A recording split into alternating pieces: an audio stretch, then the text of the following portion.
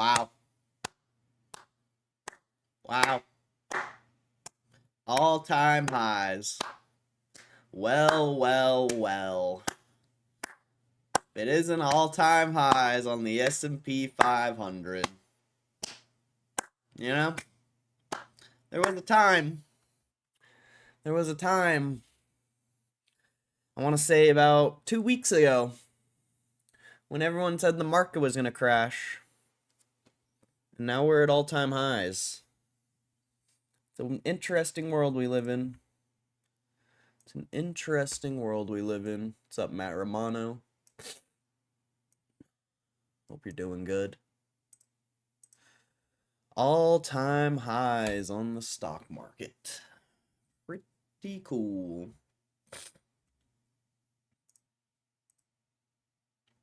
Pretty cool. I mean, GameStop's still shit, but S&P 500 crushing. Absolutely killing it. Donald Trump gave you a nice little 25% gain there. Calling the bottom. Oh, GameStop's definitely not outperforming this now. For a while there you were, but now GameStop is lagging quite far behind. Which sucks ass, but that's what happens when you invest in shitty stocks instead of just buying the best stock in the world. It is what it is.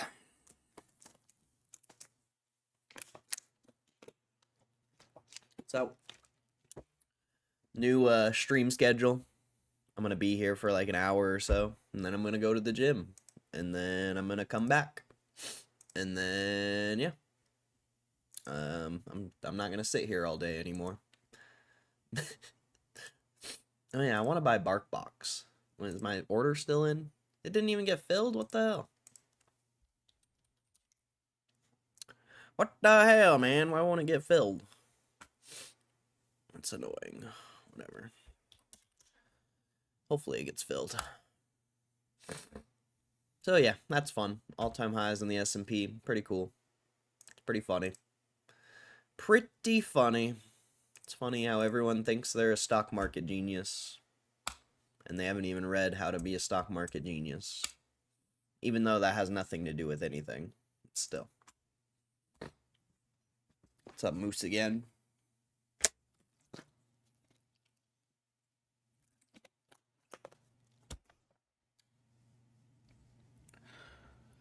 Okay.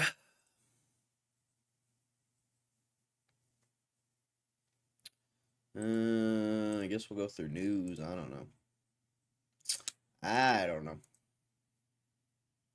I'm about to go to the gym here in a minute.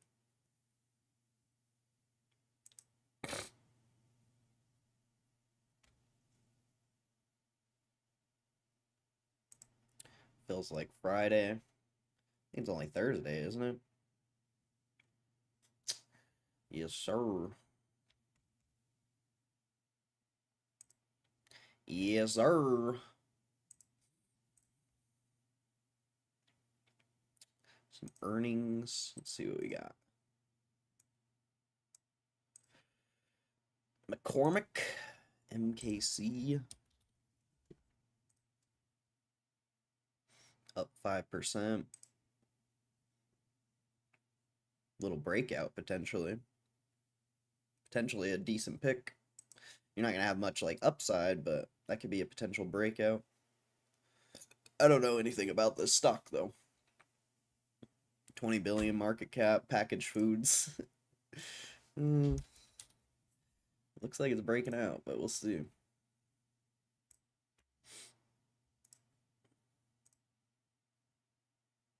Four-day weekend.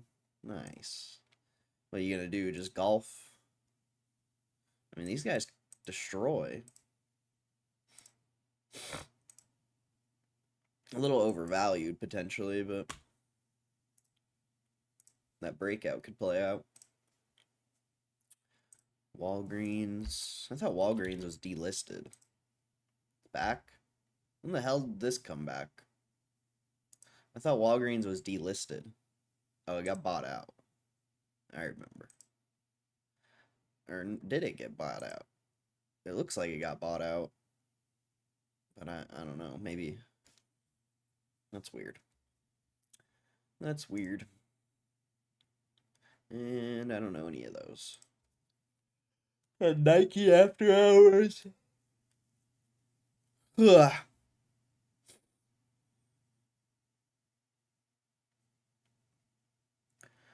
Family birthdays this weekend. Nice.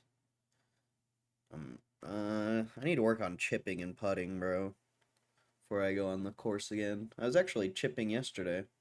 I was watching this video that actually helped a lot. And now I feel like I got so good at chipping in one day. I feel like a month or two from now I'm gonna be fucking amazing if I keep practicing. I was actually surprised at how good I got in a day just watching one video. Sub Hugh G. Gonna give it a shot. You should try this video. This video, or just this guy, bro. The way he, like, describes golf. Kevin Kistner. I saw this on Reddit, actually. Reddit's the one that suggested this to me. So shout out to Reddit, I guess. Even though I hate Reddit. This one. Kevin Kistner fixes weekend golfers chipping game. This video is fucking good, bro. This video is so fucking good, bro. I mean, I guess we could just watch it on stream. I don't know if I get clapped or not. Let me turn off ads real quick.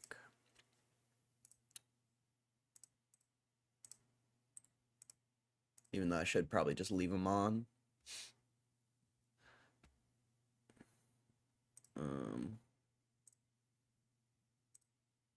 Nice. Yeah, we'll just watch it on stream. I'm down to watch this video again. Every time I watch it, I've watched it like 2 or 3 times already. Every time I watch it, I pick up on something new that I probably heard, but I didn't hear. Range balls for later, because Frankie's hit so many down there, we'll just go hit his chips.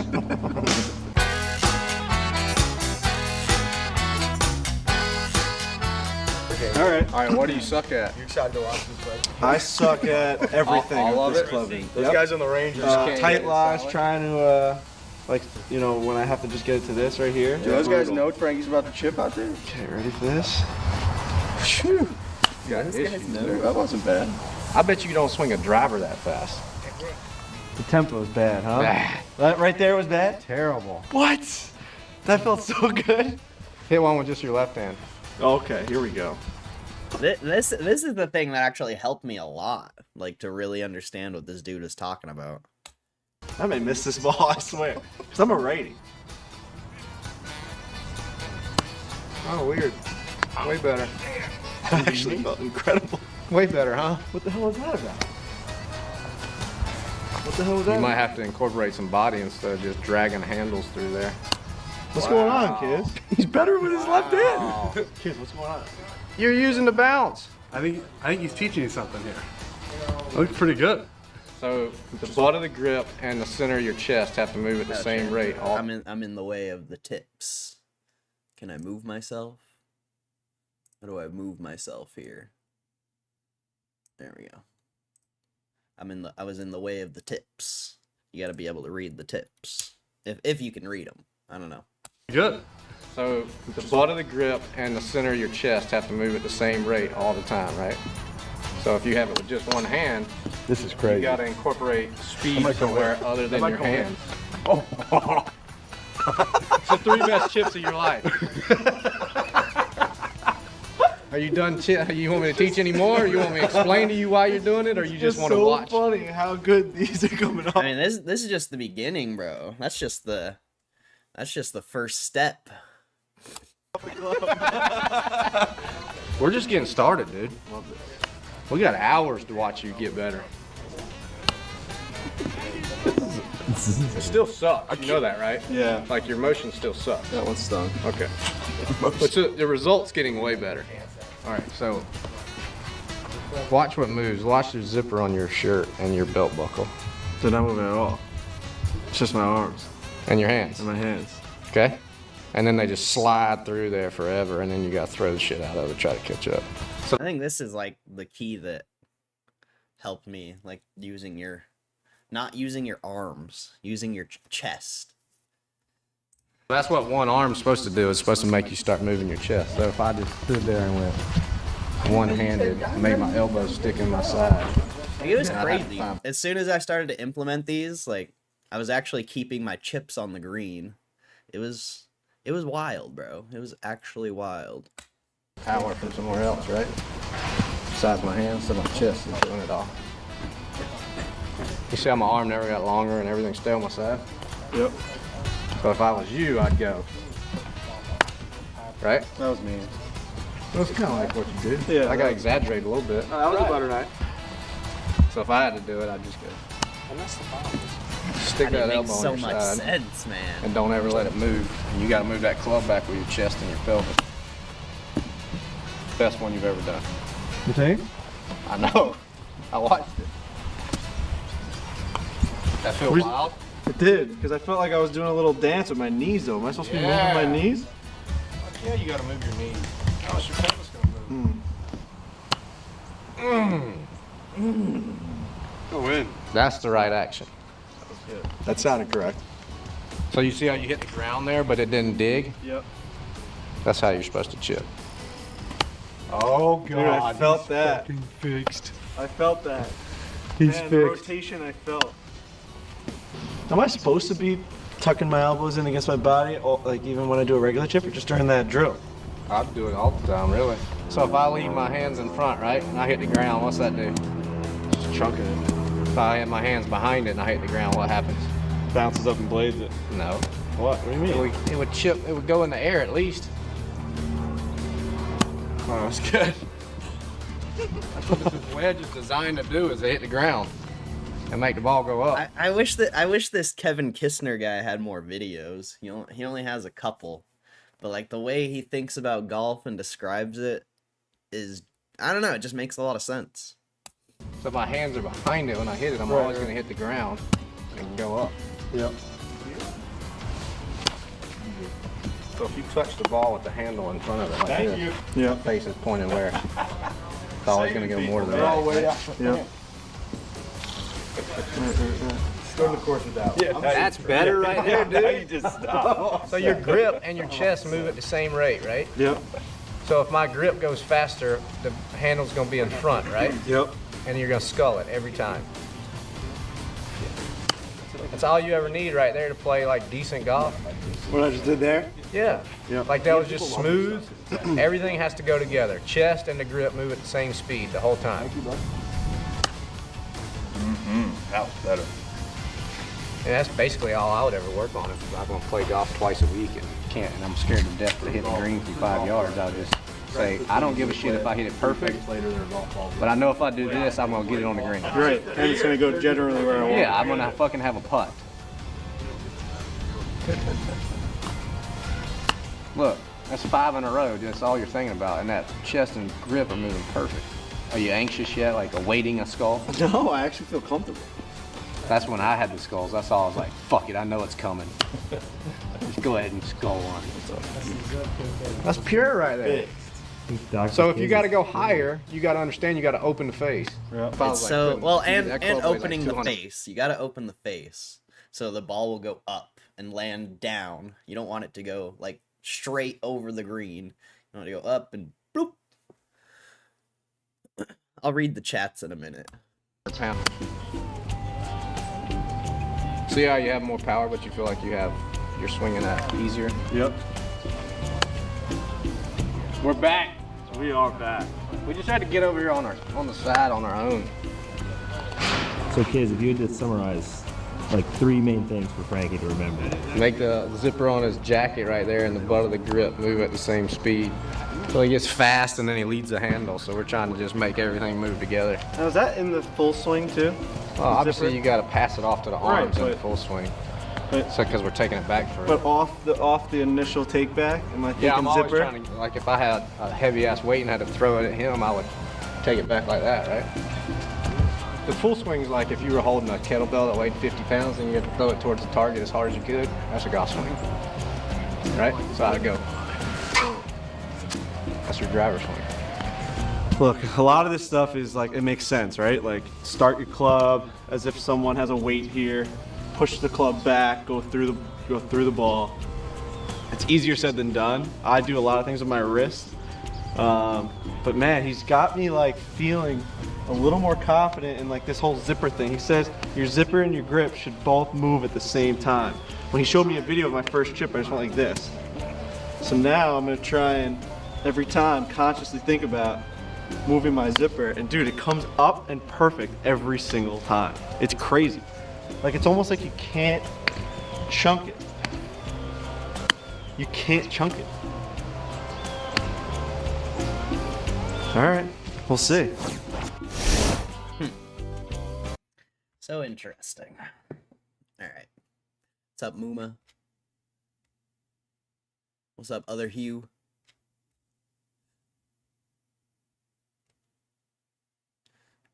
Yeah, I kind of have an advantage of golf because I've been playing since a fucking child. That's one huge advantage I have over a lot of people. Got held captive in the worst traffic I've ever been in. Legit 2 hours to move 2 blocks getting into the tunnel. That sucks. 3 days a year, the Lincoln Tunnel will ruin your entire day. Guess a bus broke down in the tunnel. Damn. That's crazy. Need a fucking motorcycle out there, I feel like. When I first read this, I thought you said you're going to a music festival with the fam and the homeless. For some reason, when I first read it, that's what I read. I'm like, I'm going with the fam and the homeless. I'm like, what? UG's taking the homeless to a music festival? That's crazy. That's crazy. I don't know who that is, though. I don't know anything about that band. Had the Yips. YouTube Golf's like online stock picks. There's a few great ones out there, but tons of trash. Yeah, I got lucky with that video. I feel like I got really lucky with that video. Junior golf for a few years when I was younger. Caddied for a bit. I thought golf was lame at the time. Now it seems like a great way to hang with buddies. Yeah. It's a good networking thing for sure. Everyone be golfing. 5 hours of freedom. Snag my dad old clubs he left at my mom's years ago. Some solid TaylorMades. Nice. Yeah, that's all you need, bro. I use these like old ass clubs. Like back in the day, they were some of the best, some top tier clubs, but yeah, they're nice. Maybe in the driver. Yeah, I think that too. I don't think it's not the clubs that make the golfer, that's for sure. It's definitely not the clubs. Game of patience and consistency. Oh yeah, the consistency part for sure. That's like all golf is if you want to be good, is consistency.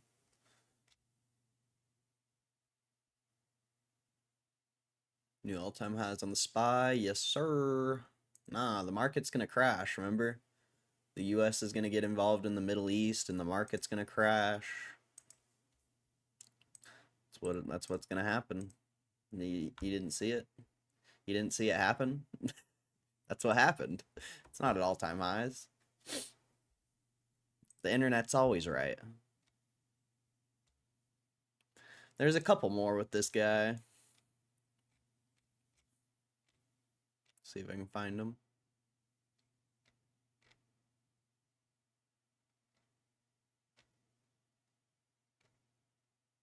Where the hell did the other videos go?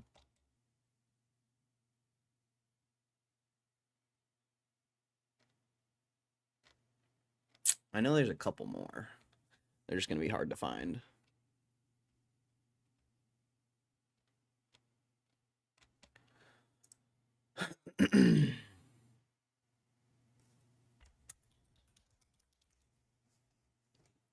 Try that.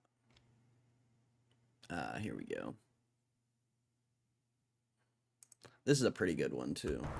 We're here at the PGA Tour Superstore in Wilson Golf. We got Kevin Kisner. He's gonna sort out my short game. Is that right?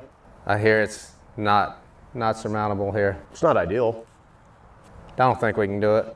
But I fixed other people. I fixed Frankie butter knives for one day. Cool. Then he's ruined for life. But so maybe you won't be ruined for life after this.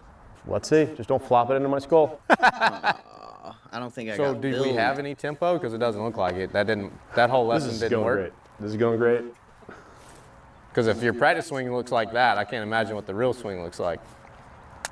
Okay. All right, welcome. Are there pointers here, or Welcome. is it just all rows? Well, we haven't hit a ball yet. Okay. I mean, we have to hit one.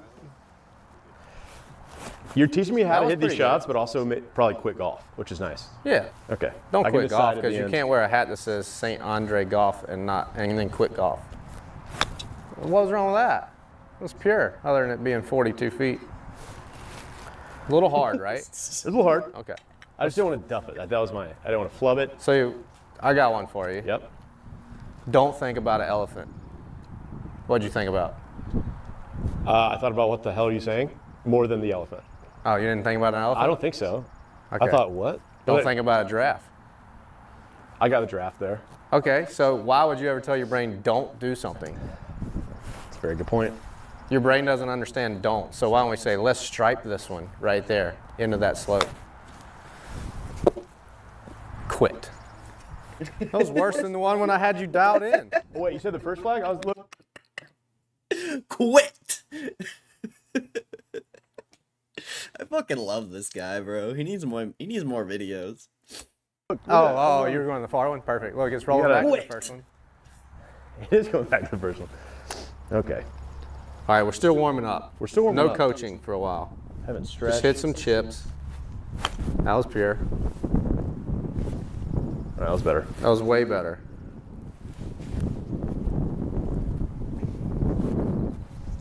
I don't want to steal one from your guy Fred Couples, but your tempo does suck, and he obviously didn't fix it. All right, well, tell me. All right, you ready? Yeah. I want to change it up because Fred Couples is one of those guys that's like, just slow it down, man. Just slow it down. Are you on Twitter? What does right that now? even What are you matter? doing? Oh. All right, so you got to take it back on a beat and hit it on a beat. Can you hear it loud enough? Yeah, that's low. I mean, that's. That's the beat for a chip shot, 67 beats per minute. This shit had me tripping when I first watched it. I'm like, there are so many little like technical things in golf that you can learn. Think about It it. Can you play an instrument? I play guitar a little bit. Okay, so you can stay on beat, right?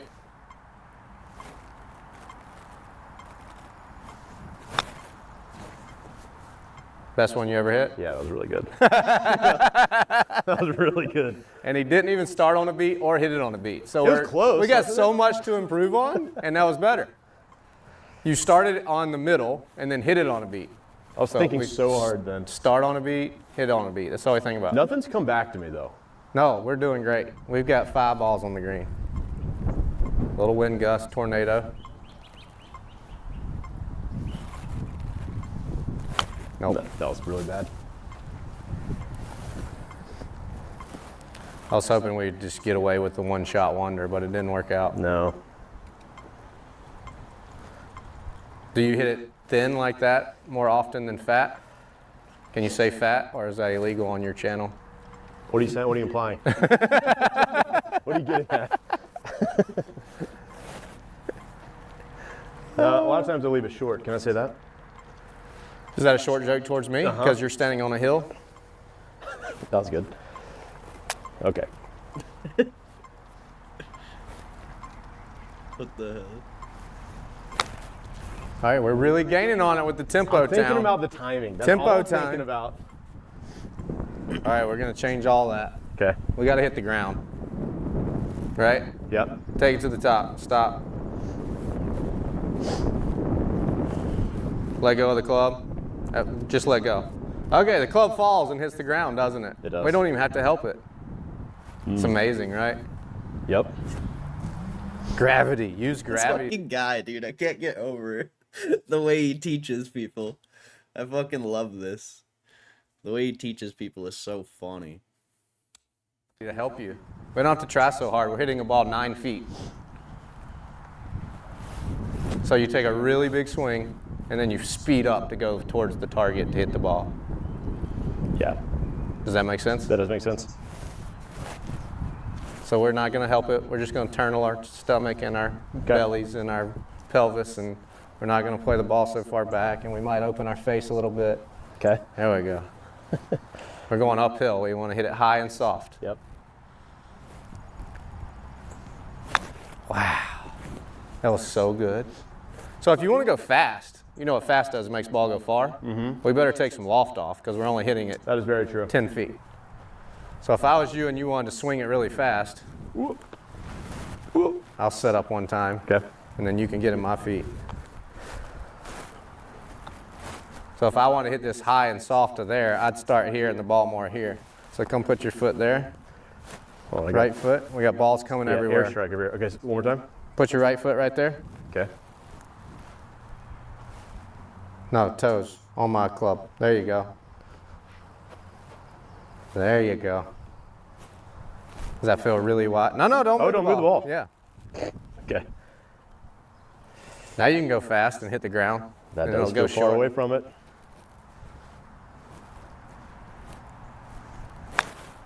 That is how you chip. So that's the miss. You hit behind it, but the ball still went. Right, yeah, just barely. Right. So that's a lot better than hitting the ball first and it going over the green, That is right? true. We're going to eventually get there with a duff. And most holes do not look like this. Correct.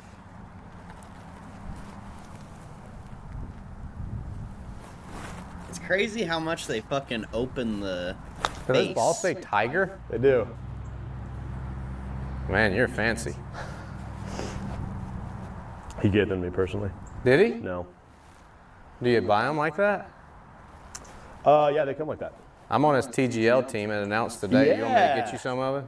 Kinda. I'll ship you some. You and Tom Kim and Max Homa? Yeah. That's a lineup right there. I'm just there for the comedic relief like I am right here. Now we're talking high, soft one. Yep. All right, let's move over here so they'll quit coming back at you. Since nobody on TV can see that we're playing a 25-degree slope. Yeah, that is that. And this club's built for this, right? Yep. It's built, that's what Bounce. people say, bounce, right? Right. It's built to hit the ground. So don't be afraid to hit the ground behind the ball. I feel good.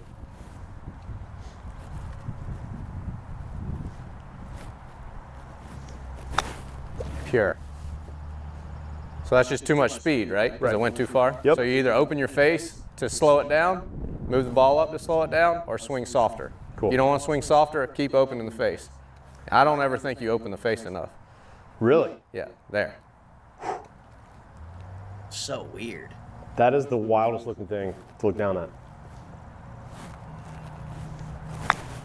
Perfect. Now you can swing hard. It's true.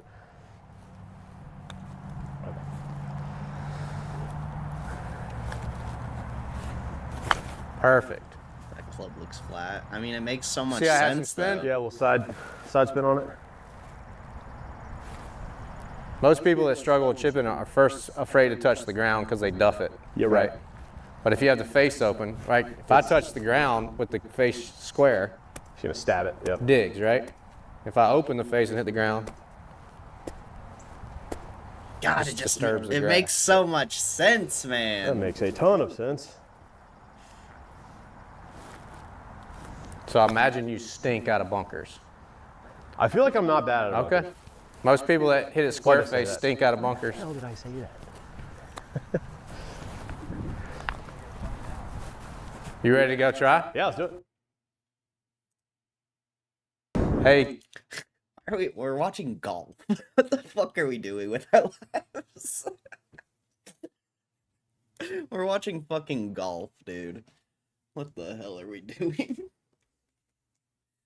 Oh man, what are we doing with our lives? We're watching fucking golf, bro.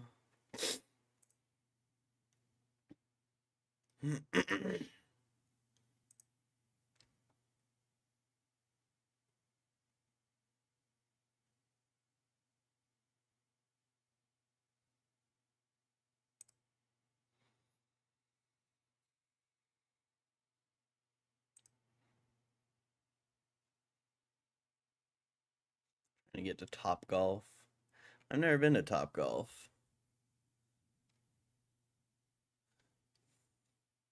GF got me a hat with a rocket emoji and a subtle GME stitched on the side. Kind of dorky. We'll probably never wear it, but it's cool she's supportive. Nice. That's chill. Why wouldn't you wear it?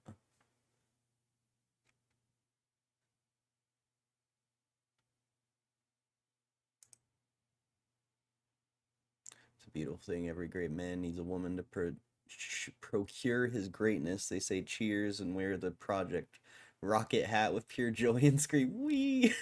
What the fuck? What the fuck, Mooma? Oh my fucking god. Holy shit, that's funny. She probably thinks I have 100 max. What do you think she would say if you told her how much you had? We're living in this apartment! Shit. You have all that GameStop and we're living here?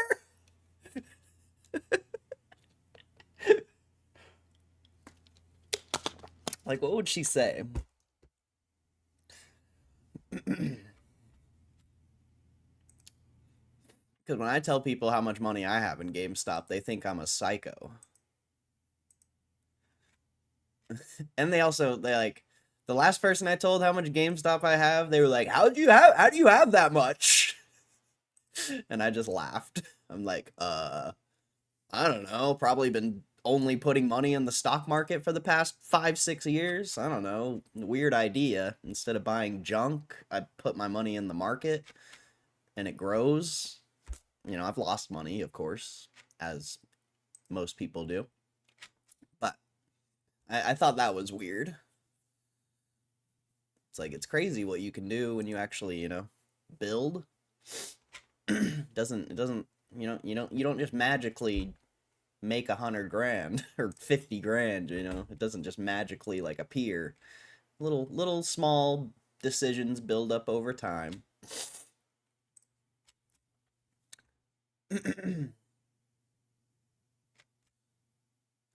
Now I want to go practice. I know, so watching those videos makes me like, fucking, it makes me want to go play. Or not really play, I just want to go chip. Which I think we're going to chip later. I'm gonna go do some fucking legs at the gym here in a little bit. Mostly hamstrings, I think. Hit sauna. I think this is the new stream schedule.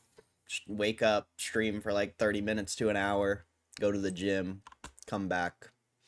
I'll put on Roaring Kitty for the people that want to stick around or, you know, want to watch something. Because Roaring Kitty is a good guy. He knows what he's talking about. He knows what he's talking about, I think. Kind of like it. I've been trying to get... Let's see, I read that. Don't ask, don't tell. Long driver just smashing the driver. Mega Rayquaza in the new set. What's the abilities? Does it just have cool art or something? Like, I don't... I really think those mega cards are trash, as someone who's actually played quite a bit of the game, but I don't know, I guess we'll see. Tuesday, Top Golf's 50% off. I see. The nearest Top Golf to me is like 20-30 minutes away, so... And yeah, I'm good. Isn't it like expensive as fuck to do Top Golf? Top Golf pricing. I've never... I know someone who works there, so like I probably could just do it for free if I really wanted, but yeah, never been. Don't really have any. You could buy Top Golf stock. I don't know if anyone knew this. It's actually Callaway Top Golf, I think. What am I doing? I don't think it's like a good company or anything. I think it's Top G. Oh, Mod G. Top Golf Callaway. It's actually a decent value pick. Somewhat. I don't think it makes money though. It would have been better, you know, June, of course. Better at $6. But before Topgolf and Callaway merged, Callaway was actually like a stock pick I liked.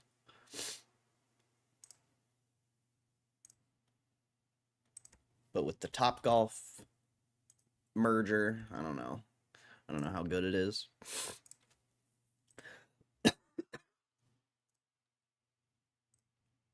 Yeah, they lost $1.5 billion last year. Like, what the fuck? It's mostly because of goodwill and intangibles that they've never had before. So, something going on there, most likely. Because everything else looks good. So this could actually be a decent pick, potentially. What's the market cap? 1.4.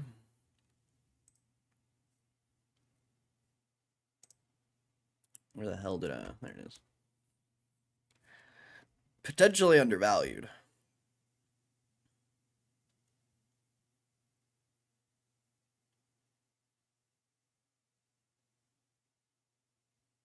Potentially undervalued. They lost their market cap last year. I mean, shit, if it can go back to $14, that's a easy double. And the peak is over 30. So. And consistently throughout history, even back in 08, it bounced off of the $6 mark. So this could be a really good buy zone, actually. Obviously, you would have wanted to get it a little sooner at $6, but that's actually a really good pick, I think. Potentially a really good pick. You know, nothing. It doesn't have like massive upside, but it does look relatively safe. And I mean, that's still a 5x if it goes up to 35 or above 35. That's still a 5x, so not bad there. Not bad. And I mean, it potentially it's an easy double if it doesn't keep selling off.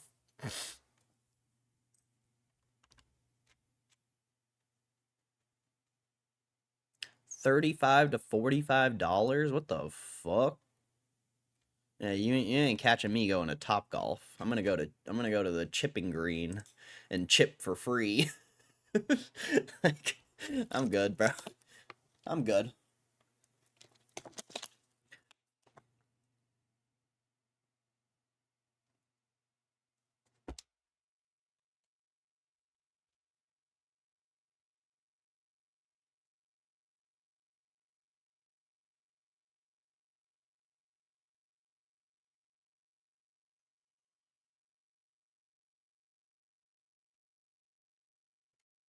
What's up, Art Clements? Hope you're doing good, bro. Little games Topgolf has it makes golf slightly competitive for even the worst golfers. Elvis, sorry, bro. Tell you apologize and stop being a troll. I'm clapping you the second you get in here. So if you want to apologize and stop being a fucking loser ass troll, you know, I'll let you stick in the chat. You can stick around, but until then, until you apologize, you're not welcome here. And I don't give a fuck if you watch the stream or not. Straight up. You want to be a loser ass fucking troll? Go fuck yourself. You think just because you've been here for longer than most people, you think I give a fuck? No, I do not. You're just a name in the chat, my friend. And until you apologize and stop being a fucking loser, I don't care if you're here or not. So, your choice. Your choice. You can go find another stream. I don't give a fuck. You do whatever you want to do, my friend. But you're not going to come here and troll and be a fucking loser. You're not going to do that no more. You can go be a loser somewhere else.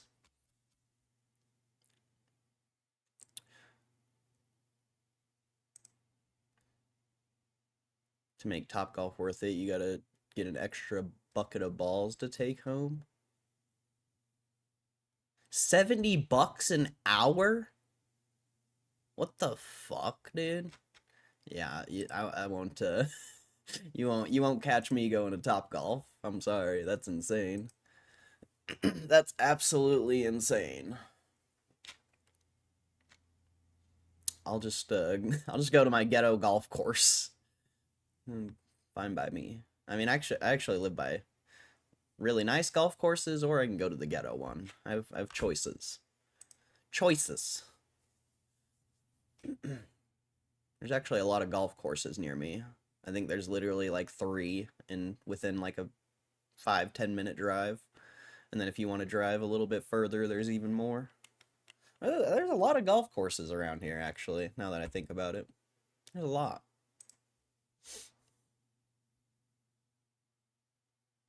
All the richies that live in Utah. All the richies. When you go with a group, it's not bad. You can split the time. I'll go with a group of 4 to 6 and play a couple hours. That's not bad. Then I guess $70 split between 4 to 6 people is not bad.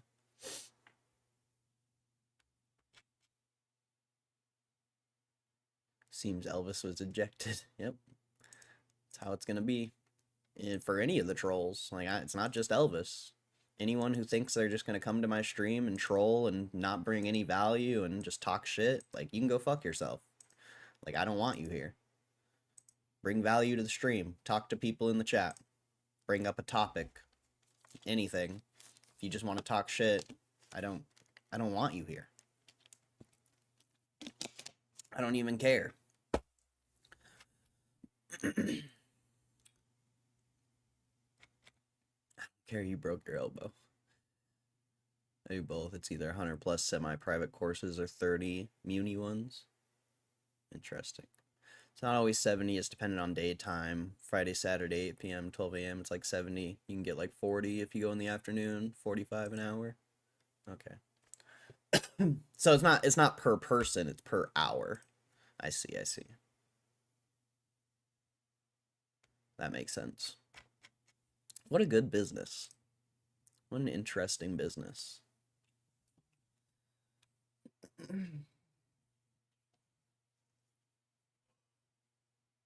Oh, man. Oh, I'm not ready for these legs, bro. I haven't done legs in forever. I just want to try because, I don't know. Well, I want to see if, I want to see how this hamstring injury is doing. Like I said, I haven't done legs in forever. All right, back to golf. Back to golf. Kevin Kisner here with PGA Superstore and Wilson Golf and Andre 3000 wannabe. All right, Aaron. say Andre, that's fine. We're going to work on his putting now. How's your setup in your putting? You have to tell me, I don't know. So putting to me is either you made it or you didn't before you putt. So we're going to work a lot on setup. Okay, great. Let's see what you got. All right, so just give me your normal setup and then I'll critique it. Just leave the sticker on as a flex. Yeah, you want to just show people how expensive your putter is. I get it. It's kind of like you're wearing your sticker on your hat to show us it's brand new. Pretty unathletic setup. Great. Yeah. Finger down the shaft definitely shows you're an amateur. Am I going? Yeah, Or go. Okay. There's no chance this can go in. Prove me wrong. That felt pretty good. What did I do wrong, Kevin? That was pure though. All right, go again. All right. So can I change a lot? Please. Okay, cool. And can you not putt? I'm all right. That was pretty good. Yeah. I would change a lot. I wouldn't say I'm mega consistent. Okay, good. All right, we're gonna start with your grip. Okay. So we can't have that. We gotta wrap that one around and we gotta take this left pointer and put it on the outside of your fingers. Like this. Whoa. Okay. Okay. It's gonna be hard for you. There you go. And just thumb down Yeah. Broadway there? Yeah. All right, let go of it. Oh, that feels so weird. So we can't have our putter not sitting flush on the ground. Right. So it's gonna be higher. Okay. The way we're gonna do that is we're gonna bend our knees more and we're gonna put our chest up higher. Okay. Like way higher. That grip is... Yeah, like get athletic. Maybe use your abs. You got any abs in there? There's somewhere. There's Okay. one, maybe. This feels so weird. Yeah, you haven't really changed anything, so I don't know how. Have I not? Oh, you want me to do this? I can't. What are you thinking? All right, stand up like this. Put it out in front of you. Yep. Extend your arms. There you go. Now bend over to at your waist, like hinge at the waist till your putter hits the ground. Don't hit all the balls. This feels so weird. All right, so I said straight out, and I pointed the club in the air. Okay. You were like, I was like that. all right, hinge at your hips, push your hips back. Keep bending. Wow. I mean, that feels. Is that unathletic? I know. All right, right here. Okay. Is your putter like, because it's so expensive, that upright? No, this is. Okay, that looks way better. Does it? Whatever that is. Okay. Finger outside. That's such a stupid thing. Your putter. Now miss every Don't quote me on that. Now miss every putt. Don't quote me on that. Fixing your putting ain't no hobby either. Did you see how much better that rolled? I know Yeah. it feels terrible right now, but we Yeah. can't putt like this. Totally. Let's get our hands up Pretty sure Jack Nicklaus did. more. Yeah, but he went like this so he could see down the line. That is true. And he played with wooden shafts and balls that weren't round. Yeah. Those old square balls. It's like saying he didn't wear a seatbelt back then either. That is true.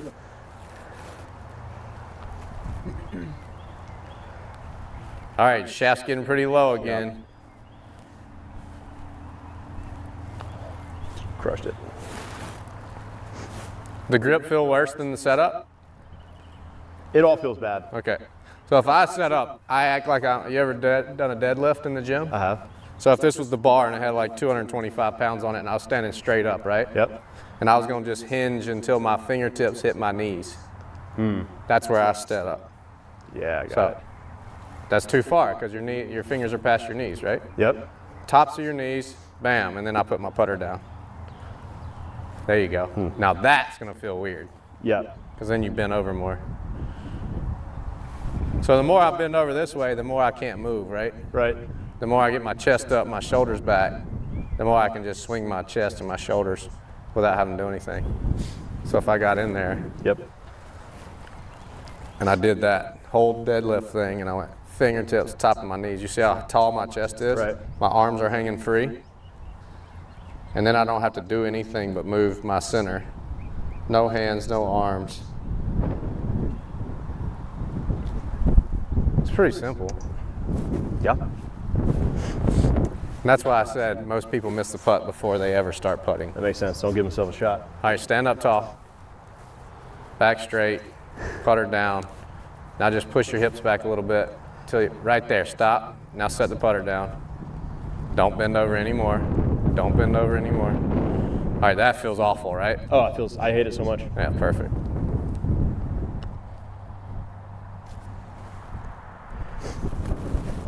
That makes. Yeah. That felt good, and it makes a ton of sense. So let's get in the most athletic position to just stand around and do something consistent, right? Yep. Because if you wake up one day and you're like this, and then you're like that, like I know I'm gonna set up the same every day if I do this. Every day, I'm in the most stable position. You can't really push me over. Like if you go back to your original position, Yeah. your setup, and I just came over and went, you're falling over every time. Yep. If I get in mine, and I'm strong and stable, try to push me over. And you quit pushing so hard. I didn't push you that I hard. know. I was trying to give you a little more to see if it worked. Like I'm ready to do Stable whatever. self. You, I'm falling over. All right, it's a little exaggerated, but you're just, Sarcasm might be one of my key components. yeah, we know this. All right. Yeah, get athletic. Perfect, right there. Love that. Stay there. I know, it feels terrible. Your back feels all straight, but you look great. All right, stay, don't move. Oh, yep. So I just want to show you that it doesn't look crazy. Like, does that look anything like you feel? No. Isn't that wild? Yeah. So what I always like to measure is the middle of your shoulder should be dissect the front of your kneecaps and the balls of your feet. So if I measured a line straight down, your shoulder should be in the middle of your ball of your feet, and your knee should be Right. on that. Got it. Is that wild?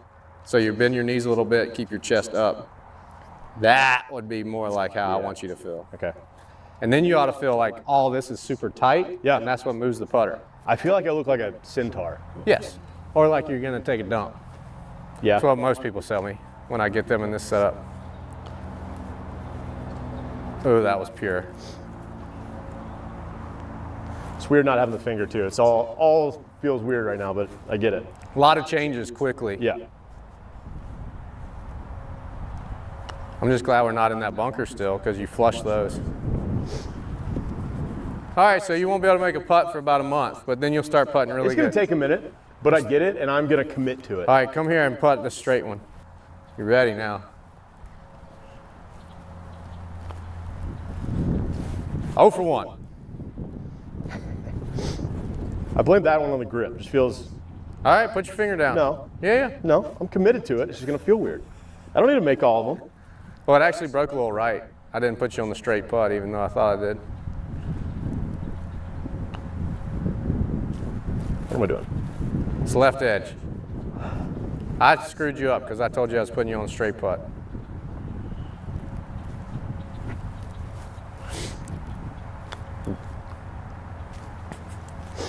What if I go for 6? What if I go for 6? Then you hit it left edge and it didn't Hey, you break. can't go over 6. if All you right, don't it's make the left first center. 3. Try left center. Can you do that? We'll see. Pure. All right. We got to get to 50% right here. It's kind of like my top 10 thing. Yep. You're kind of down to your last 2, and then Kevin Spacey gets thrown at you. I hope this video comes out first. So Kevin Spacey was thrown at you? What does that mean?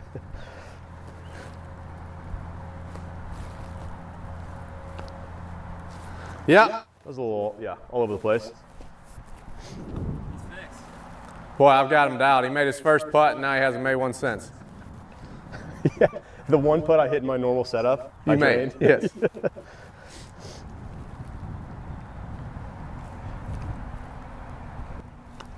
So when you watch golf That felt good. next, I want you to count how many tour players you see with their right pointer finger down the shaft. Yeah. I kind of like to do what the best players in the world of whatever sport do. That's a good point. Yeah. So I see 0 Yeah. when I play with them, but I see a ton of amateurs do it, and I don't know why. Because all that's going to do is make that rotate more. Right. I can rotate it way easier like that than I can without it down. I think in my dumb, bad you brain, think you can kept push it it stable, forward, yes, like a but little an more stable. exact opposite happens because then that can break down. That makes sense. Yep. Golf. Fucking golf. There's one more, I think. I think this one.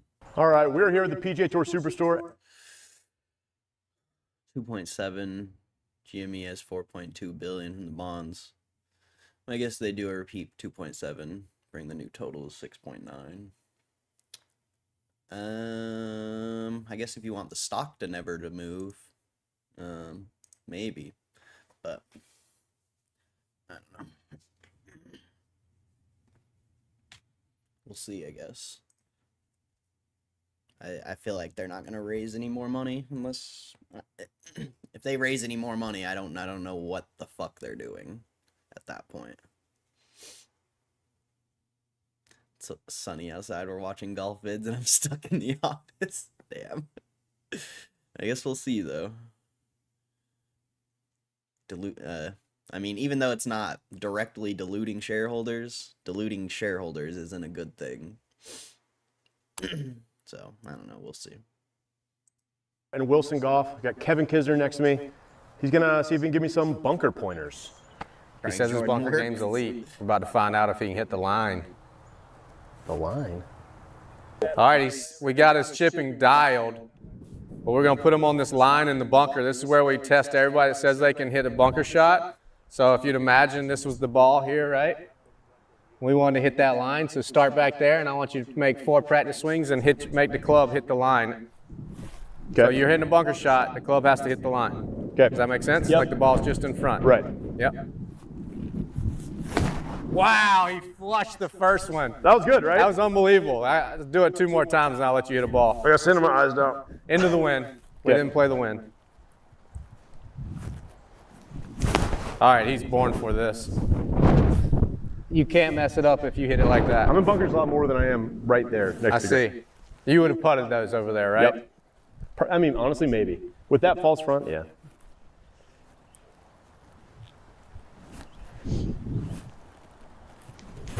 Wow. There's nothing I can teach that. This is as good as it gets. But the funny thing is, I can't tell sarcasm or not. No, that's great. Okay. Look, Yeah. 3 in a row, right on the line. Come on, camera. Come see these divots right here. Yeah, get a look at that.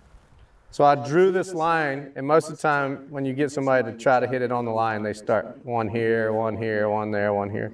He hit the line. This is their 2's practice, and this is his swing. All right, get it up close on where he hits the sand right here.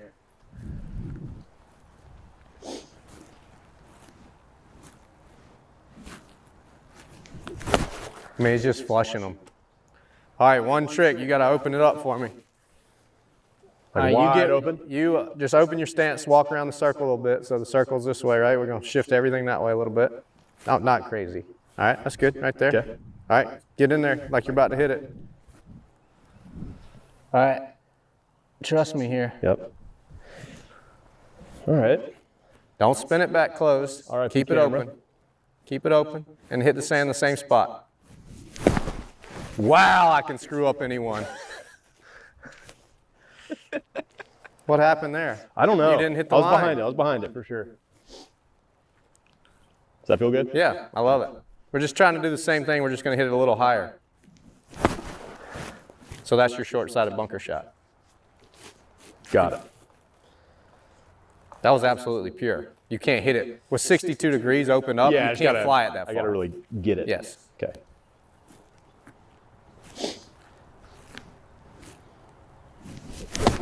Here. Yeah. And just So you stop put some speed in that one. Short-sided, you're going to That's stop the at point. every pin. In case you Your weren't bunker wondering. game's elite. It's probably better than That mine. was that's the point of opening the face, is so you can hit it hard and it doesn't go as far. That's the point of the exercise. Whoa, like that. Yeah. Think, Chipping's much, well, at least give yourself a decent lie. Let's not hit it out of my footprint. And then you're playing a tiger ball, so.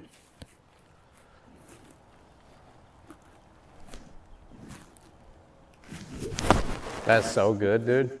I know it's not getting out of the bunker, but we're hitting into contact? a 20-degree bunker shot. All right, let me get one more good one. All right, you hit it your way. That's fine to hit it. If you're trying to make it in the hole, we're not going to open it that high. Yeah, I'm just showing you can't be afraid that it's going to mess up the contact because you opened it. that makes sense. Pure. Go in. Tap in par. Boom. I think I'm going to get a 62 You degree from should. Wilson after this. You really should. Yeah. Hit one, you want it? Yeah.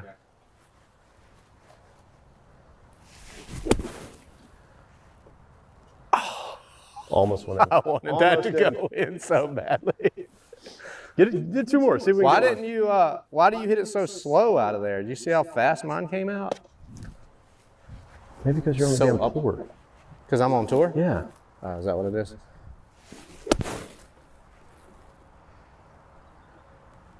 I can't even hit it closer than you. You know what I hate when people say I can't hit it inside you because I Yeah. don't want you inside me. Yeah. Ever. All right. Yeah. We just met. We don't know where it's going. Oh. Are my 3 better than your 3? Yeah, absolutely. Okay. Good. As long as I can still beat you, I'm good. I don't think. That's not gonna happen. You're good. Yeah. You're not even close. Interesting stuff. Is there any more? I don't think there's any more. I think those are the only 4, like, from that guy. Which is sad. He has, like, videos of him playing, but I don't know how much you would learn from that. I don't know. It's been an hour, though. Ugh. Real question is, do I turn on ads while I'm gone? I know you guys probably don't want that.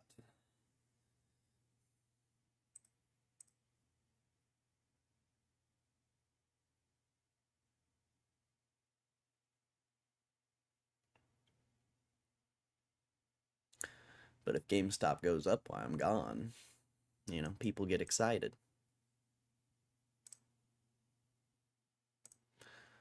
Let's go through news and shit real quick before I go. Mortgage rates come out here in like an hour or 30 minutes or something like that.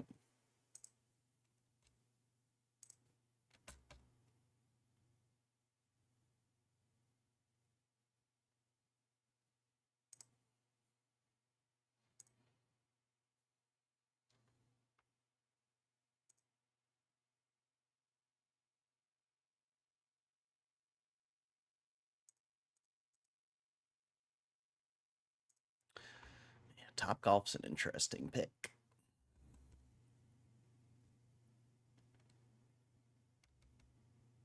Sort of.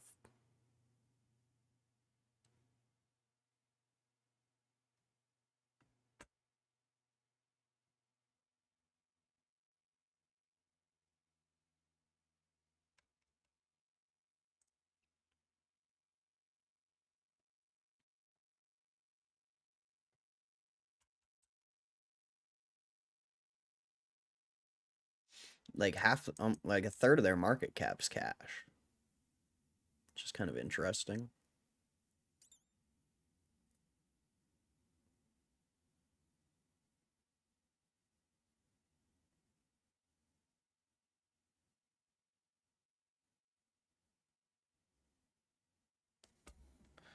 Throw on ads while you're out. All right, I will. I will.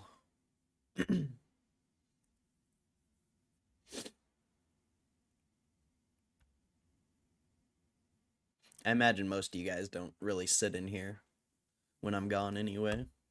Probably just pop in. Quick little pop in. Maybe some people stick around, but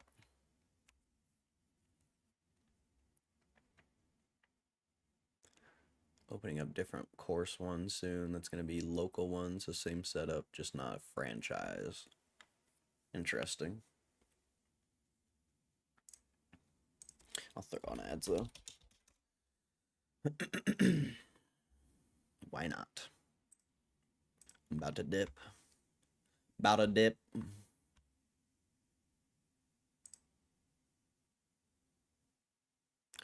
What's up, Jeff Jolly? Hope you're doing good, bro. Hope you're doing good.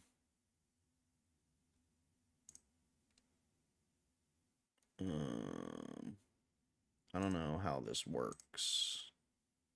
I think you just do that.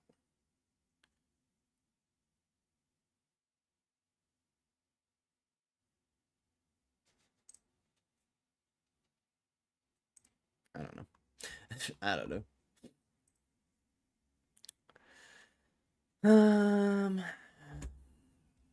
Do I want to buy some Topgolf? I don't know. At this point, like, I don't know. I want to buy more GameStop too, but I've bought so much. There's some other, like, researching companies the other day made me want to pick some other things as well, even if I only put like $100 in it.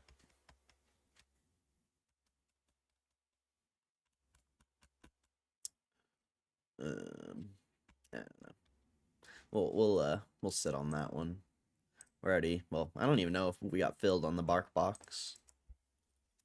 See if there's insiders. Oh wow, insiders. Recent insiders, literally this month.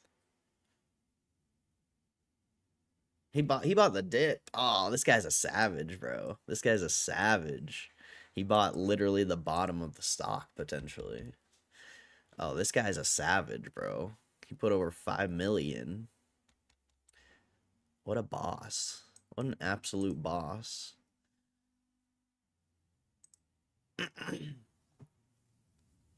It's potentially because of option expiration is why he had to buy, but still. Pretty interesting. Yeah, 2 weeks ago. I think it's because of option expiration is why he had to buy shares, though.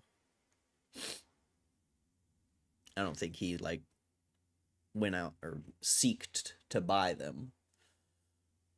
But, I don't know. I mean, pretty interesting. Quite decent position. I mean, 5 million, not bad.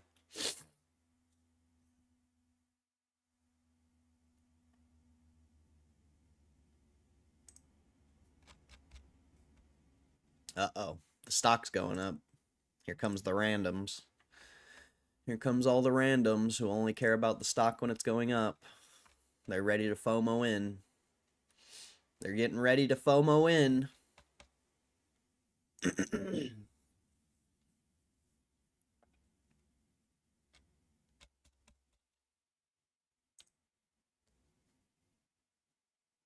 I can't believe the S&P's at record highs, bro. That's crazy.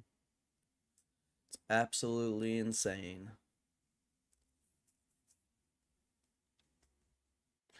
Bro, I saw a fucking a meme coin the other day of Trump Mobile. It went from 2 cents to $1.20. I got 120 divided by, that's like a fucking 60x, bro, in a day. A 60x in a day. Fucking crazy. We live in a crazy world, bro. We live in a crazy world.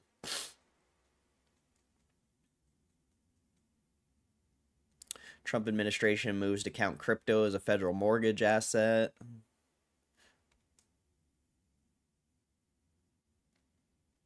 PayPal teams with Big 10 and Big 12 to enable payments to student athletes.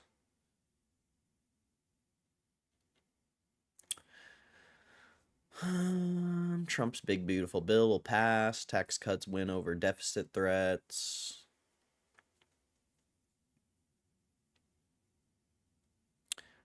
China's Yamo undercuts Tesla with another cheaper car. Capitol Police arrest dozens of people protesting Medicaid cuts. What? Nuclear program was severely damaged. Sauna picks Dan Rogers, formerly of ServiceNow, to replace CEO Dustin Moskovitz. We were looking at Asana literally yesterday. I wonder if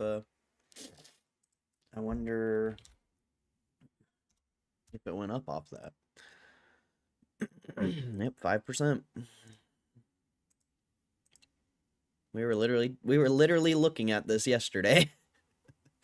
Like literally. Interesting.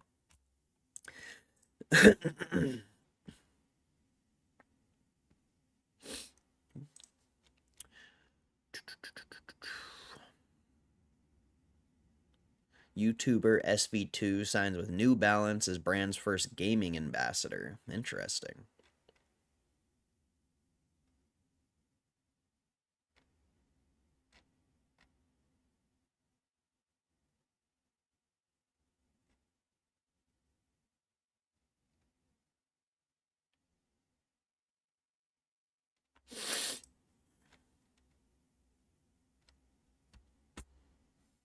The Liver King.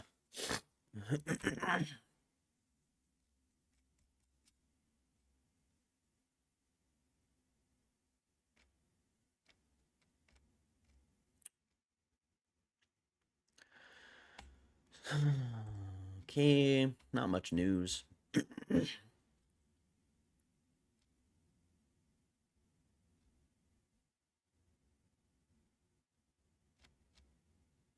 John Cena. Yeah, they're coming out with a new Hot Shops golf game, which is kind of crazy.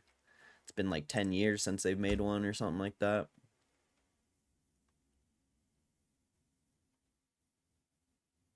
Oh, 2017, so 8 years. That's kind of crazy. Everyone's getting back into golf. Even Hot Shots. Even Hot Shots.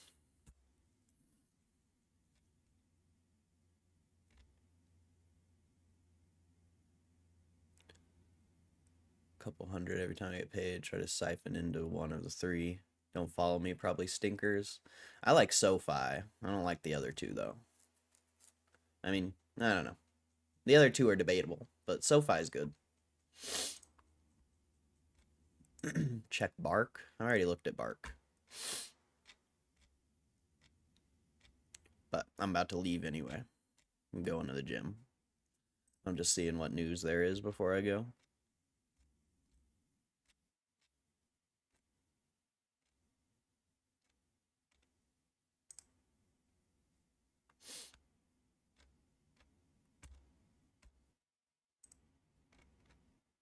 And as usual, not much. Former CEO Pat Gelsinger reveals he was not given the opportunity to finish his job at Intel, as he predicts the future of computing will be a trinity of traditional AI and quantum machines.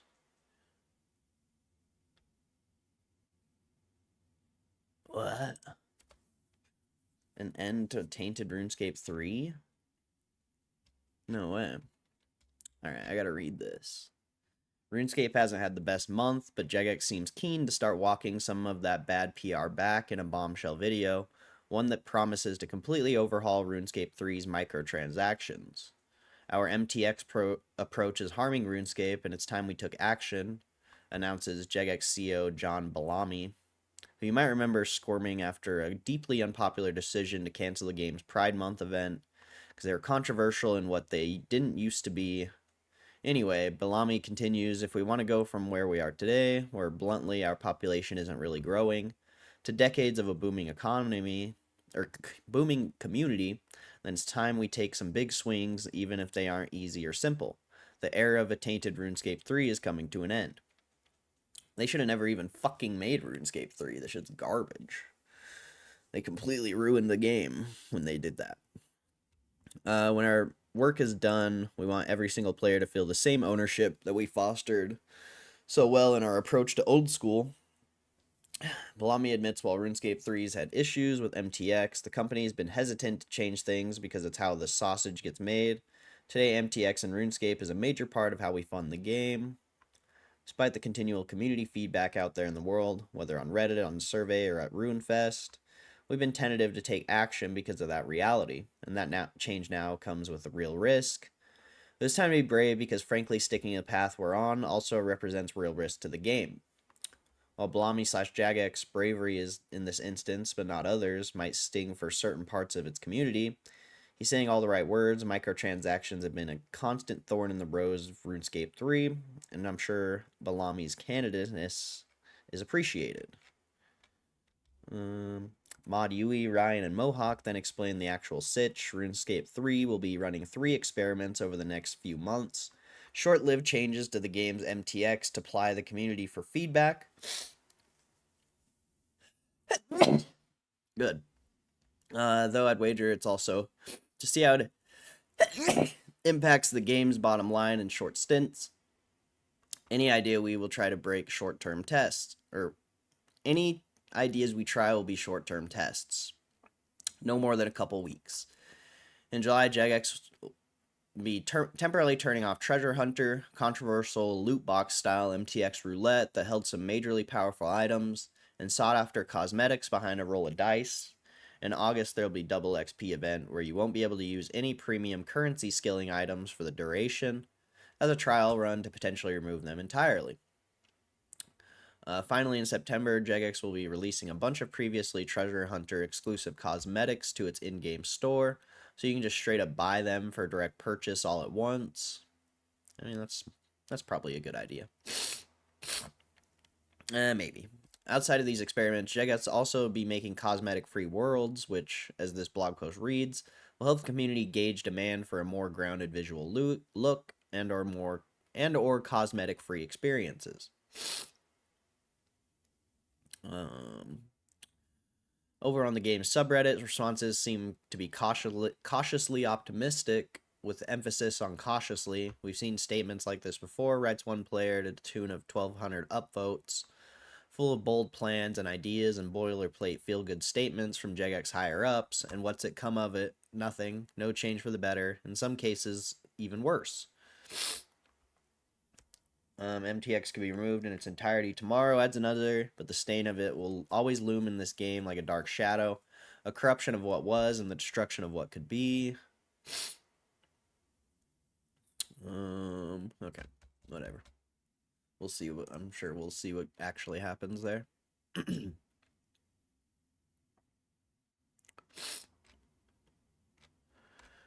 Okay.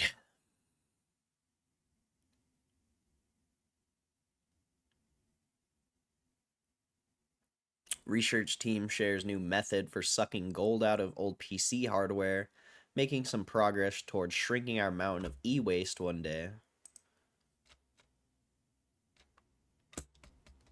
Okay.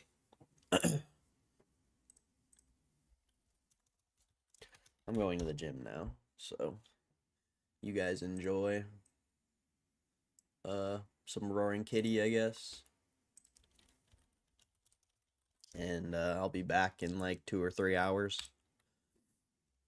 Or however long it takes. I don't know. Have a good leg day. It's gonna be a chill leg day for sure. I guess I don't know. Let's go this one.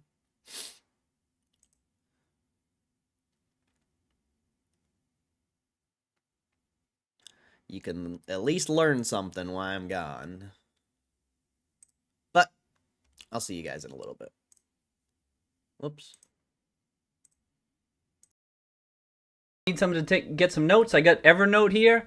I figure I can take some. We can take some notes in this Evernote program here, just to I don't know. I think it's really powerful. I think you can like tag stuff too, and tag a ticker, and then maybe I can filter by it. I need to do some more research as to how it works, but it seems like this would be a good thing to use on screen as opposed to a notebook. You know what I mean? So I could take some notes as we're looking into stuff here today.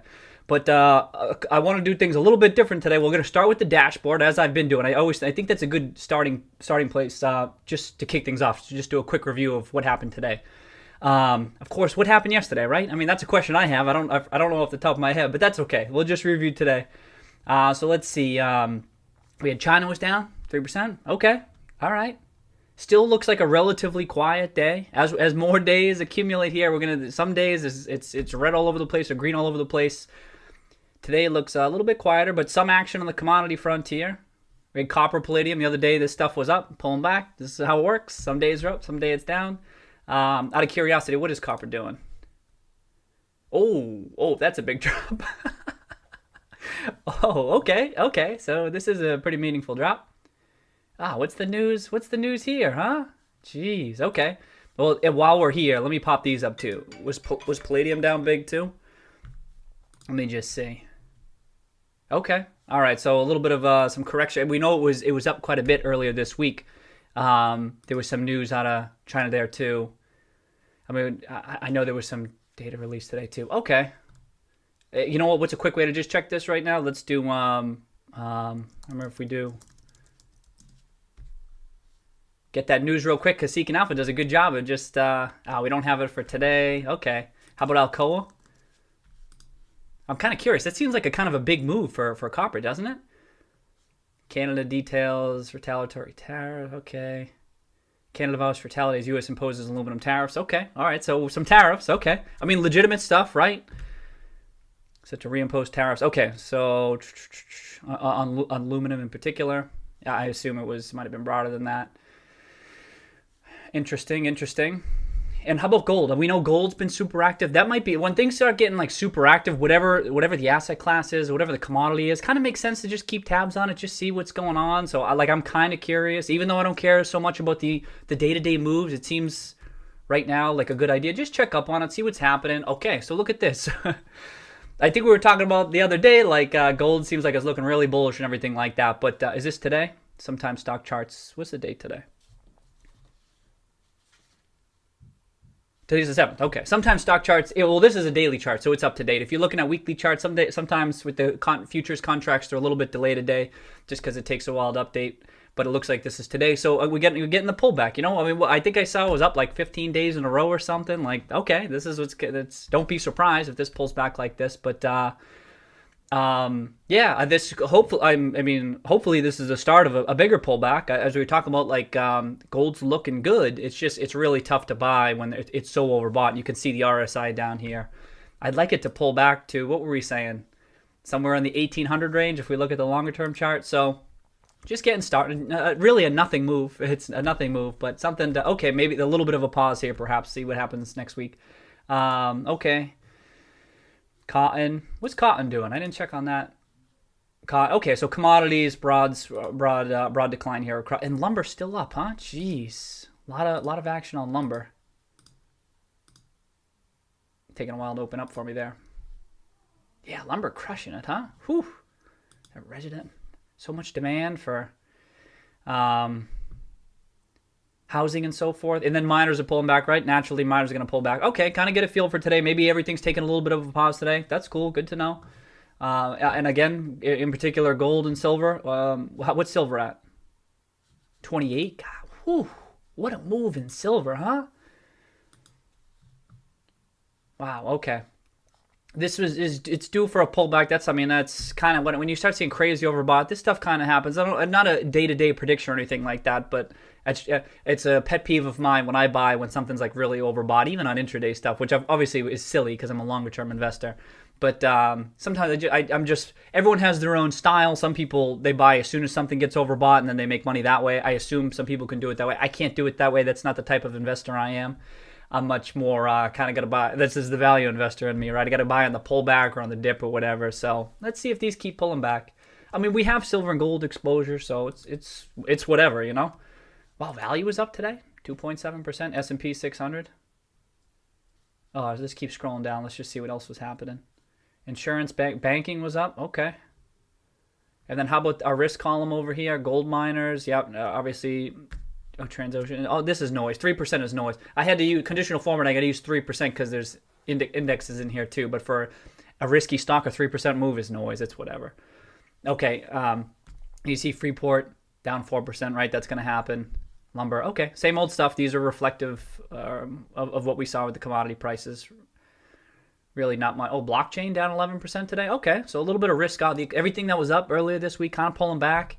Bitcoin. Oh, what's Bitcoin doing? Another one of those things that I'm probably keeping my eye on just because it's an asset class that seems to be making a move. I guess that's how I think about it. If something's making a move, you know, you can kind of, even if you're not directly invested in, you kind of just tracking what's happening in it. I still think it looks bullish. I think all these ones that are pulling back still look a bit bullish. It's going to take more than a single down day, quite a bit more for me to change my mind on that, looking out a year or two. Okay, so we got a feel for that. Now what I want to do today, I feel like I've been not doing this. I want to look at the daily moves right off the bat. And what we can also do today, and this is kind of cool, I had originally thought of this, I forgot, but with a Friday stream, you can check the weekly moves. You know what I mean? So I got a tab here.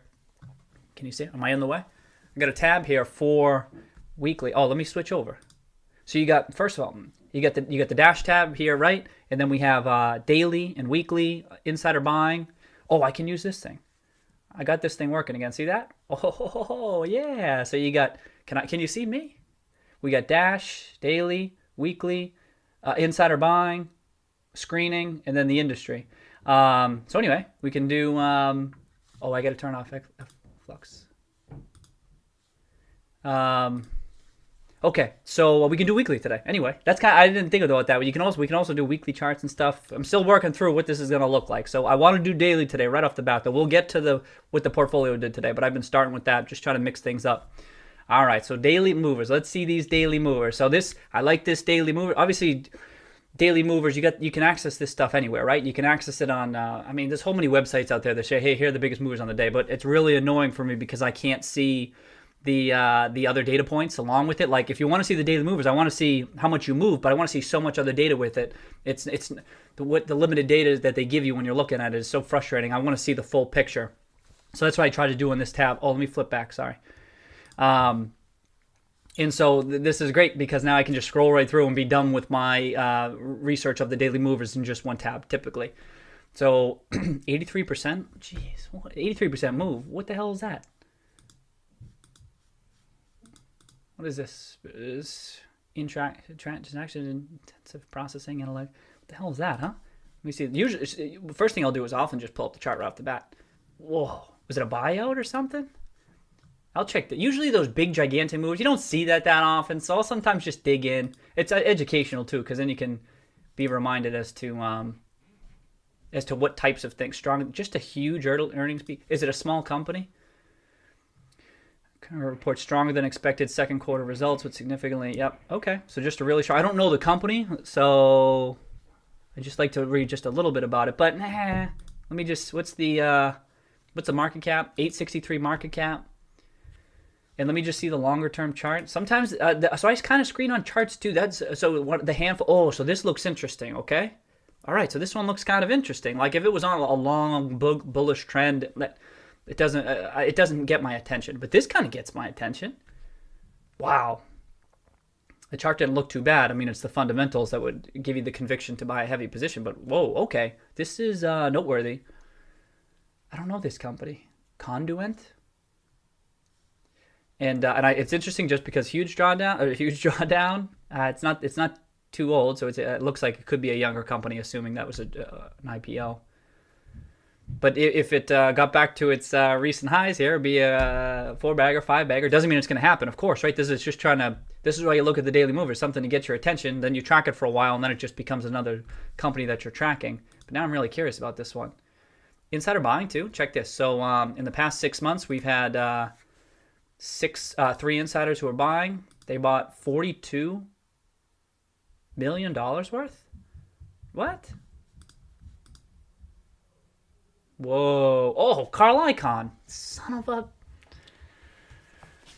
Okay, now you...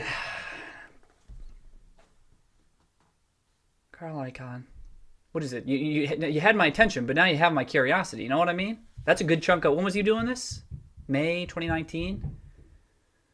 I invested alongside him by coincidence recently in another tech company. What was it? I forget what it was. It wasn't this one. It was a similar ticker though. Oh, what's the... Okay. And this was a smaller company too. So if this, I mean, it rose 83% today. So half of this, it was 400 million. And when was he buying him? Did we say so? Mid 2019. All right, look at this top mover today, and we already got one that I'm a little bit curious about. Let me just X out of some tabs here. All right, now let me. Yeah, you know what? Now you can't see it quite as well. I'm starting to learn how I can get out of your way a bit, you know? Revenue and adjusted EBITDA. I mean, it just crushed it, okay. Up 90% year over year. We continue to make progress in the second quarter. Okay, it's just a good quarter, but blah, blah, blah. What I wasn't curious about I don't know I know very little about this company, so I'm just trying to jump to get the gist of something. All right, so I'm not seeing much here, but what if I do, what I can do is right-click, bring me to Seeking Alpha. Wow, 82%, huh? Nice job, Carl. Props, dude.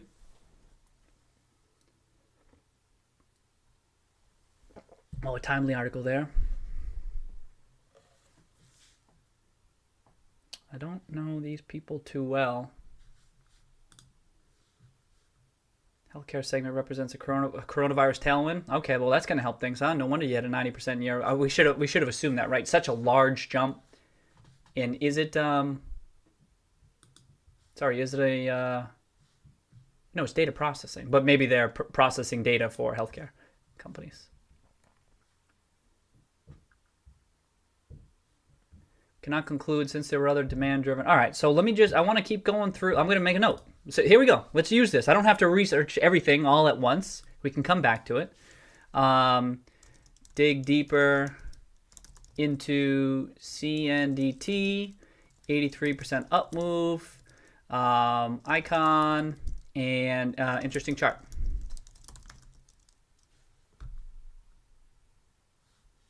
Right? I mean, that's all we're... Oh, insider buying. A ton of it. Oh, it was mostly Carl. Not all Carl, though. We still had an extra... Look at this. Scott, a director, and the CEO recently. All in March and May. Good timing on the... how did I miss this? Because, you know, okay, so put yourself back in... I mean, so much moving in March, right? Or March and May... but let's put ourselves back in March and April, and let's take a peek again at the chart that we were just looking at. Let's do 5-year. And so this is the chart you would have been looking at right here. This would have been interesting, right? So this is the type of stuff I'm looking for. When you see something down 80% or whatever it is, and you start seeing insider buying from prominent insiders, CEOs and chairmen, or if it were Carl too, I know it wasn't Carl here, but you would have seen Carl buying back earlier, and then he's sitting on a loss. This would have been interesting. And if I was paying attention, I probably would have added that to the list of companies. I mean, what didn't I invest in back then, right? But and then it would have taken a couple of months, and you already would have had a double. Of course, some things are up 3x, 4x, 5x since then. Which means this could have some legs, perhaps. But see what I mean? So that would have been something that would have caught our attention. Cool. So I wonder how big it is for Carl. So what we can do is, so the other thing I can do from here, let's pull up Well Wisdom. I want to see how big it is for Carl relative to his other positions. Excuse me. So I want to see, it's by percent of, we want to do ownership. Well, how much does he own of the company? So 18%, that's a good chunk. Vanguard, BlackRock, nada, ignore it. Okay, let's see what Carl's got.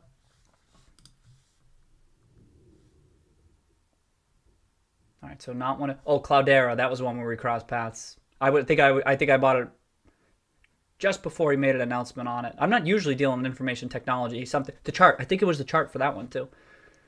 I crossed paths with Carl quite a bit too. Wait, okay, so I don't see. It's not one of his top positions. Noteworthy. It's a smaller company. How could it be? You know, smaller for him. For me, it's perfect. Tenneco. Oh, he owns Sandridge too. Yeah. I forgot he owned it. Do I not have that in the notes? I just recently had bought some more Sandridge. I forgot he owned it. That must have been why I had seen it. Looked interesting, and then I saw he owned it. I thought it's a risky position, but he owns some too. Sorry about that. Sorry, okay. Here it is, right here. CNDT. He owns 18%. That's one of his largest ownerships of a company.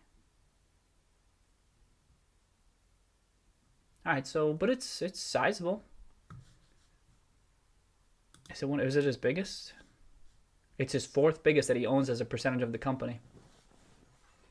I mean, and this one's Icon Enterprises, so if you can't even count that. CVR. Wow. Okay. This is meaningful, right? Because if you see a large, this is the thing, like just Carl owning it, number one. How much of the company does? Well, number two is what percentage of his portfolio is it, right? Like, is it 10% of his own of what he has to report? He doesn't have to report all his positions. You don't have to report short positions, international positions, and so forth. But of the reported portfolio, what percentage does this represent? That can kind of speak to his conviction to a degree. But then also, what percentage ownership does he have? Because once you start getting about 5%, then you got to file, you got to disclose to other people. So many people tread that carefully. Then you get to 10% and 20%, and then it can change the accounting on your books a bit as to. So people tread those lines carefully. I forget off the top of my head the rules and regulations and stuff, but it's usually 5%, 10%, 20%. And then once you get above 20%, then you're in a different ball game. But he's bumping up right against there at 18%. And that's interesting. And it's good to, and if you're dealing with a smaller fund or a smaller company and you see someone own like 9% or 10% of the company, that's telling because it's such a small company that there's just a whole bunch of variables here. It's not as simple as Carl owns it, but there's other things I'm looking at, and it's kind of promising. It's not a gigantic position of his reported portfolio, but owning 18% is meaningful. And no change. He wasn't adding to it last quarter. Oh, can I see the previous quarter? No change. He hasn't bought any recently. Okay. Right. We would have seen it in the insider filings. Okay.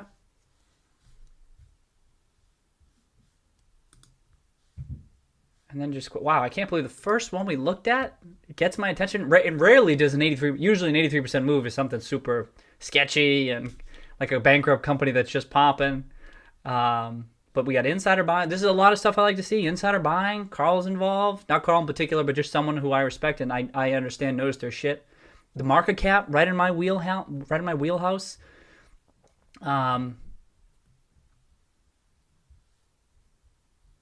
The chart looks good. You know what I mean? Like lots of stuff looking good. So sales to price is 5. So that means it trades at 20% of sales, right? I'm still trying to learn that. I always said it the other way, right? Book to price 1.4. So it's trading below book. I don't know what that book looks like. Can you pull it up?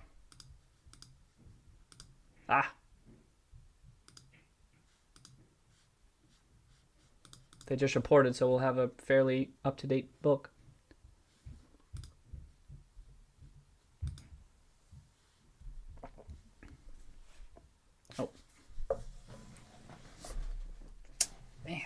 gotta figure out this because this is kind of a drag if you can't see the balance sheet alongside me. There you go. 1.5 billion on assets. Okay, a lot of goodwill. All right. How about liabilities? Do they get retained earnings? No retained earnings. So either in its relative infancy or historically a loss. It's not bad that it's throwing off losses. I assume it's rapidly growing. Well, we know it just grew 90%, but I'm just looking at the quick strength of it. You know what? Why did I know? See, this is as soon as I see a company of interest, I should immediately check it off. I kind of get in. I got to get in the habit of this. This was a newer feature that I added that's. I really like, but I gotta get in that habit. As soon as I see it, check it off. So at least we'll pull up the balance sheet that way too. But just seeing if anything sticks out to me. Long-term debt, 1.6 billion, but cash covers a third of it. I mean, you need the cash for other stuff, right? I'm just quick figures I'm looking at. Retained earnings. All right, yeah, this is I think I much prefer starting by looking at my spreadsheet and then coming to the balance sheet after, because it's I like to get a feel for it before I do, because I like to get a feel for the historical performance before I can pick apart. I see some preferred stock that sticks out to me. I don't love that.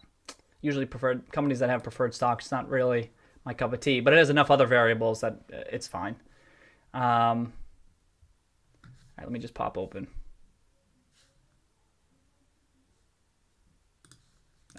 Do I not have it open? It's probably going to be number 2.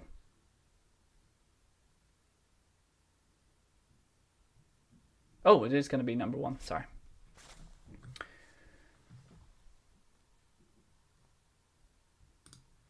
All right, that'll pop up. Okay. In the meantime, we'll come back to that.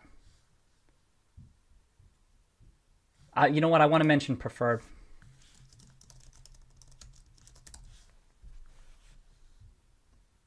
Market cap. It's got a lot of stuff. What is it? 4.4 billion in revenues. I got to check. Usually, I said this in my videos too, but the columns, it cuts me off. But the columns are like I have everything. The most important stuff is right here. Like if it were crunch time, we're trying to see the most important stuff. Right in the middle of the screen is the stuff that matters most: the ticker, the price, the market cap, sub-industry, percent to 52-week high, from 52-week low, revenues. Boom, right there. That like gives you a quick. And then I like the insider buying right there, but a quick analysis that you can, if I'm pressed, I could invest a lot based on just these metrics here. I know that's not saying much for my process necessarily, but I'm just telling you, I've had success with this. Anything else in this row? I mean, price below book. I like to see that.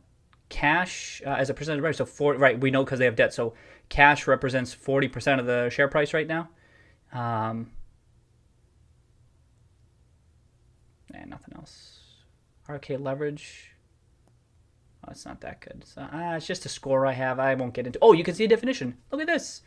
So this leverage RK, just roaring kitty. It's a leverage score. Very simple. It's not robust or anything like that, but it just means something to me because is it a sum? I forget what it is. It's like a sum of Z double prime score, operating cash flow over the past 3 years, average divided by net common overhang. And then net common overhang divided by assets, and then the higher the better. And so 5 is kind of low, but I bet it's because of the debt. And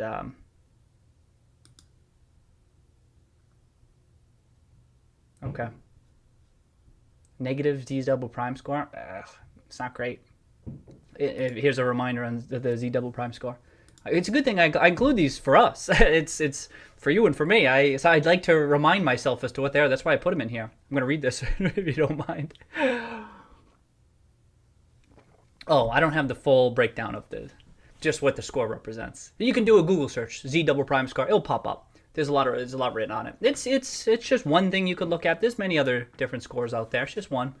I just thought it was pretty simple, easy to include. I have the data to calculate it, so it's probably accurate enough. It's probably not precisely accurate.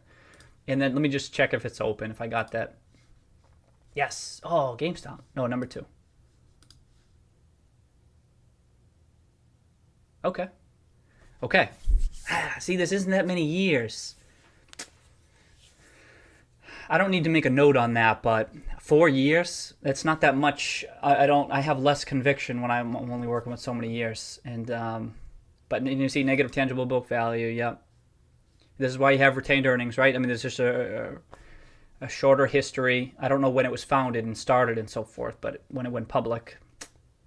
So this is tough. When you hear me talk about like a stock's tough to value, right off the bat, this is tough to value. Look at this. Look at these losses. You can see these, right? Look at these losses. $7 in losses. 1 year of oh, excuse me, that's EBITDA. Even EBITDA is a mess. 1 year of earnings. So this is already got, and then you have negative tangible book value. Then you got revenues, any cash flow, some operating cash flow, but it went negative past 12 months. Oh, this data is not up to date too. So just bear in mind that's March 31st. So I think it takes a couple days for the data to get updated. Damn. Okay. This is the thing. This is why it's kind of just wait a week or so. Not just because wait a week for the data to get updated, sure, but also just to see the price action. I'm not like trying to ride a wave and get in as soon as possible. Like I said, I'll wait for the pullback. I like to take my time. I'm relatively inactive. It's cool. It's chill. That's how I roll, and that's why these daily movers. It's like we missed it on Monday and Wednesday, but it's fine. It's like it's no big deal. We'll see it at the end of the week or next week, and but it's good for screening. You know what I mean? So anyway, so tough on the cash flow basis, but I do see positive net cash flow. Here's something. $2 in net cash flow. That's operating cash flow. Here's a definition. Can you see it? Operating cash flow less investing cash flow. That's net cash flow. So so there's other stuff in the cash flow statement in the investing part of the cash flow statement besides capex. This kind of takes it into account. I consider it more conservative. So if you trade on a cheap price to net cash flow metric, then I really like that because that's great. All right, so $2. So anyway, but relative to a stock price of what was it before? $3 or two? Right now it's $4. And so if you were making $2 per share versus a $4 share price or a $2 share price, which is just what it was. Interesting. A lot of other moving parts here, but right off the bat, at least something catches my attention. You know what I mean? Simple free cash flow, a little bit smaller. All right, so this is already going to be tough. And then I get these charts here for a quick analysis of the balance sheet, left-hand side, right-hand side. You can see a lot of it is intangibles. Oh, it broke. Oh, did I do something? Oh, this is a drag. We're gonna have to see how frequently this happens. It doesn't usually happen that frequently, but I feel like it happened last time too. And I can't be having that happen, so I got to see if I can put a stop to that so that it only calls once when I open it up or something like that. Okay. Bummer. Let's keep moving. All right. That's the way the market's telling us. Hey, keep on moving. Keep looking at some other stuff. Okay. 2 million market cap. Skip this. You know what I mean? See what I mean? If you're looking somewhere else, you might go, oh, what's this company up 80%? 2 million market cap. Assuming this is accurate. I don't care. A 5 cent, was it 5 cent share price? Yeah, whatever. Okay, Groupon. I'm not gonna go check out Groupon. I'll check out the chart just for fun. I got no edge here. What is it? Oh, it's not that big of a company. But I mean, we know the business model, right? Business model. It doesn't really get my attention. Now HBP. Someone filed something recently. So watch. Oh, it's up 50%. What's the trading company? Isn't it building products? Oh, it's actually called building products in the name. And then I got confused because the sub-industry is a little bit different. But check this. So I saw this the other day. You can see some activist action. But if you go here. Hey, oh, someone bought Vaportherm, right? That company's in the Roaring Kitty portfolio. The one with the ventilators. Okay, so... This is 13D. Oh, is it just 13D filings? Oh, okay. But I'm pretty sure. Oh, but now it's quarter end, so they're gonna see. It's gonna be a mess to go try to find it. What if I just do? Yeah, this was I just saw it this week, so they caught my attention because I know of the company, and I believe they were adding to their position. So this company owns 8% of it now, and it's a small company too. So this is noteworthy. And just a reminder as to what the company is. Millwork, building materials, and wood products for new residential construction. See? So if it's, I mean, it's just a real estate play. A lot of these I just quickly group in my head as to what type of a play it is. I just knew it was a real estate play, even though I didn't know exactly. And I knew it was building products because it's in the name.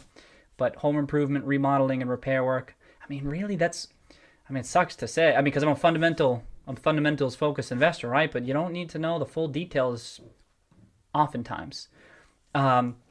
Unless you're trying to go real heavy. If you're trying to go heavy into a position, you better know all the details because you don't want to mess up because you don't want to lose money because you didn't read through everything. But if you're just trying to establish the position and then trying to figure out if it makes sense in the portfolio, you don't need to know the full background on the company. My opinion. Everyone's different. But you know what I mean? So home improvement, remodeling, repair work. It's just a company, and then you know its market cap, and so you kind of know what the risks are. Okay. So no insider buying. I want to say it's not. Is it a U.S. based company? I don't have Yahoo profile here. Wait, do I? Nope, that's stock charts.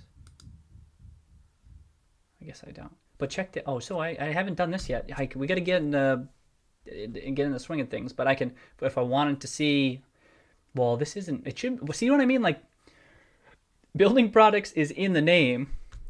But it's not in the sub-industry building products? What's up with that? It's kind of weird. Anyway, so if I pull up this, I can see the charts for all the peers, and I can see how the whole industry is doing. So this starts with, this is industrials generally, and then we get into, oh, I don't have the chart for that one. Something must have happened. This is Fastenal. See, you know what I mean? I want to look at building products, but these are trading companies there. Anyway, see what these charts are all looking bullish across the board. So you might want to see this if you're looking at a company. You say, all right, well, what's happening in the sub industry, and you just want to see what's going on with all of them. Everything's looking great. Everything's looking great. I'm not trying to pick apart every last chart here. I'm just trying to get a feel for what's going on. Is it sticking out like a sore thumb, whether bullishly or bearishly?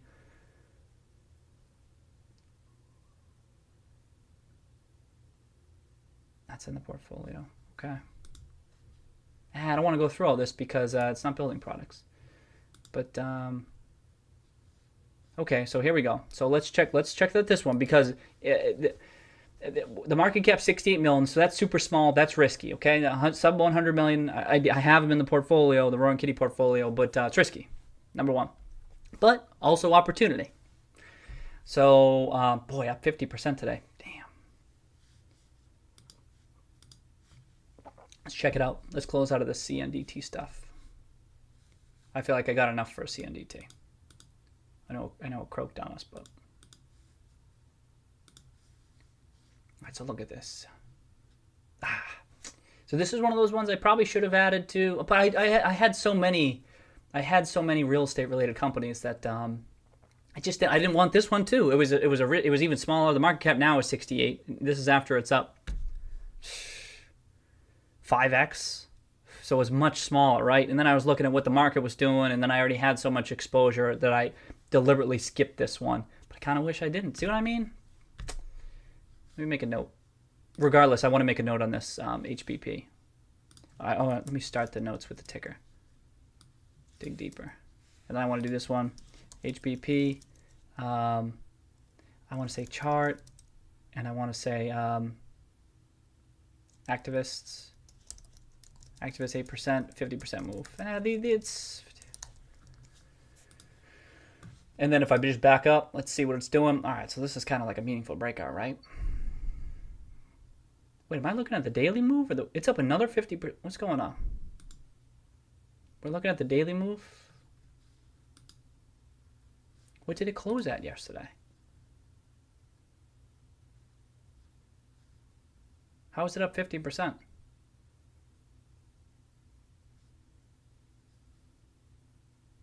Oh, this is weekly. My bad. My bad. I'm confusing myself. So maybe did they report last week? Then it came back down, then up again. It's a bullish chart.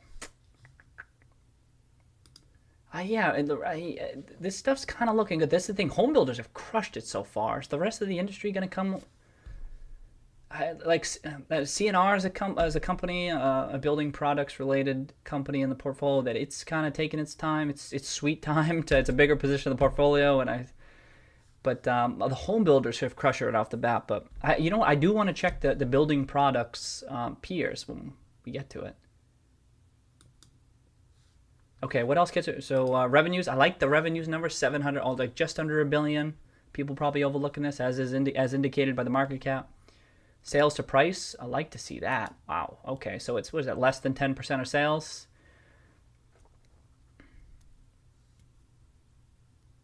Operating cash flow, change it to 50% operating cash flow and simple free cash flow yield. All right, I got to check this out.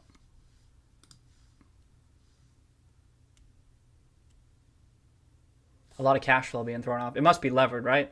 It's got to be.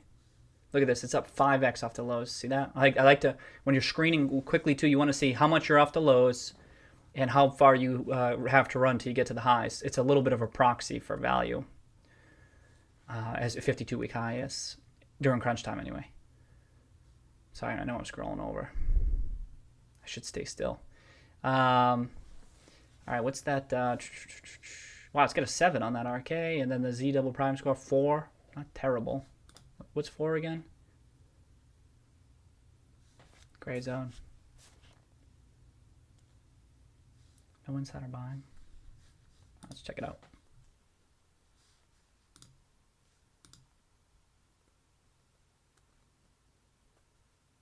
Oh, come on. I gotta look into this. This is a drag.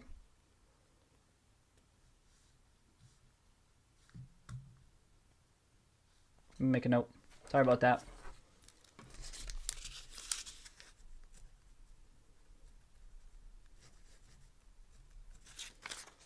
I need to do it so that it should only call once upon opening the spreadsheet. It can't be. It shouldn't be breaking. You know what I mean? Is HPP here? We'll give it a second. I think it probably just needs to update.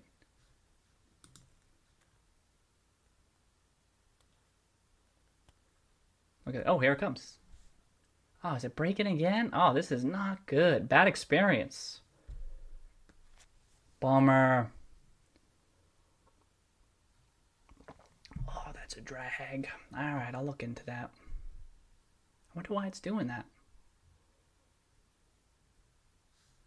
I see, you know, I said too. I mean, I can pull up the balance sheet right now, and we can do that. But I don't really feel like it.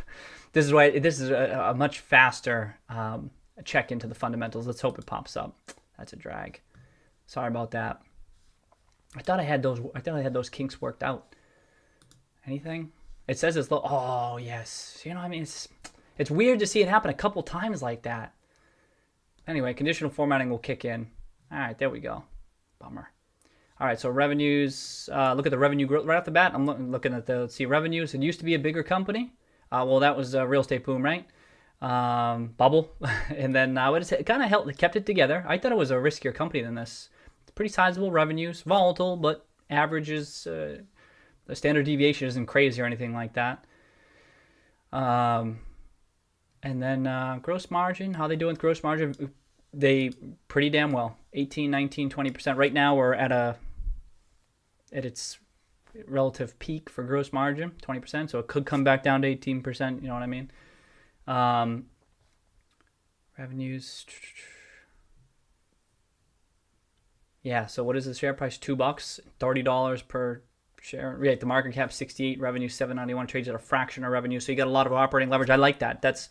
I know people talk about PE and dividend yield. I don't care about any of that stuff. If I could only pick one, it might be price to sales or sales to price, whatever you want, because it's really hard to mess with those figures. They're pretty indicative of opportunities. And then I also like EV to EBITDA. That's a good one too, I think. Is it? What I got them here. Oh yeah, it's my second EBITDA to E, because that's. I mean, those get messy too, but I like it. But and then I like price to book. Those are definitely my top ones. I like, obviously cash flow matters a lot anyway, but they can be lumpy too. All right, but let's see book value here. It's pretty stable. You can't be banking on this company to grow. It's volatile book value. Therefore, the value is probably volatile as well. Difficult to pin down. And you see the earnings. The earnings here all over the place. losses, gains. This is you just got to time this one. This is really, you got to time it. So in March 2020, you buy it, and then when it's up 3-4x, you sell it, and then you just kind of wait, because I feel like it's difficult to get conviction in these types of plays. But there, I do see value here, right? Because even though it's difficult, in those up years, I see legitimate free cash flow here of 50 cents, 80 cents. 74 cents, $1.20. That's legit. This isn't like, these aren't pennies relative to the share price. So I should be tracking this. Am I not tracking this? Why? Boy, a second company we've come across. The thing is, I know this one too. Is something concerning about this that they don't have insider buying? Nothing. And let me just check who owns it.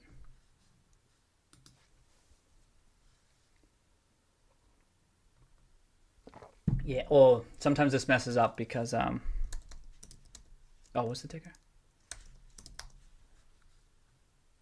That's a whale wisdom quirk.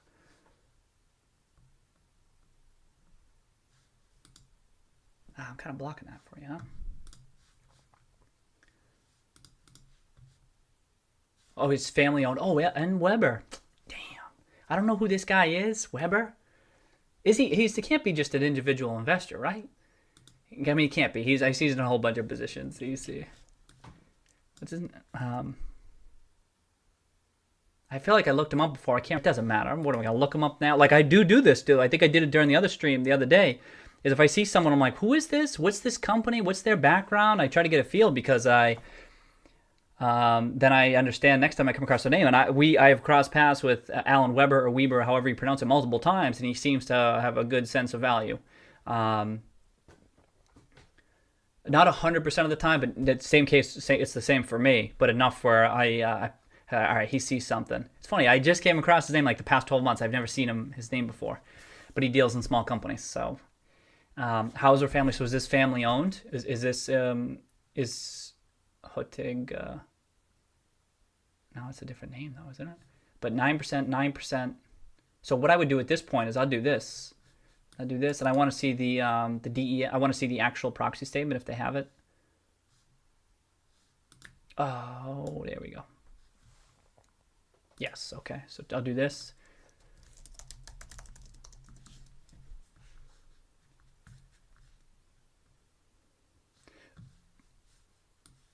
Someone owns 4%. An executive officer. It's not a huge amount. Okay, so it's not a named executive. Okay. Who is this? Hauser? Oh, is it a German? It kind of sounds like a German name, doesn't it? Huttig. Is it a German company? No, it can't be. What's there? Okay, so let's do this. I want to see the involvement of this Hauser family. How they get involved. Do they just own it? Is it just a family that just owns shares in the company? Really? They're not mentioned anywhere else? This I have to look up.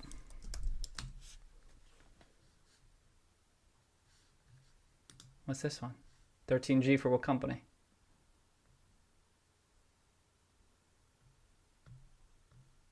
Oh, what the hell? This is the only company that they own? Did they found it? Are they related to the Hauser Huttig building products? That's the first result too. There's nothing else. I mean, there's other stuff here, but all right. What's this? DNB. That's nothing. That's interesting. All right, so let's check this. They found their first investment partnership. So this is definitely them, Hauser and Friends. It's odd. This is worth checking out, though. They own 9% of this potentially interesting company. Like maybe for all we know, they're terrific investors. I feel like we would have known about that, and I'm having a hard time getting to the website. I don't think it's my internet.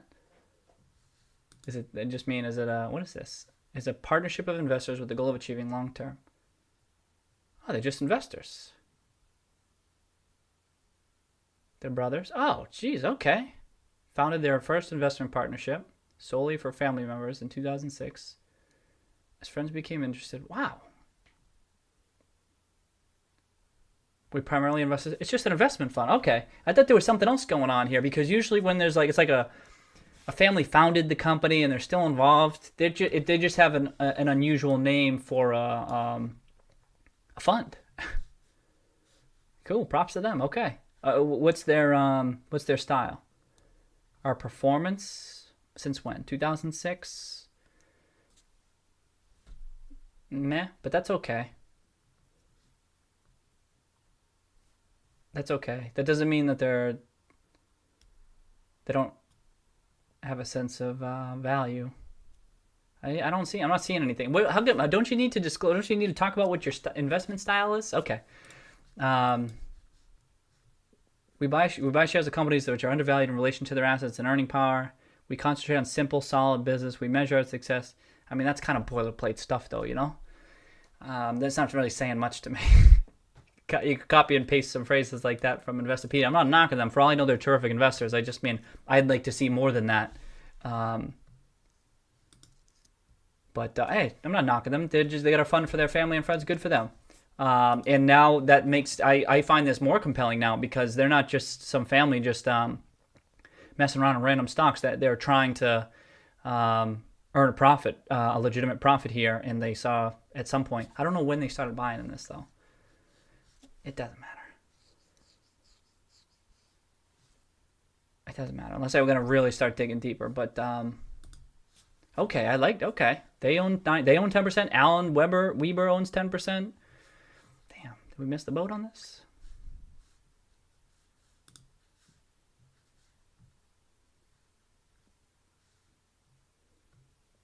If I had to put a value on it, that's really the only question. This is really dumb. I'm never going to have super high conviction. This could never be a gigantic position. But let's take another peek at the chart. I see the book value. It can't be much higher than a multiple of book value, even though I do see the free cash flow of $1.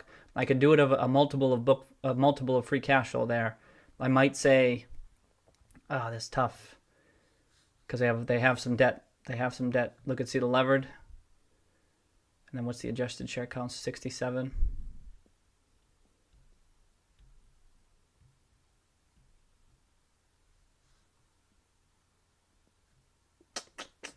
I might say, would I say upwards of 5, 6, 7, maybe? What's the chart? What did they do? Yeah, is that all it did? Is that all it got up to? Yeah, look at that. 5, 6, 7, 5, 6. Yeah, you can't. How do you get higher than that? It's hard to get. Okay, so in this case, this isn't always the case. What I see for a potential upside based on the fundamentals is roughly what the market has seen historically too. I see like upside of 5, 6, 7. It's really, in theory, it could. If it's a transformational change to the business model, you can start getting up there. But that's why it's good. This is good. I'm glad I just did that. It's good to do your best to try to value the company based on the fundamentals alone before we open the chart. If I did open the chart, I don't even remember looking at it. But so this is good. But then when you open the chart, you'd be like, all right, so what did the market see, or what did I miss? And then I'll go back. I don't need to go back now because it looks like that was roughly the right take.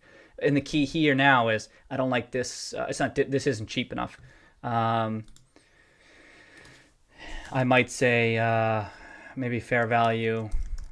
Good for those guys, and for Alan Weber though. If they did buy right here, props to them. Nice job. Because that was a 5-bagger.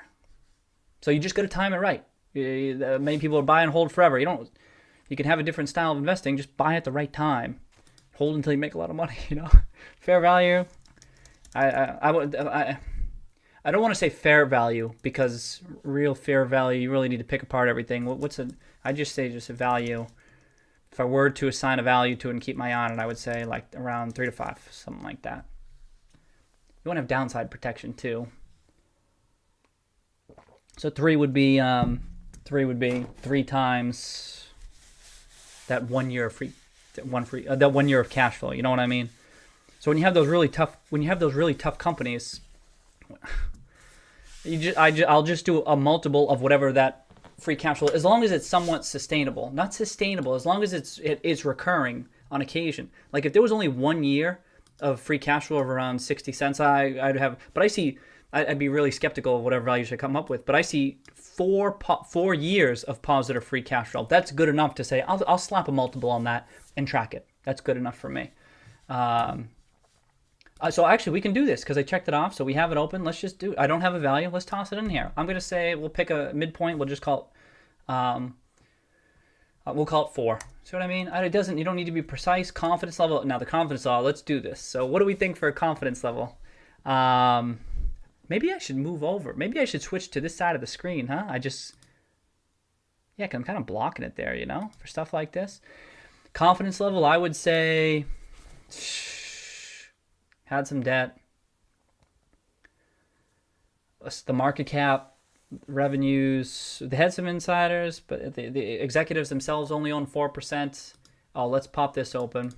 Let's make some tags here. This will help me think as I go through.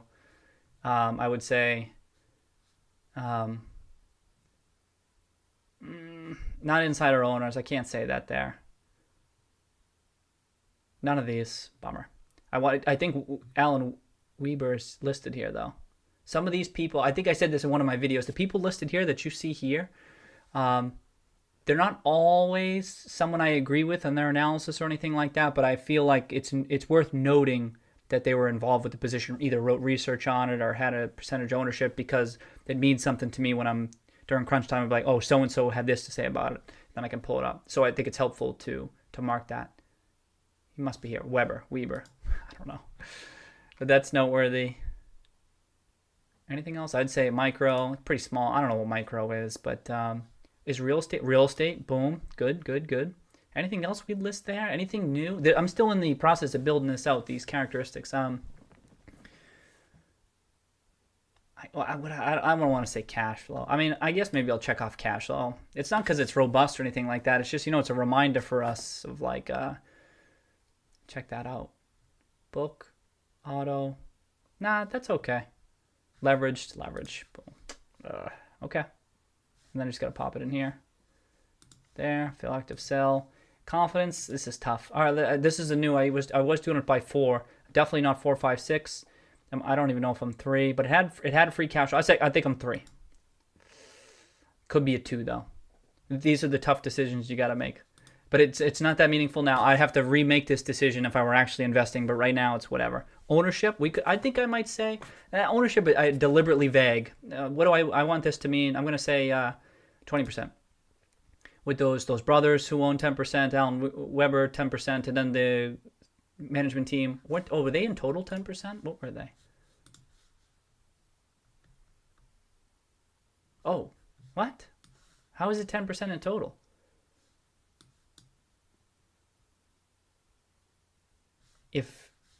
If you add, these are all less than 1%, but it adds up to 10%? Okay. I'd still keep it at 20%, whatever. Doesn't matter. Okay, let's submit. Boom. Track, yes. Oh, I am tracking it, but I'm going to add it to the watch list. It wasn't on my watch list before. Oh, and I want to add CNDT. See, I should be, let me submit this.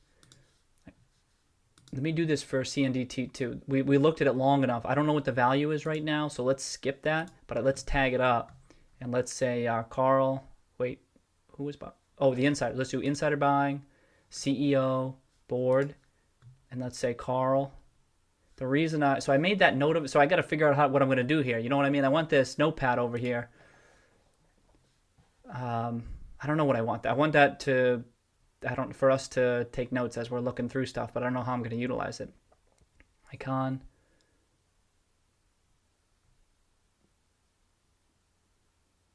And then it was leveraged. Turnaround special. Kind of forget what else. I think that's good enough. There was some cash flow there, but I'm not going to document that. Track. I'm gonna add this to the watch list. Carl will be in there on that chart. That looks good. Oh, I should add something that says chart val. Oh yeah, there you go. I'll just type it in now. I know that means something different. Let's do I want to say something like interesting chart. Oh, like, you know what I mean? Like, these were like tags. Oh, preferred stock's a good tag. Okay, let's do this. Let's do this. Preferred stock. Are these just tags I'm jotting down over here? Interesting. I just want to say, yeah. Chart interesting.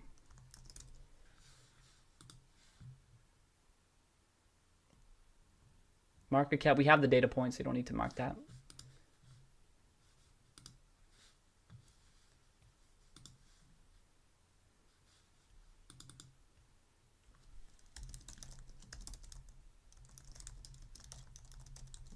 Boom. Submit.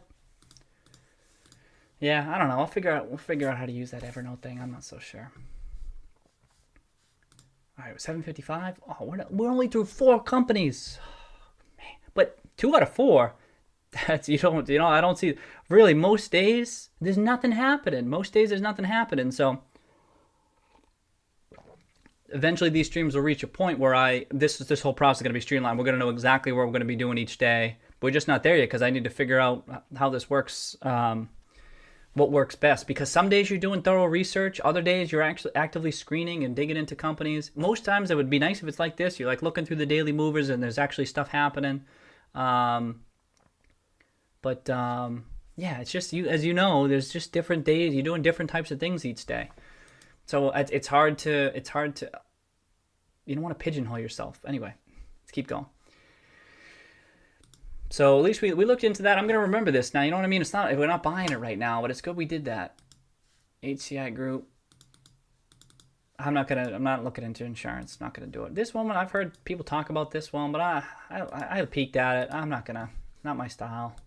Look at this. Look at the low volume too, which some people perceive as a good thing.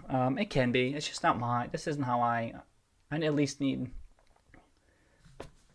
This isn't my style. Really low volume, really small companies where the assets could be worth something, but that's not my style. This one I missed the boat on. Big Five. I was invested this. Add this to the list. I already know this off the top of my head, but remember we were missed opportunity. I was invested in it right like here, and then it was doing nothing. I didn't sell out because it was doing nothing, but I started to think that they weren't going to make it. It's a smaller company. I don't even think they have publicly traded debt or anything like that. But I remember thinking, I don't think they're going to be able to pull this out.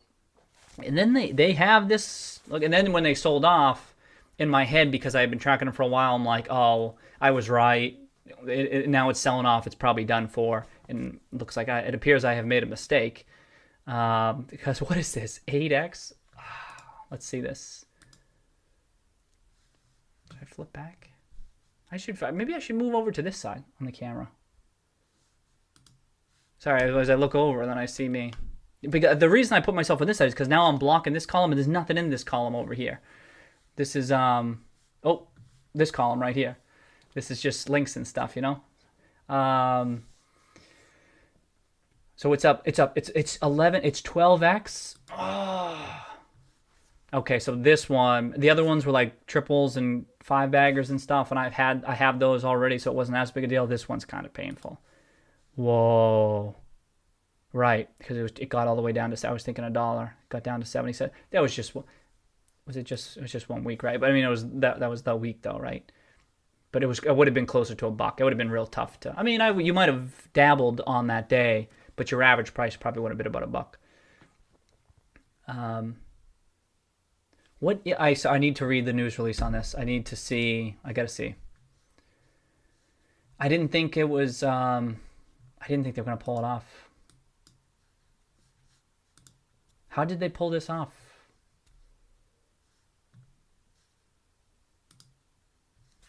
Like, are they thriving right now in this new environment? Sorry, see if I can get this for us to read. All right, that's good. Stephen Miller, I think he's been around there too. Second quarter earnings, strong second quarter is while managing the business through extreme disruption, including widespread store closures, significant our ability to successfully navigate this environment, engaging with us in their local neighborhoods in a safe and inviting manner, attracted to our diverse merchandise assortment and compelling values. How's Dick's Sporting Goods doing? Oh. You know what I mean? This is the thing when you're looking at a company like, all right, so they bounced back really strongly too. Wow. Dick's was a triple. Wow. Big move, huh? So these, I remember thinking about sporting equipment too. I had kind of written it off. This was my thing. Fiscal July same store sales increased 32%. What? What are you gonna do? What are you gonna do? That's why I truly do. I hesitate to write companies off because yeah, I just drag my feet doing it. But I had watched it for so long and had been invested, and I'm like, forget about it. I just didn't think they'd be able to. That's the thing. I think this is out on the West Coast too. And okay, Stephen Miller. We produced second strong. Try diverse. The momentum that we saw over the back half of the second quarter has accelerated into the third quarter with the same stores increasing 32%. That's incredible. It really is. Across a broad array of categories and throughout geographic markets, improved financial performance has carried over to our balance sheet, reflecting our very healthy. They did have a strong balance sheet. They have no debt anymore. They had a strong balance sheet. That was why I like them. A retailer with a strong balance sheet, GameStop. But that gets my attention because retailer, it's a tough business. And but for the longest time, they had a strong. But it just kept on heading south. They have no debt now. I don't even want to look it up. I'm not going to go look up the fundamentals. I can't bring myself to do it. I will track it though. Look, it's not even. Is it not even? It's not even on the watch list. Bummer. I'm really curious about this. This is the thing. Even though, like, the ones I get wrong, I'm reading about them and be like, what? Pleased that our strong recent performance and solid financial position to reinstate our quarterly dividend. Oh, they're reinstating the dividend. That's rough. Boy, you don't see that too often where they reinstate, like for the speculative company, it's like GameStop cut their dividend, but other companies cut the dividend. Usually get your, if you're a smaller company, you cut the dividend. Usually that's a good move to do because that means they're really trying to make it, trying to turn things around. I remember thinking this guy might have it. I think he had been with the company a while. I forgot off the top of my head, but boy, reinstating the dividend for this turnaround, props to the Big Five team. Very impressive. And that's why the stock, now people trying to capture that dividend, right? We're impressive. We are confident in our ability to respond. 10x. Another 10x. As previously reported, same-store sales decreased 4.2% for the second quarter of fiscal as compared. Wow. Wait, what is this? What quarter is this?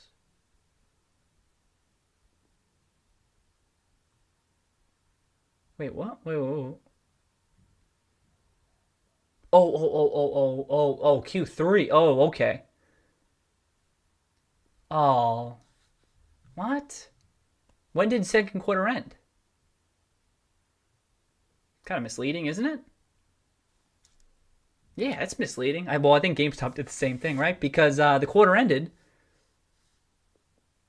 It says, what did I just see it? For the quarter ended June 28th, but then fiscal July same stores increased. All right, okay. Still impressive, but okay. I thought the whole quarter was up 30% year over year. Excuse me. Damn. But it actually decreased 4.2. Okay. That's a little bit less crazy. Over the first half of the second quarter, same stores. Over the first half of the second quarter, same stores sales decreased 28.2%. Over the second half, look at it. See what I mean? So this, I know it's just one half of the quarter, but look what the stock price did. You know what I mean? People always focus on those comps, right? But it's not necessarily reflective of what the stock price is gonna do or it is doing, and so forth.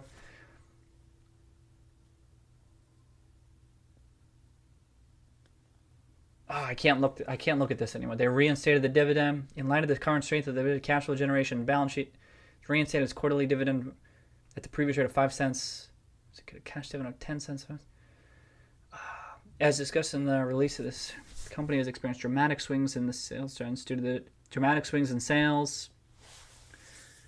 While sales trends have been decidedly positive since the company stores reopened with its same store sales. Did they just? Okay.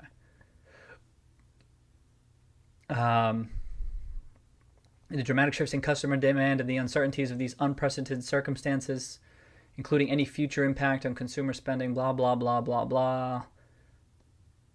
Assuming the company achieves sales within that range. Oh, they're forecasting. Okay, so it believes it's reasonable to expect same-store sales over the remainder of the fiscal 22 to in the range of 5 to 15%. So they obviously expect that growth to slow, but still 5 to 15%. Props to this management team navigating this tough environment. Crushed it. Nice job. Nice job. I know it wasn't a position, but props. I still like to see it because it's tough. It's a smaller business. What's that? Is that market cap? It's 171 now, and it's up 10x. So, it was 17. Remember I was talking about, was it really 17 million? That market cap? What? That's tough to bounce back from. That's real tough. I remember I probably looked at it in March, even though I'm not tracking. Maybe I came across it if it was a big move that day, and so it was 17 million market cap. Wow. Okay. Sorry. I gotta track this now. I can't believe I kind of missed I tracked it for years. I'm gonna add it to the watch list. I'm not even gonna tag it. I just want to add it to the watch list. So that sucks. That's why you track it. It sucks in that you track all these stocks and then drag your feet to write them off. Drag your feet to write them off. And a lot was going on in March. I keep saying it sucks and whatever. It's not that big a deal, but it's always a learning opportunity, right? And in that light, I'm happy that this happened because even though again it wasn't a position, but like I saw something there, and these different elements. This is what I mean, value, subjective, and stuff, and you're trying to piece together the different parts, and there was something there. Just the timing kind of threw me off, and then everything happened. But it's kind of nice to see it work out in the end, because it speaks to the process. You know what I mean? And good to know. Cool. Okay. Zag. I never really liked Zag's business model. What's that chart doing? Don't they got like the headphones and stuff? I mean, you might think that's an interesting chart. I've disregarded it for years. Watch, I'm gonna regret this. Now I'm streaming it, so I can look back and watch it. Let me open this again. Let me just see the longer term chart. You know what I mean? I mean, it looks. I mean, I've looked at it. I've seen it here, and then it keeps going down. Seen it here. Seen it here. Seen it here. Is now the time it's gonna turn around? What's the actual description of the business again? I never like that. Those accessories, can't you get? Doesn't everyone make them? Everyone makes them. Zag, Invisage Shield. I like you don't. Maybe some people do care about the brands. Do anything here compelling? Any insider buying? 12 months, 300K. That's not much. Nothing recent. No, if the company wasn't buying in February, March, April, what the hell? Why weren't they buying in February, March, April? I know a lot going on and stuff, but I mean, BGFV wasn't buying in April, but anything here look compelling? The revs, 500 million. Wow, they still have 500 million revs. Sales to price, so 4.2%. So what's that? Just under 25. Just under 25%. That can't be right, is it? Where's my calculator? I gotta get used to doing these opposite. Oh, did my daughter take it? She might have. Oh no. All right, not that important. Okay, I'm not gonna look into it. Watch, I'll regret this, but that's okay. Teradata. So right now, like the moves, I don't really care too much about the moves, right? 17, 18, 9%, it's whatever. I just view these as like attention grabbers, you know? Hey, heads up, look at this today. Hey, heads up. That's why it's kind of important to do this when we're streaming, because it's like, this is why it could make sense to do something every day too. Maybe down the line, we'll see. I'm just trying to see what works, what makes sense. And so it's like, hey, remember this one? Remember this one? And that's what insider buying can do too. Hey, remember me? Because if you're not very closely tracking if it's not on the portfolio or something, these things are good reminders. So that's why I like to check these frequently. Somewhat frequently. Civio, I couldn't. Like I see this telephone one. That's not my cup. I'm not really doing wireless. I mean, if I was gonna look at wireless, I'm gonna look at the industry. I don't feel like doing it now. I'm not really. IT consulting, 2.7 billion. That's what I see here. Nah, I don't see any insider buying recently. The market cap's kind of big for me. I've never heard of it before. I don't see anything here catching my attention on this side. Nothing's lighting up. Keep moving. If you see anything on here and you say, hey, so-and-so owns this company or something, that would be helpful. Like, excuse me, I'd love to have that in the damn spreadsheet. I tried to do this once where I would copy into a spreadsheet a lot of prominent value investors and their holdings and stuff. Maybe I'll do it again. If I oh, you know what? I think I reached out to the guy who runs that website to get into Google Sheets. If I could download the stuff into Google Sheets, I'd be all set, because then I can say, does so-and-so own this company? And I could have a cell dedicated to who owns this company. But right now I don't have it, so it's manual, and so I'm just not going to look. Civio, I've owned them in the past, but I thought they were, it never really worked out in a big way. It was one of my duds back in 2015, 2016. Like, I thought it was going to be a huge winner. And it was like a double or a triple, but yeah, look at this.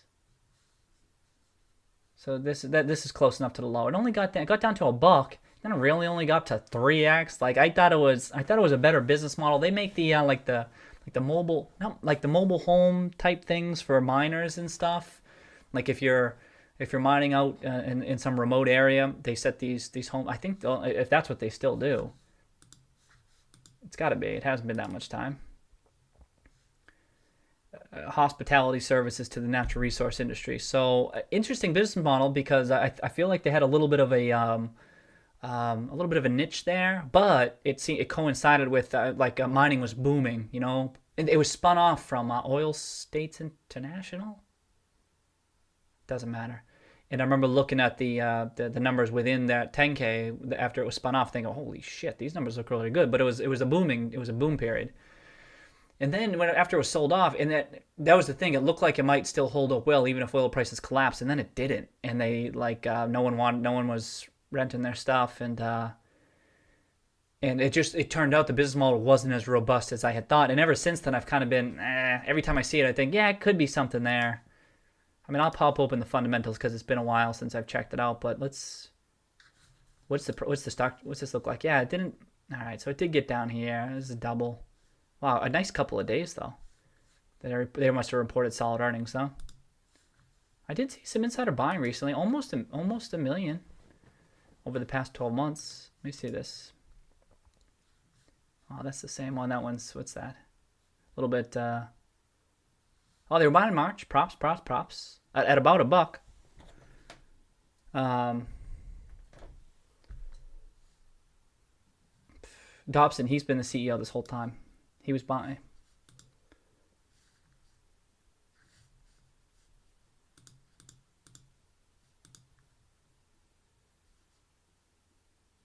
See if it pops up here. I guess I need to give it a little bit more time.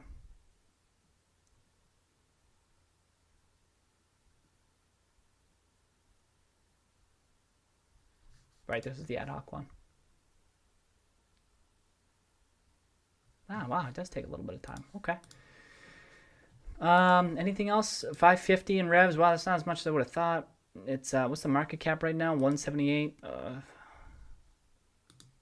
Trades at half a book. I think, is that what book to price to means? I think half a book, but only just under tangible book. Here, you definitely there's no goodwill here. How is it not written down? How does it still have goodwill in the books? You know, or intangibles rather.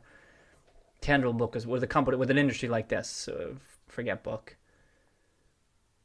And then simple free cash flow yield of 60%. That ain't bad. So maybe it's still generating some cash flow. That's good. Anything else? Leverage. Okay.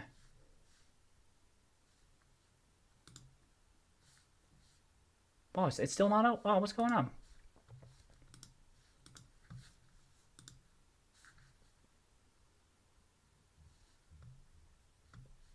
Taking a while. There it is. Taking a while. It's worth checking out because I mean I looked into it for a while and I owned it again, and it's been a long time since I looked at it for the reasons I just laid out there. See what I look at? So it's revenues are half of what they were in 2014. Booming time period.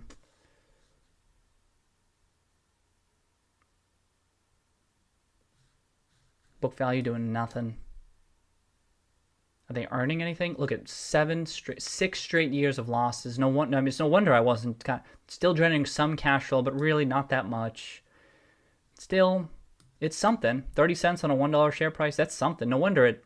So this, I mean, it looks kind of interesting at 50 cents, right? You're trading at 2 times simple free cash flow. That's all right. That's something. It's not that. That's the thing. A lot of stuff was looking stupid cheap, you know. And I was like, ah.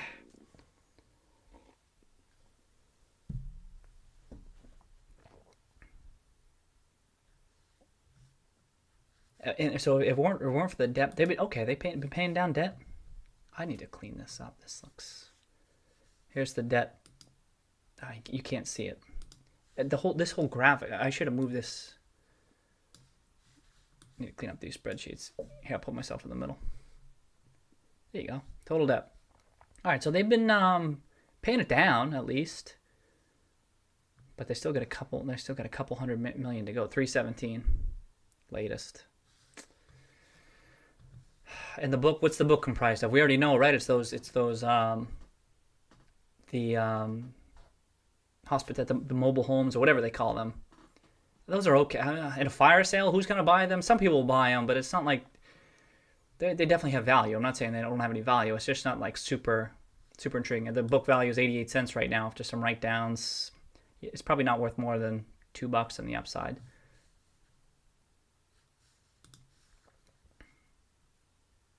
So that's what I mean. It kind of looked interesting at 50 cents. All right, let's track it.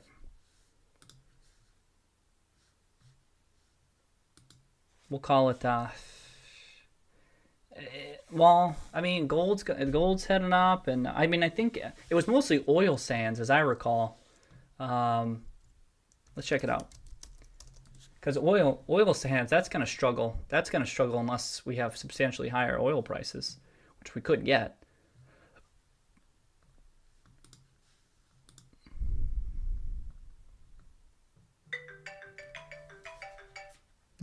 Call. I just want to see a little bit on the background of the company here. We're hospitality, like if they talk about what they're provide a full suite. Yep.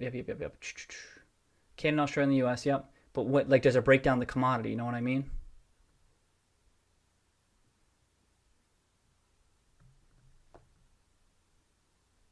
Canada, is it safe to assume? It's not safe to assume it's oil sands. I got plenty of commodities up there.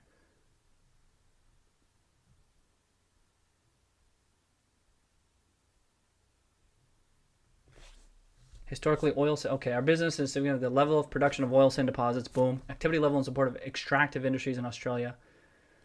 Oil production in Canada, and coal production. So it's broad, okay. So that's the thing. So if we're entering a multi-year bull market in commodities. All right, let me think about this. I mean, commodities have been like, I don't think this has been in the works. If it's happening, I don't think the inflection point is 2020 for commodities. I think 2015, 2016 maybe, then although it wasn't for oil, but just generally.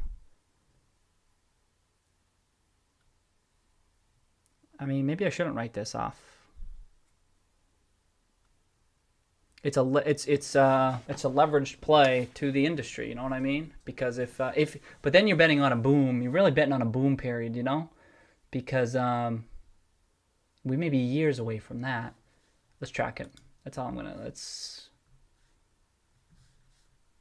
That's the thing. It gets tough when you start trying to value something based on historical fundamentals versus where fundamentals will be in the future, right? I mean, that's value investing. But like if you're trying to forecast like a bull market in a particular commodity, like gold miners, for example, gold miners did look cheap 2015, 2016 relative to book value and a whole bunch of other metrics, like what they were earning a couple of years back. Even if you didn't think they were going to start earning that in the near future, it's like, all right, this is objectively cheap. But then it reaches a point of like past couple of years of like, all right, they bottomed out and now this is probably a multi-year trend because that's often how it works.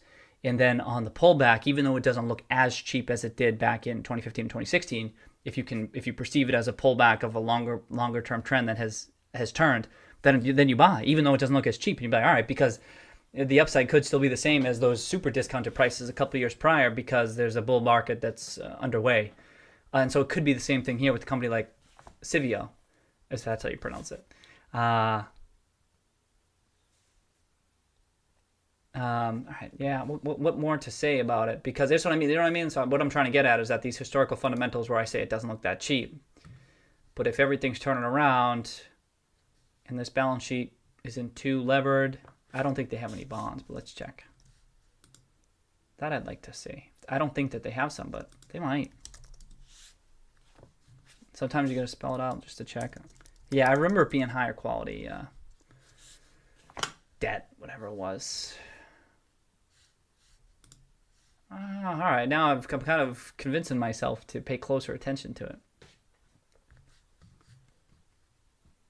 I don't so much. Maybe I'll give it $3. I know. Look at this. It was up at $4. I'd say $3. Why am I saying $3? How do I? This is the thing. How do I justify to myself certain valuations? I know, even though I can't see the numbers, I do recall it was earning about $1, roughly. It could have been $2. Back in the day, during a boom period. You can pull it up. If it was Oil States International, when they were spinning off, they were providing what the financial statements look like specifically for Civio. That's where I was looking at. So it was what did he call it? Pro forma. And then they're still generating cash flow right now. That's if it were, I don't know, just to use a number, 10 times simple free cash flow of the past 3 years of 40 cents, then you're at $4. Okay, this kind of it looks more interesting than I remembered at 50 cents. I probably should have dug in. I probably just didn't. You start developing rules of thumbs for companies you're tracking too, for better or worse. At least it's generating operating cash flow. You know what I mean? This whole time, operating cash flow, operating cash flow. I like to see this. I get real nervous when they're if you can't even generate cash flow, operating cash flow. You know what I mean? Earnings. I'm not so much worried about earnings, but operating cash flow, you better be generating it, because that's what I'm betting on. All right. Okay. Was the market cap still small, right? 172, $1. And those insiders are buying. Do I say $4? $4 seems steep. I'd have to remember. No, because it's $1 right now. I just want to. It's got debt. Is it considered levered? What's the new? So the share count is 255. Oh, did they just issue shares? Look at this big jump up. I missed this. 169 to 255. That's the outstanding share count. Holy, at quarter end. Wow. Oh, okay. And did they use that to pay off the debt? Let's pull up the cash flow statement. Wow, I can't believe I'm spending this much time on Civio. For better or worse, right? When would they have done it? Well, if they did it this year, which we don't know, but let's see.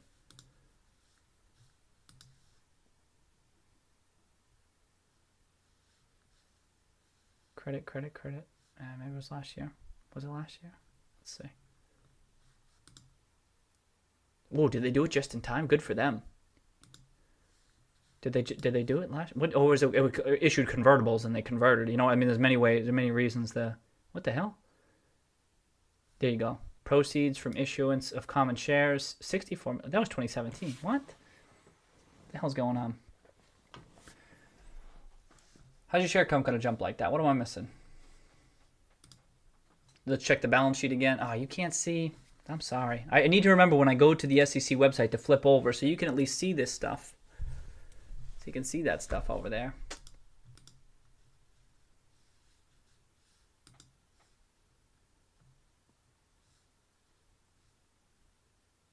Common shares, authorized. What? What the hell? What's going on here? Is this a mistake in the data? Well, that's comparing to December 31st, 2019. So if it happened before then. Okay, let's cover. No, cover. That looks like the data's wrong. Great. Damn. Why is that data wrong? Okay, this is as of for the 6 months ended June 30th, 2020. Shares outstanding 171. Shares outstanding 255. Bummer. This isn't tied to. Is there something wrong with my? Is it looking up a number it's not supposed to be looking up? Why does that say 255? AR 29. So I gave myself some like calculations if something messed up. I don't know what that is.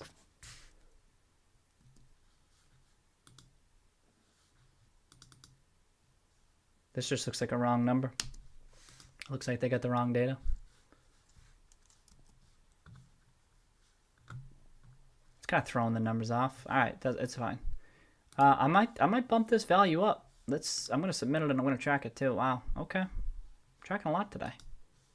Stuff that previously was tracked and I decided against it, and now I'm gonna say $3.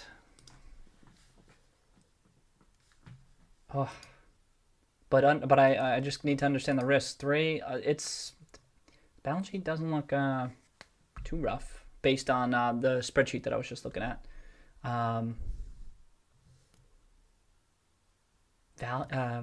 It's generating operating cash flow. It's hard to say 4 though. How do you get 4?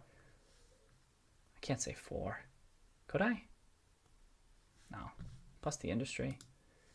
That's it. I struggle with where do you assign confidence levels? You know what I mean? You assign confidence levels at the company level, right? The business risks and so forth. But then there's also industry related risks, and there's sector related risks and so forth, and then market related risks. You know what I mean? I mean, you can be investing in a solid business, but if you're in a foreign country with questionable laws and regulatory bodies and so forth, there's more risk there. So there's many layers to risks that you could apply.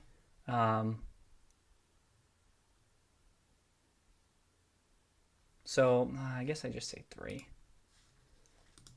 It's not a big deal. We learn. We learn as we go. Oh, I meant to go down here. I can adjust it. Oh, I do want to check ownership here for actually. Let's check it.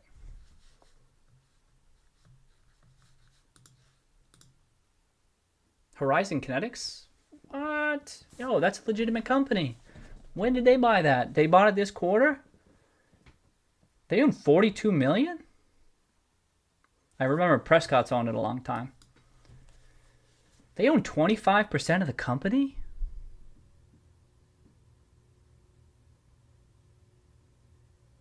Yo, that's legit. That's a legit company. Ain't it? I followed that. They're in my list. Check this. I think. They're not in the first one because I don't have much overlap with them. Are they here? Are they in the first list? Well, maybe I decided again. Are they Horizon? Dude, I mean, I definitely had them. I wonder if I decided not to just bookmark them because I didn't have enough overlap with them. I feel like they're in my list somewhere. Okay. Wow, I would have bet money right now that they were in there. Okay. They're legit though. That's not the one who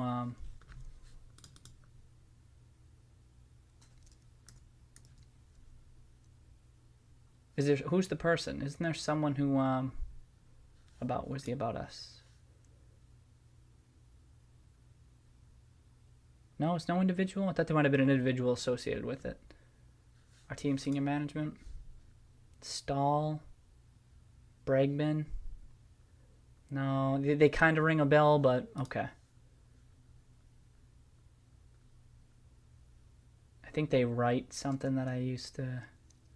Okay, this changes things. I don't. Let's see if are they in my list.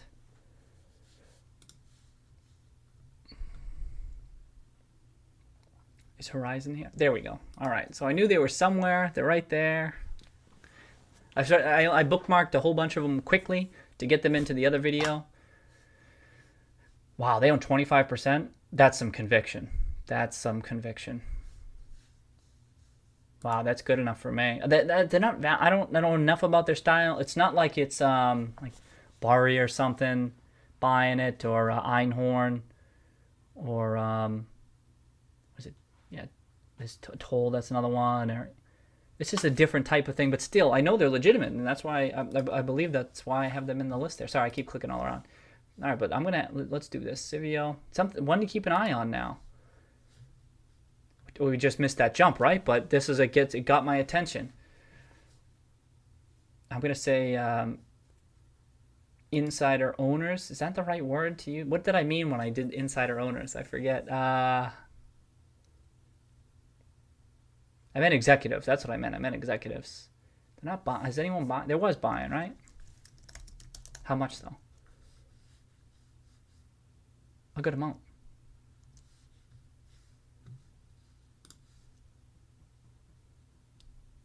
Buy the CEO. Who else? I had it open. I'd say CEO and board. I like to check them off so I can see there was a whole bunch of them. And then we got Horizon in there. And anyone else?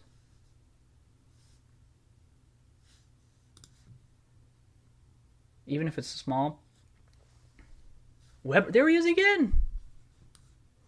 Alan Weber. See what I mean? Cross paths with him.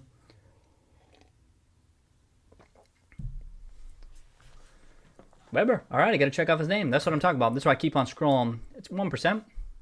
How big of a position is it for his portfolio? Percent of portfolio, 0.63. Not big. How big is it theirs? Oh, it's, see, this is the thing, though. Percent of portfolio, 0.68. See what I mean? So they must have a ton of positions, which discounts the importance of this. Do their holdings... All right, they're at least idiosyncratic holdings. Hey, they own HHC too. Me too. How many positions do they have? A 400. See what I mean? 494 rows. I mean, each position matters less, especially now TPL. Now, okay, that's where you see them too, because they own Texas Pacific Land Trust. You know that story? Google it. They own like, didn't they own like the land that the railroads were on or something? And Horizon's been buying. If you look at watch the insider buying for this one. It's kind of a riot. They've been buying like small, I don't even know. Look at the small dollars amount, 8,000, 8,000. They're doing consistently every day. Something, I don't know why. They're an activist investor in that firm. But anyway, you don't see this too often. They've had these $8,000. There's a reason to it because I'm sure it has to do with their fund. But anyway, I just never see it, and I think it's funny. So that's where I see their name all the time too. And I think I read their analysis on that play. It's an asset play. It's not my style, but they seem to know what they were talking about. I'm like, all right, I get what they're doing here, and that was like, all right, And then I remember it sold off below 400. I remember thinking, oh, this is probably a buying opportunity for TPL because they were buying through the 700s and stuff. I didn't buy because it's not my style, but okay. 0.68. So it's not a huge position for them.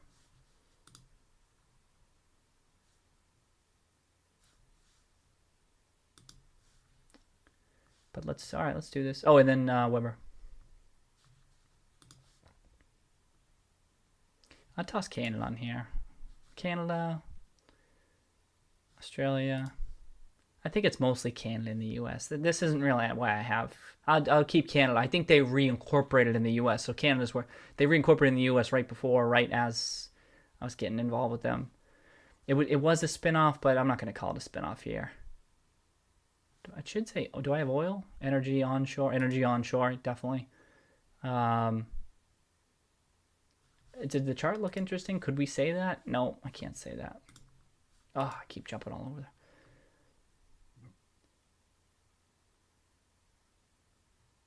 Secular risks? Yeah, perhaps. Oil sands? There's secular risk there. You go. Well, it's not just oil sands, right? I mean, but it's alternative energy and so forth. Am I going to list that for every oil company? I don't know.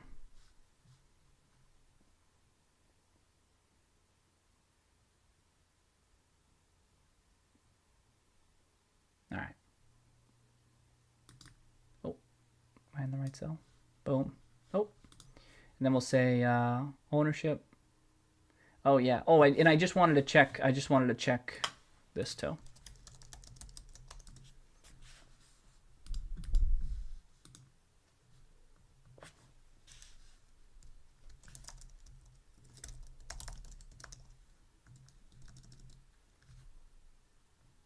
What?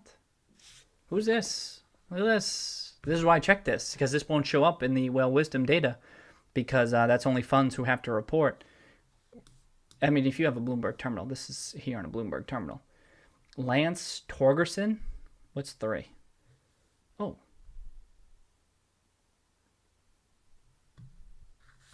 What? Did I miss that? Oh, it is there. Oh, I was wrong. And it's a 13D. My bad. I just overlooked it. I just missed it.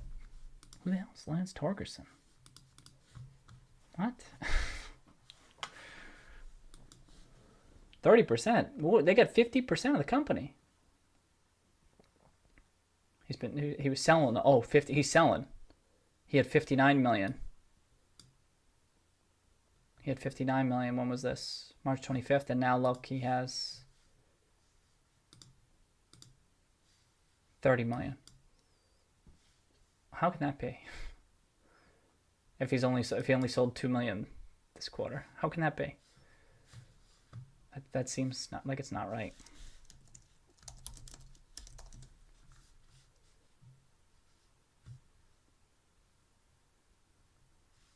Whatever. Who is Lance Torgerson? Same thing. And that's his only. I always find that interesting.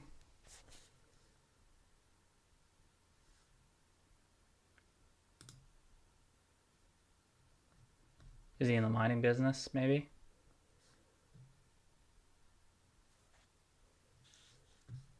Oh, what's this? Here we go. Oil sands camp company, Noralta Lodge, bought by American multinational, one of Alberta's major oil sands accommodation companies, that's what they call it. Which operates 11 lodges, was taken over by Houston's Civio Corp deal. Yeah, Civio Corp in a deal completed last week.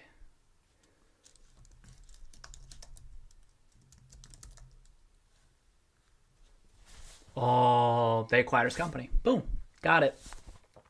Had 159 million in revenue last year. The purchase includes cash and shares that will result in shareholders in the privately owned by founder Lance Torgerson, controlling about 1/3 of Civio stock. Wow, that's a big acquisition, ain't it?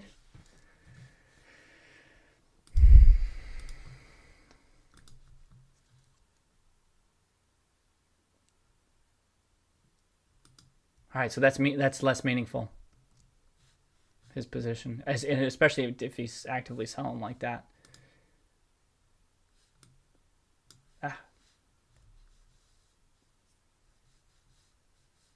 I gotta spread out these spreadsheets. I'm getting annoyed. Keep clicking on this. Keep clicking on the wrong spreadsheet. You know, track. Yes. Got all that. Watch. Yeah, I gotta add it back. Okay. On deck pulse. Nah, that's good. I think that's cool. I don't love it at $1, but it'll sell off with everything else too. If oil turns, it will sell off, and value stocks generally it'll sell off. But it seems like an okay. It seems like it makes sense in the context of a broader portfolio as a play on the mining industry and commodities generally. It's nice to have different ways to play commodities. I think I said this in the other stream too. It's nice to play It's nice to have other ways to play a certain sector or industry than direct exposure. Let's say oil and gas exploration and production. Besides someone who just owns oil reserves or something, maybe someone who owns the drills. Of course, there's drillers, but then someone who has the water, that gets the water to help you frack or whatever it is. And then what else is there? You know, stuff like that. Someone who that type of stuff, or who owns the homes there, the mobile homes accommodation business. And it just diversifies things just a little bit more, but it's still. What did that get submitted over? Oh, it did. Okay. Boom. Okay. Oh man, what time is it? 8:40. We'll get. I think we'll get faster at this as I get myself up to speed. Full House. Hey, I remember that show. What is this? Full House Resorts.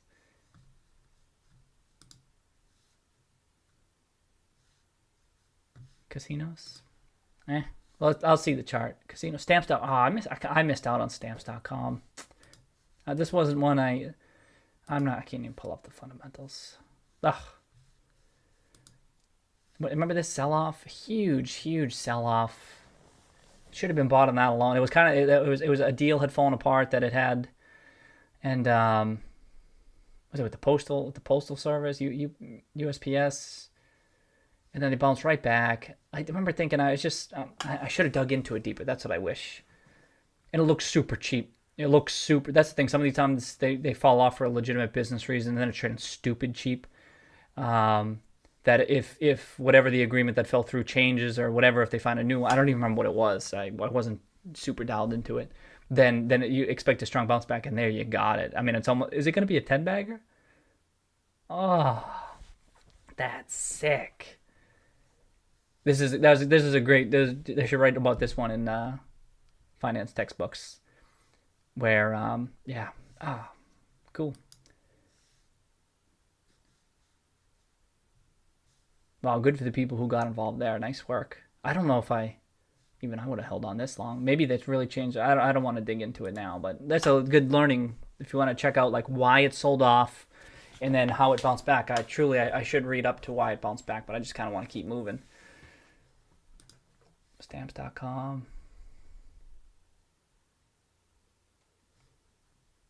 USM, real estate, Raphael Holdings. I'm just trying to see if anything sticks out to me. Looking at the market, I'm looking like right here. I'm not so much looking at the performance. Just looking at the industry, the colors. I'm still the real estate. I'm sure the colors are the sectors. Horizon Global. So this one I've been invested in. Oh, it's reported earnings, sold off, and then changed their mind. I've seen this happen before with this company. Oh, look at that one. But there's definitely some PE firms involved with this one, and it's like I think they do like the tow trucks. I think they make tow trucks. I think that's what it is. Let's see.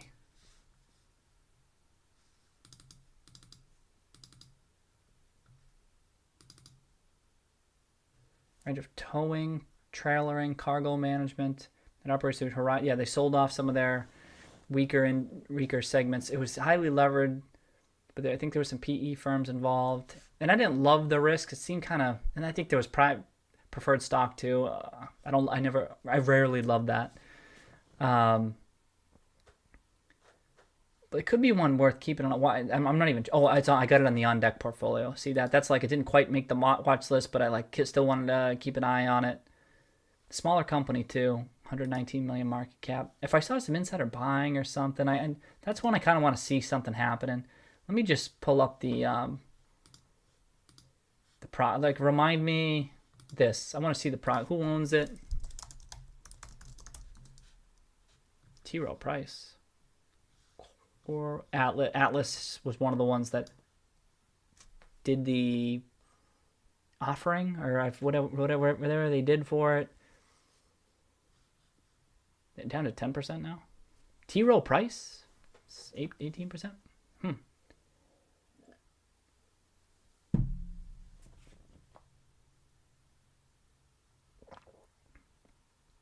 Interesting. Anyone else own it? I'd like to see someone else get involved with a company like this. Hey, Alan Weber, you like this?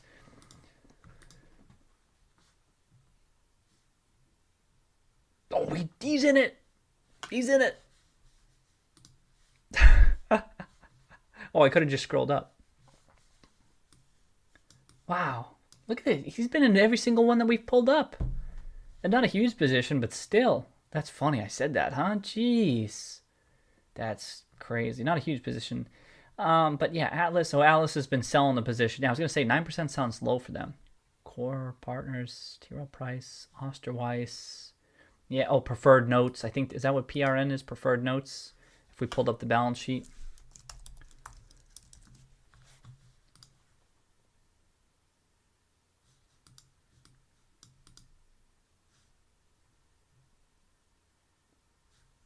Oh, no.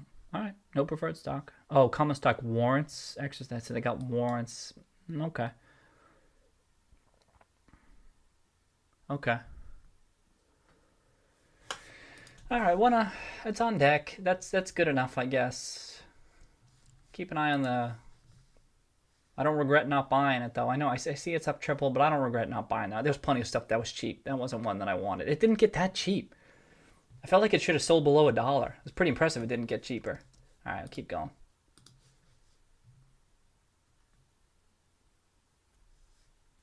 Oh, let me switch back.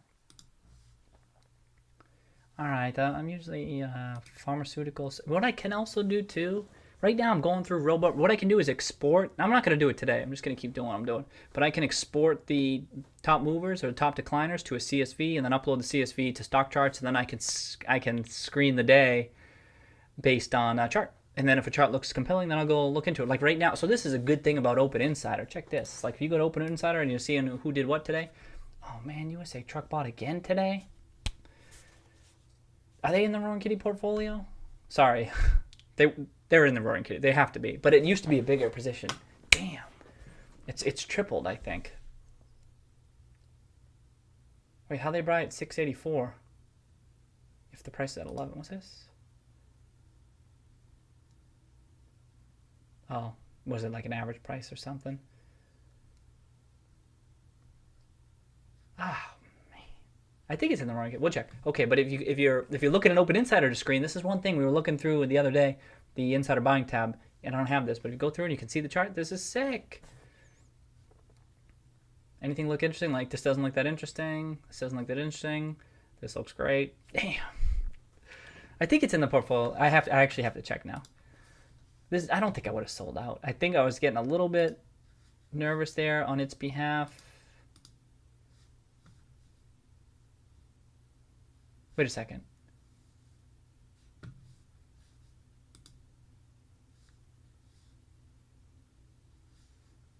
Oh, that's a different one actually. Wait a second. Oh yeah. Wow. Ah. This one was risky. This one was I was right here. I thought it was starting to look interesting. I was kind of testing the support, and then when everything started headed south, I thought it might have been in trouble. Look at that. Do they publicly traded bonds? Is this another missed opportunity? Should I add it? Wow.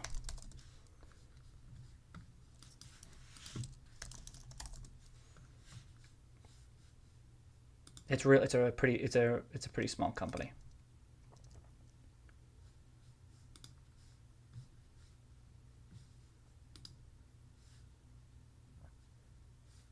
Sorry. Yeah, how do we... Okay, I just came across it on the insider stuff. That's right. What's the market cap? Yeah, super small, right? Wow, trucking's bounced back. Nice. Wow, trucking. Can I... Actually, I think I got it. Watch this. Oh, I don't?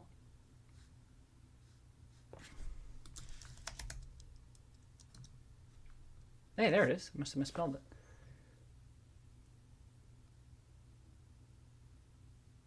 So what's this? This is industrials generally. And then we got transportation. Looks good. Looks good. Transportation index, a different is that, it's like a Dow Jones type index? Forget. Old Dominion. Look at this bounce back. Old Dominion, almost a double. It's a bigger company. And here's so here you have this is just the number ticker, name in the industry, or I think I use sub-industry here. And then that's the market cap. So 17 billion market cap, big company, almost doubled. Wow. JB Hunt. So this is good for like when an industry catches, when I'm like, oh yeah, what's this industry doing again? This is what the chart's kind of helpful for. I think I can also back out to weekly. This is what is this? This is daily. But what if I wanted to do weekly? I must have weekly somewhere. Maybe I don't. JB Hunt 10 billion. That's looking good. Night Swift. All right, they're all looking good. I mean, that's nothing sticking out. What I would like to get to are the ones in particular that I was strong bounce back. Only a couple pages, so I'll be quick.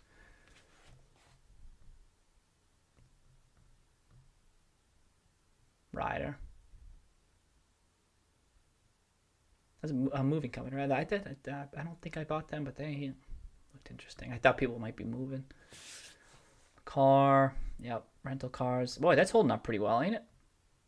Considering Hertz. Okay. Oh, and there you go. There's Hertz. Wow, that's holding up well too, considering, huh? It's still a 500 million market cap. 500 million. Is that up to date? No, this might not be up to date because this is the market. This is a label. This was what the market cap was when I added it. So now I'm curious. What is the market cap for Hertz? I'm not so sure. 214. Wow, it's only half that, roughly. Right. So I knew that. I knew when I was adding the market cap, but when you're getting to the charts, I need some data in there just for a little bit of context here. And I knew they would be outdated, but I thought it's fine. It'll be close enough. I just wanted them sorted by market cap. ARK Best, this is a good one. I was very closely watching this, and it only didn't make the cut because it wasn't cheap enough. I wanted it below 10, and it got down to 16, and I'm thought, what the hell is it doing? Like, come on, keep on going. It really bottomed out. There's definitely a lot of demand there for those shares between 15 and 20. I wanted to buy it. And I'm not surprised. It's only doubled. It's not even doubled. It hasn't even doubled, which kind of justifies my my thinking there, is that it never got that cheap. And so far, maybe it doubles again, and then it's a 4-bagger, you know. But it always it's got some solid support here. See this? Look at this. And I kind of knew this. But at the time, remember, so much was moving in March. But I thought, no. I see this. I see the support. But that's not attractive enough for me. Sorry about that. This should be on vibrate. And so just relatively, it's all relative, right? It's not about absolute. And so relatively speaking, I didn't think it was as attractive. And so far, it seems to be. There were other trucking companies too that. Let me just do the 10-year. Yeah, look at that. Like right there. Right there. It briefly got down below 15 that week. Or is this monthly? This is that month. But good. Technical analysis. There you go.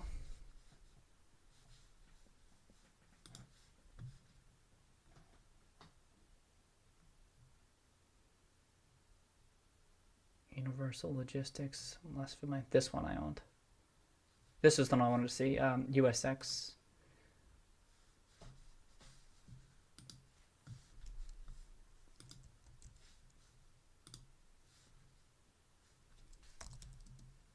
What? I sold out of both. The only thing I can think of is that with a position like those, and let me see. How can that be? How did I sell out of that one? Is that I may have had a, let's watch this chart. Let me close out of some tabs here. A bunch of them.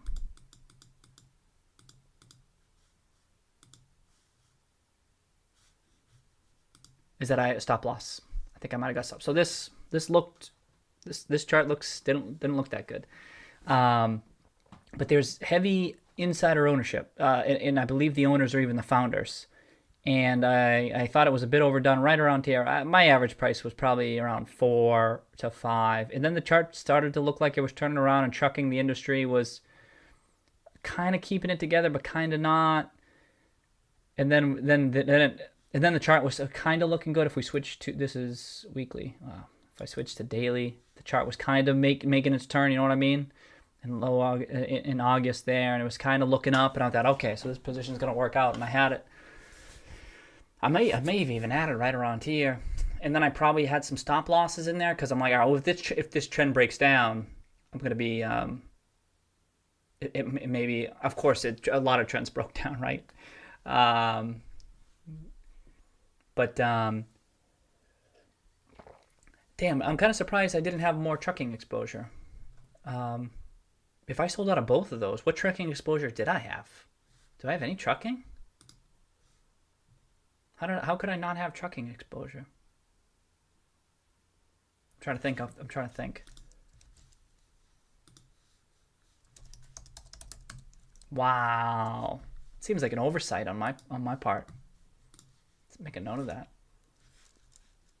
Oh, did we have any other missed opportunities?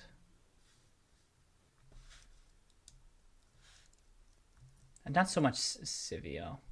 I mean, we have stamps. There's so many missed opportunities that it's almost silly to list them. But we mentioned stamps. We mentioned, I don't know, Civio's not a missed opportunity. It just doubled. That's nothing. ArcBest, also not a missed opportunity. USAK is, though. I'm going to list both those. Trucking allocation in March.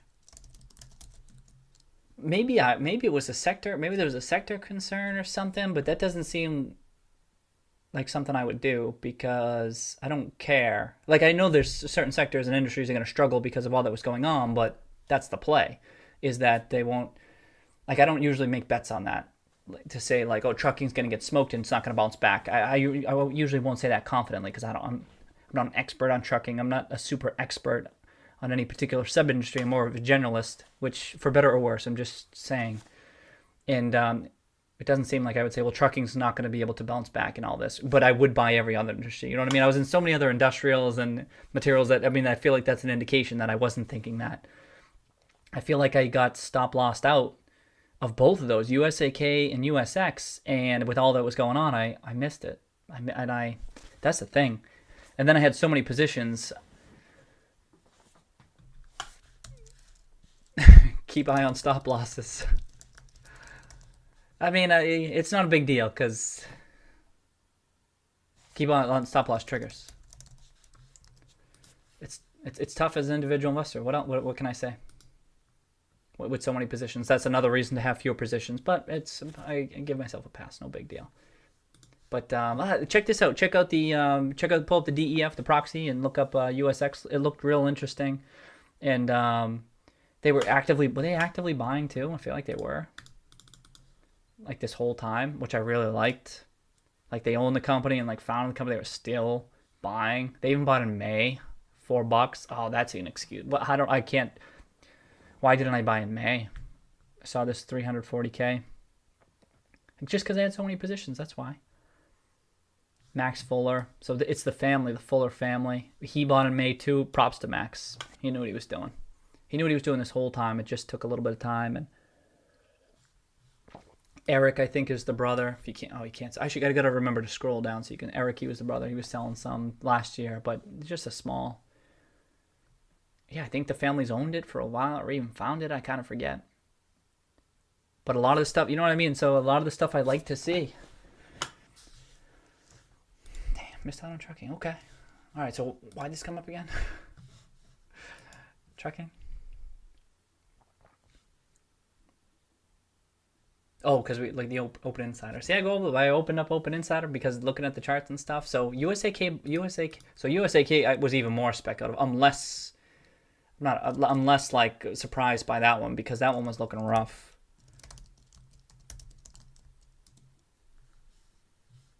Look at this. It got down to, forget this one. It got down to sub 4. Okay, not as cheap as I would have thought. For the longest time it was at 7. All right, so it got down to 3, then it tripled or so. I should be tracking it though. Let me just make sure. I got USAK on deck. Okay, and I have USX.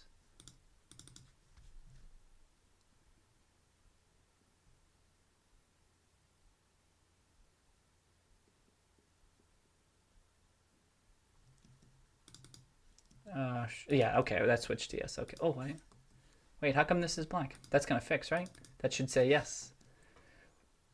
Okay, but that's okay. So watch is on the yes. Okay, so I was tracking both of them, and I had USAK on deck as opposed to on the watch list, right? Because it was I thought it was a little bit sketchier. I remember the insiders had very little ownership of the company too, whereas USX had quite a bit of insider ownership, and so I just thought the whole thing was precarious. I'm okay with that one. Anyway, that's going off on a tangent there. Okay, AMC. So let's keep moving through. What time is it? 9? We're not even through the gainers. That's okay. We're testing a new approach today. AMC. These are the movie theaters. I'm kind of like you'll see me skip over some. That's because I don't think that owns $3 billion. Is it healthcare? Technology, right? The light green is technology. $3 billion. I don't have much of an edge there, unless I saw. Like, things are so undervalued right now. I'm not really looking for trendy type stocks necessarily. Although this one looks good though, doesn't it? Plus we're running out of time. Oh, that looks real good. Whew. We don't have time. I don't have time for that type right now. But okay, AMC. These are the movie theaters, as opposed to AMC X is the channel. Was that Walking Dead? Is that Walking Dead? Yeah. So this is a popular COVID play right now. Like a movie theater's gonna open back up and they're gonna crush it and stuff. I don't know. I think all these players are heavily leveraged. This isn't a huge move on the chart. It still looks bearish. I've looked at the fundamentals recently. I'm not tracking it right now. It seems like it's going to be tough to bounce back because of the debt. But maybe I'll take a peek. I got it on the watch list. We'll take a peek as we keep on scrolling. Nothing urgent. But market cap 500 million. All right, that's still holding up pretty well. Revenues 3.7 billion. Good, still good size and everything, and not super cheap though. 7.5 times price for the sales to price. Anything else? Nah, nothing else. It's more just a play on movie theaters and stuff. Could be something there. You know what? Like, can I see this chart? Just back it up a bit. Doesn't look that good. Give me a couple more months. I mean, that's why it's on the watch list. You know what I mean? Let it level off, and but as far as a strong bounce back or something.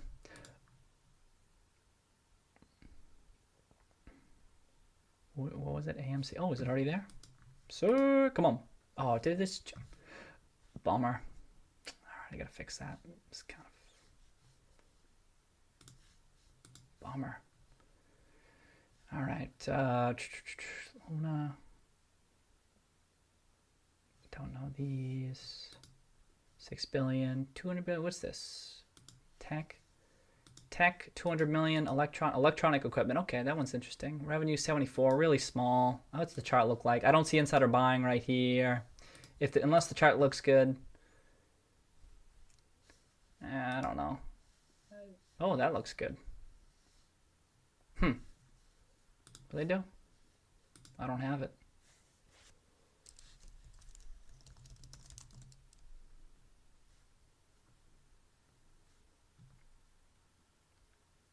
Fiber optic sensing. I don't have much of an edge here, you know.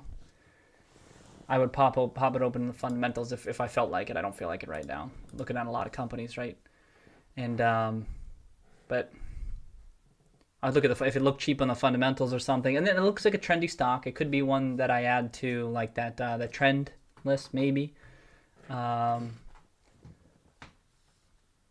not right now. Should I? Let me see that one more time. Wait a second.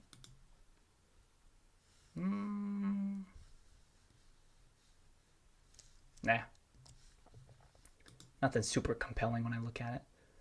What's this? Fertilizers. I don't know this one. Usually I know all the most industrials and just about all materials and energy companies, but including fertilizer. There's a $200 million market cap fertilizer company that I'm not too familiar with. Oh, Bio Innovations. Oh, what is it? Discovers, develops, produces, and promotes biological products for pest management, plant nutrition, and plant health. Oh, okay. Products include regalia, a plant extract based.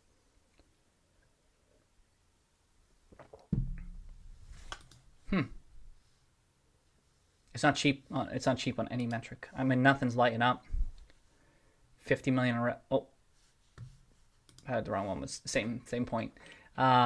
Nothing highlighted up. Revenue's 30 million. One of those like the bio type materials companies. That's not really my type of materials company. No insider buying. All right, keep on moving. I'll take a peek at the chart.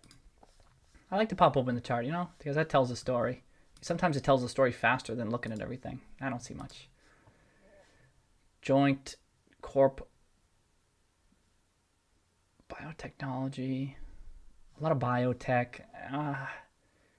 If I'm going to come across a biotech firm some other way, not based on daily moves, whether it's someone I respect talking about it. And there is one firm I track. Was it Perceptive Advisors?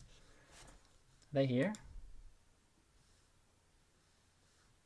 They're like I believe they're a prominent like healthcare type specialist. where if sometimes they take a peek if they're investing in a biotech. I've just read some things that suggest that they might know. It's the only one that I would track. So like in March, I was looking at what they were holding and kind of just buying what they were holding because everything was selling off, right? So it's almost like you could just pick up anything. So I'm like, all right, I'll pick up some other stuff.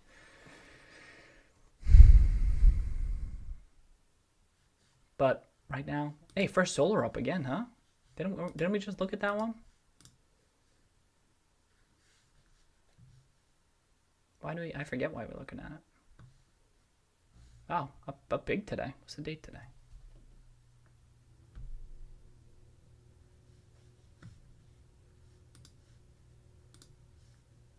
Okay. Yeah, not tracking it that closely right now. Seems like it should be on deck, though. Let's toss it on deck. You know what I mean?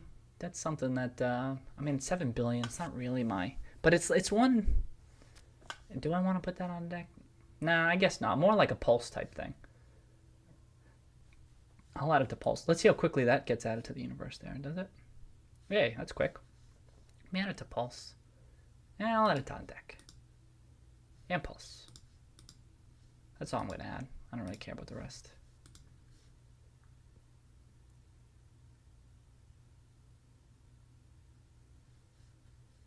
Wisdom Tree. This is another trucking company. This one I will... Oh, and didn't they just have strike a deal with the U.S. government?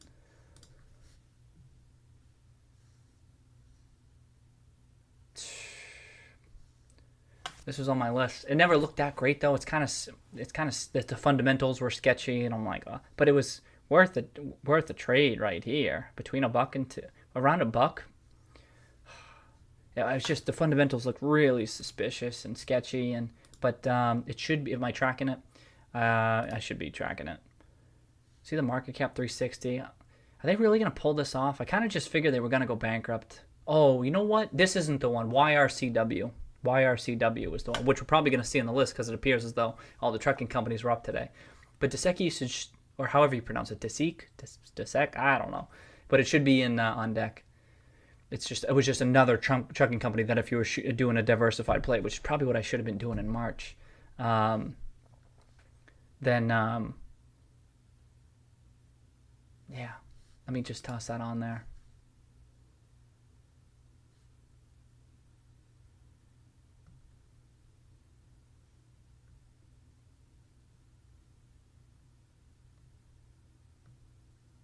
It's taking a while. Did I check it? I'll get there. Wow, a lot of things up. DBI. This is in the portfolio. Oh. I think DBI might be an ad. Didn't I have it under ad?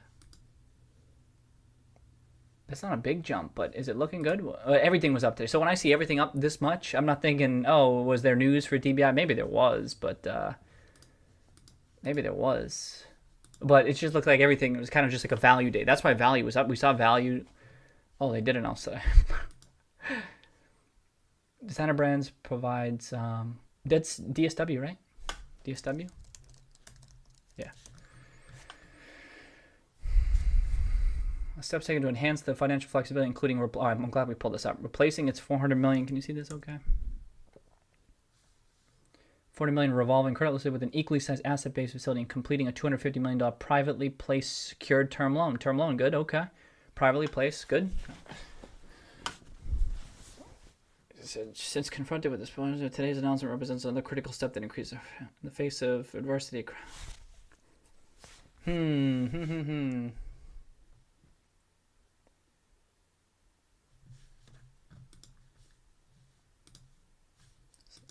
might be an ad. Taking care of their financial situation.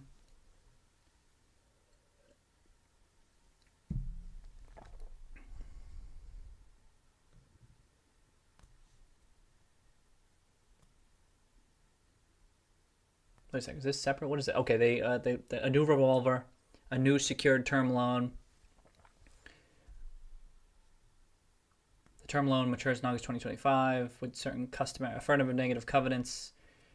Requires limited blah blah blah. Was agented by 6th Street. As a result of the action we've undertaken with our lending partner, we are confident we have sufficient liquidity today. I think there was some concerns about the liquidity. I didn't have it as much, but I mean, I've been wrong about that, but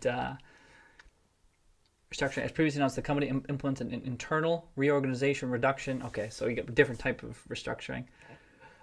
Effective July 30th. Eliminated a bunch of positions. I mean, it sucks when a business has to do that, but sometimes they literally have to do that. Designer brands, like annual cost savings, store update, any outlook, please. Represent 99% of the company on board. Management will reopen. We are pleased that the store locations across North America are continuing to reopen. There's not much in here else. Okay, but important information. Is anyone saying about this? Say anything about this on Seeking Alpha? Let's see.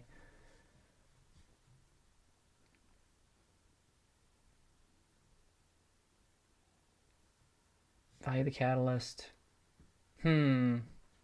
No, see, no one's really saying anything about it. I kind of like that. Sometimes I like that. I mean, I always like support, outside support. So you know what else can be good too? If we go to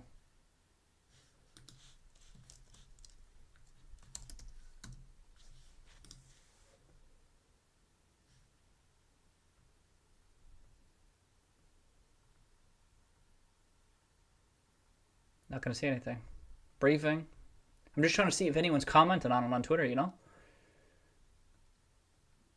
It's all the bots. I think I mentioned this. I have muted these and blocked these in the past.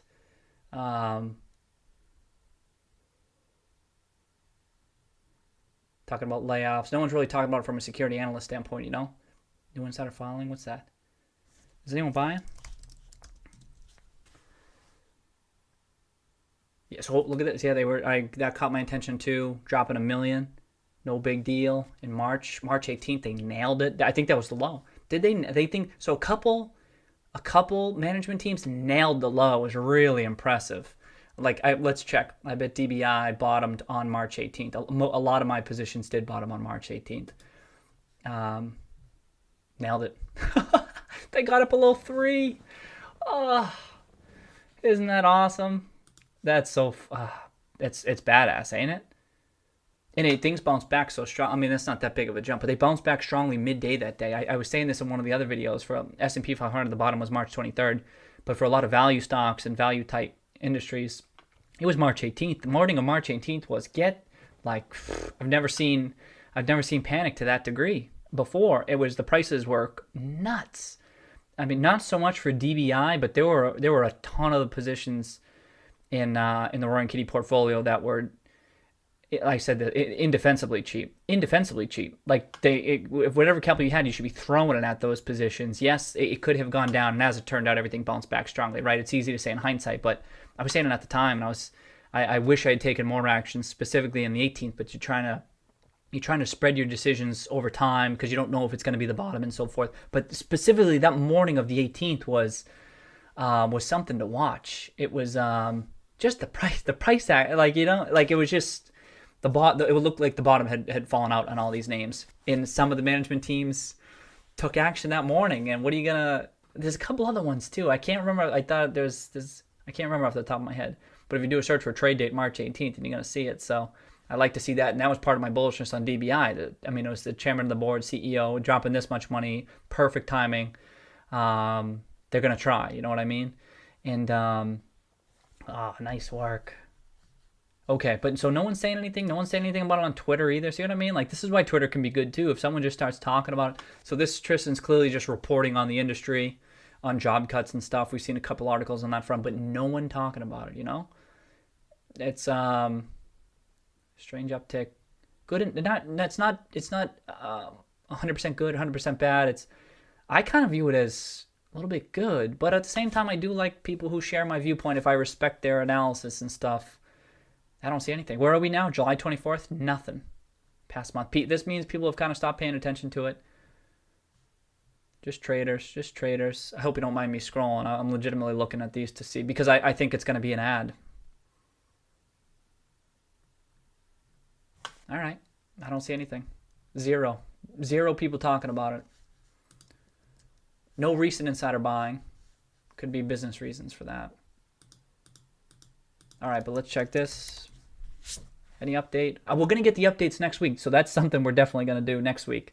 They're all a lot of the hedge funds are gonna be filing their latest. Was it 13F?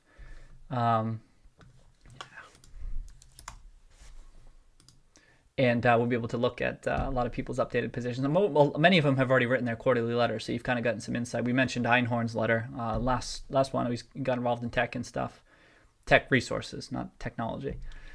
Is he bearish on technology? I think he is. Who owns it? Who owns it? Who owns it? Oh, he owns 20. He owns 21% too. He's the chairman of the board. He owns 20%. Whoa. I mean, I knew this at one time. I forgot, but when you know what I mean, you follow in so many companies, I can't remember these details. That's why anytime before I make a new decision, I have to revisit everything. Plus, it's good to get updated information. You know. Wait a second. Now we need to check the proxy. Did he found the company? That's weird to see 20%. DBI is kind of a big. What's the market cap? Oh, $500 million. DSW, huh? You shop at DSW? I've been there. They got, I mean, lots of people sell footwear, but that's a prominent one. Did he found it? Wait, I got the wrong. Yeah, May 20. This is it. Okay. I forgot this. This is good. Oh, so you can see I clicked there before. He owns. Oh, they got the dual classes. Not necessarily a bad. Oh, first of all, we need to check this off. Did I already check it off? Good. Assuming it's even working. Damn. Let's hope the other one's working. Let me close out of it. What a drag that is. Look at this. Dual classes. Schottenstein. He must have founded the company, right? And then he owns control. So this guy controls it.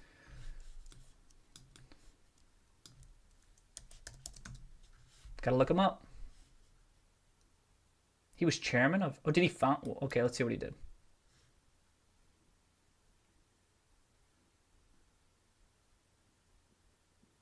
Since 1980, he has served as chairman of American Eagle Outfitters. Wow. All right, he's got experience. And American Eagle has obviously crushed it since the 1980s. He has served as chairman of DSW. Whoa. All right, uber wealthy family. I haven't even heard of him. Have you? Personally owns about 3%. He personally owns about 3% of American Eagle. American Eagle looks interesting too. I was buying that. Whoa. Okay. But not a founder, huh? Just in time. Chairman of a board for a couple of these companies. That's kind of impressive. Just in time to watch this piece of shit sell off. Pretty exciting. Pretty exciting. Just kidding. It might push 24. We'll see. We'll see.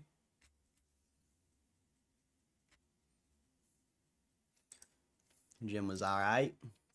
Hit hamstrings pretty hard. Like 15 minutes on the stair climber. I don't know how long I was in the sauna for. 15 minutes, something like that. So, a little light on the cardio and shit, but I'm fucking cooked, bro.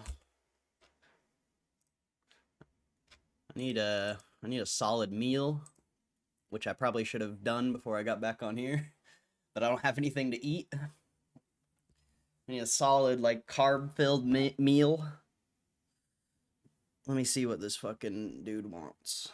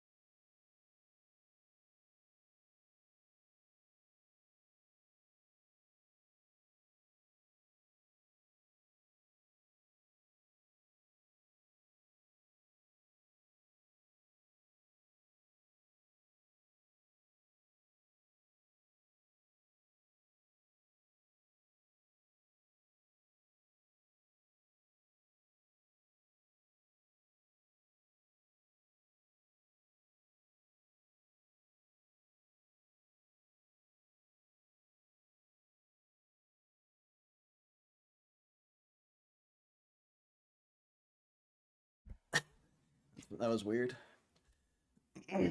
My cousin was calling to tell me that like they rent this house and the yard looks like absolute shit. There's no grass, it's just fucking weeds.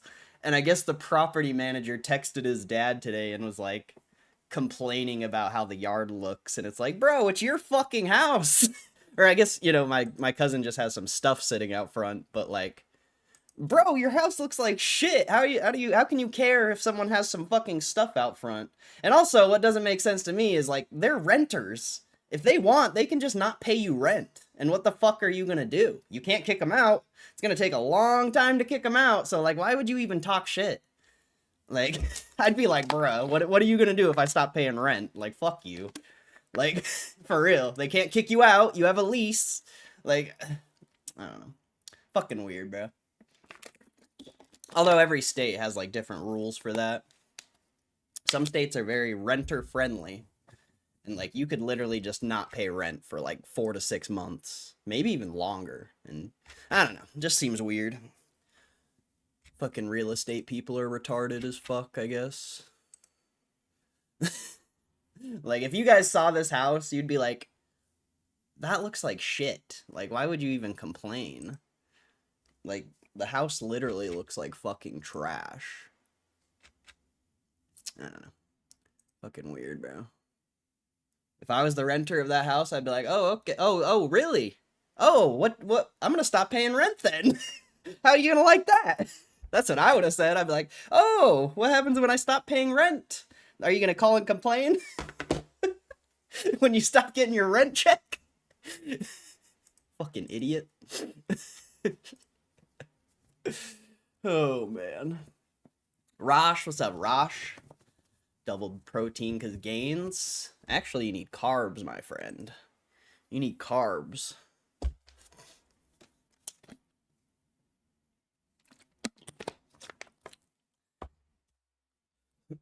Carbs are for the gains. Protein's just good for you. Low calorie. It's all about the carbs. I mean, I guess it depends what kind of gains you're looking for, but if you're like trying to build muscle, you definitely want as much carbs as possible. How do y'all deal with the boring price action? I'm going crazy because I'm holding this for the next 5, 10, 20 years, possibly the rest of my life, so I don't give a fuck about the price action. I don't give a fuck what the price is. Like, it's pretty easy to not give a shit when you're actually committed to the play. If you're just trying to hit some squeeze or make some money real quick, I could understand how you'd be upset. But I don't care. So it's pretty easy. It's pretty easy.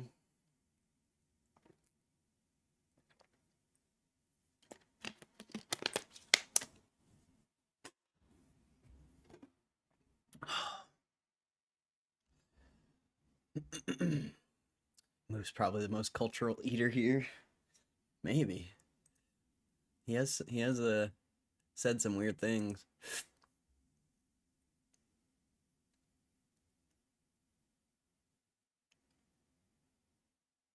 Bulk season, get the sweatpants on. It's too hot for sweatpants, bro. Too hot for sweatpants. How'd the stream do when I was gone? Still watching. Could go up and down for a little action. I mean, it doesn't matter, though. If you plan on holding this for as long as I do, like, the price action doesn't matter. I'll be honest. Like, it literally doesn't matter. It could move a penny a day. It still wouldn't matter. Like, I would just argue if I don't know. I would just argue you don't have a long-term time frame if you're worried about the price action. Straight up. Like, that's the only thing I could say. And maybe you do, but that thinking, that's not long-term thinking. I'm sorry to say. Caring what the stock is doing on the daily basis isn't long-term thinking. So I don't know. We'll see, I guess. We'll see. I'll be interested if this play actually works and we end up going to like $40, $50, $60. I'll be interested in who's still around and who's still holding. I'll be very interested in that. I have a feeling we're going to get to like $40, $50 and a lot of people are going to be gone. You know, there's going to be a lot of new people, but I think a lot of holders are going to be gone once we hit those prices. I don't know. I'm interested to see if and when that happens. Very interested to see. Yo! N! S! Oh! What's up, yo, NSO? What's up, bro? What's up, bro? Fucking legend, bro. You need to change your name to the legendary yo NSO. I held it in the 70s for like an hour before it got crushed. I mean, that was a different scenario, though. What's going to happen when it takes 6 months to get to 7? Or what happens when it takes 2 years to get to 70 and not 3 days? And every single day you're up tens of thousands of dollars, and every single day you're thinking about taking profits, not for, 10 minutes. It's going to be interesting. It's going to be a complete different situation.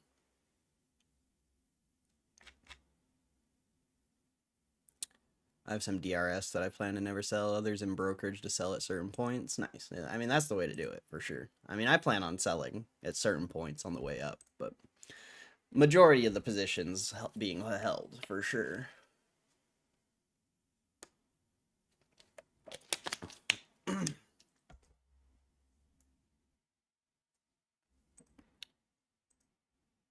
My actual goal is to take enough profits on the way up to potentially pay off my house.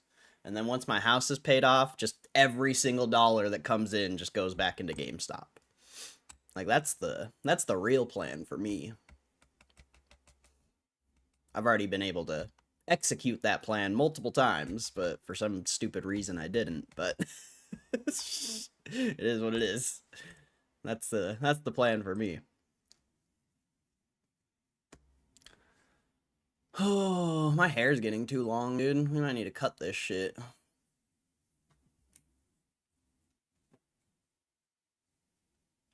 I don't want to wear a hat. It's too hot.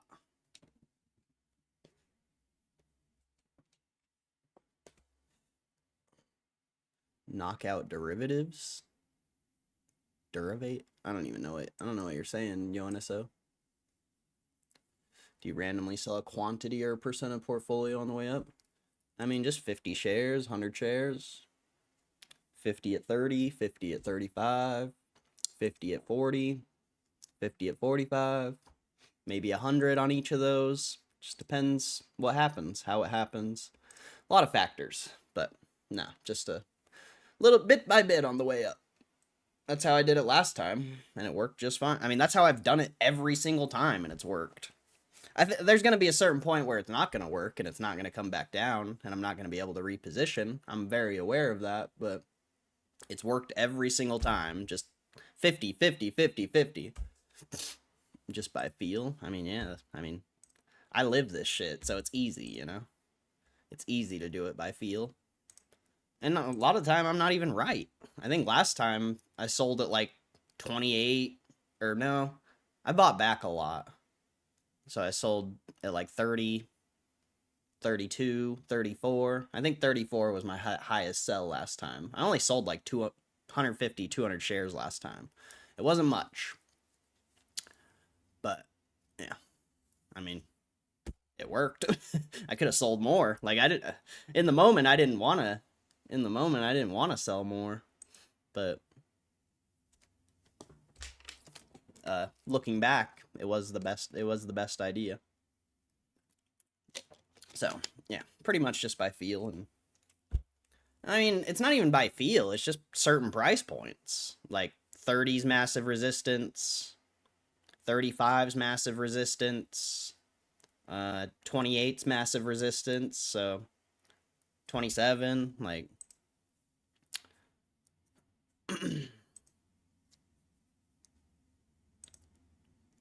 it's not even really by feel, it's just the best places to sell. And also, when the chat has fucking 100 people in here. What? Bruh. That's a pretty good sell indicator. You know, when there's over 400 people who say the stock's gonna moon.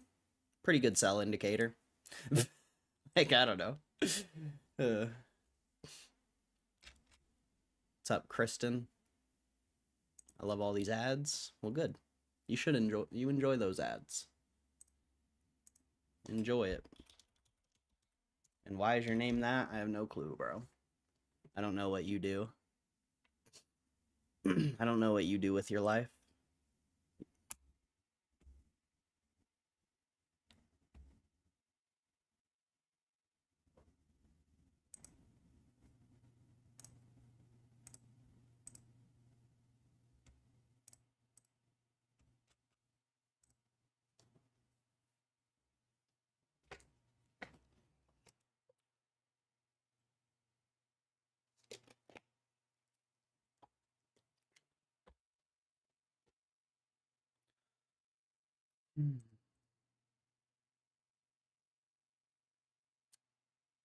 I'm fucking starving, dude.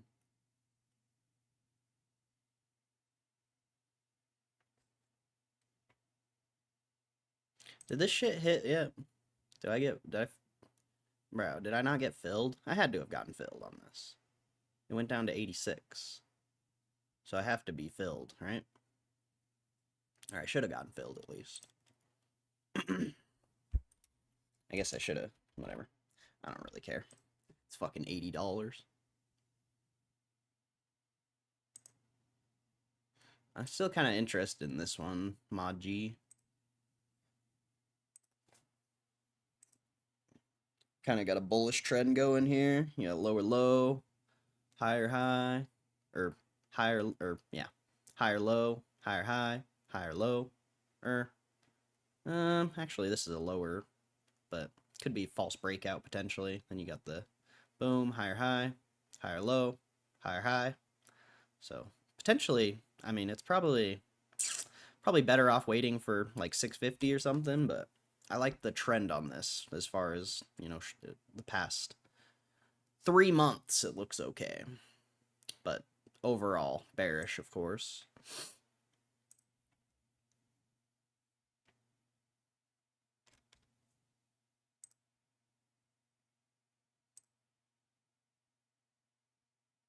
Oh yeah, I don't know if anyone saw this, but I'm not sure if this is new 100%, but GameStop actually has a virtual chat bot now. I think this is new. I don't know if anyone's seen this. I don't remember this being here. So that's cool, I guess. But one thing that really pisses me off is all those Pikachus are gone because it went up in value. That's really annoying, bro.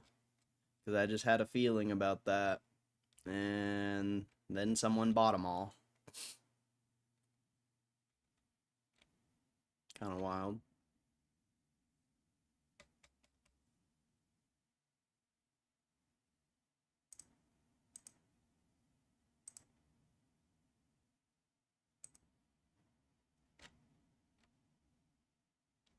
Virtual chatbot's got to be the most useless thing ever.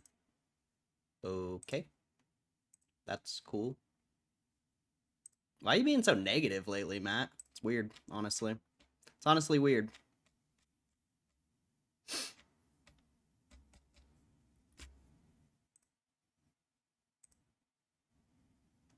Probably Larry. How much were they? They were selling for like 700, but GameStop was selling them for 640. And now they're selling for 750.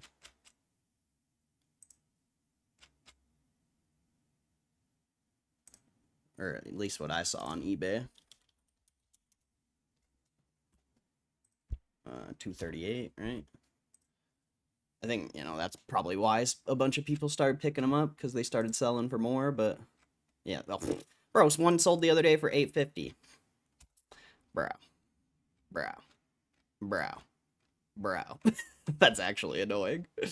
Oh well, it is what it is. It is what it is.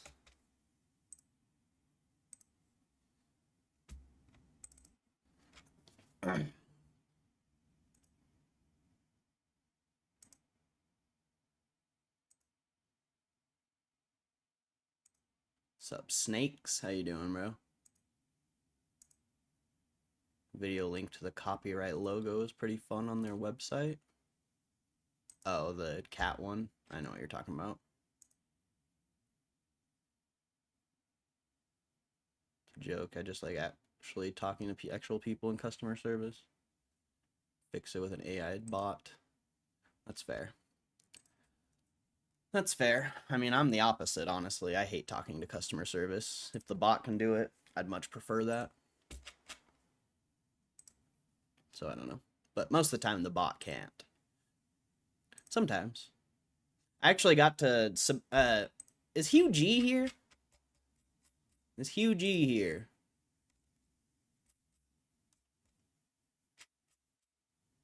Fucking... My Switch 2 shirt got canceled for some reason. And I was wondering...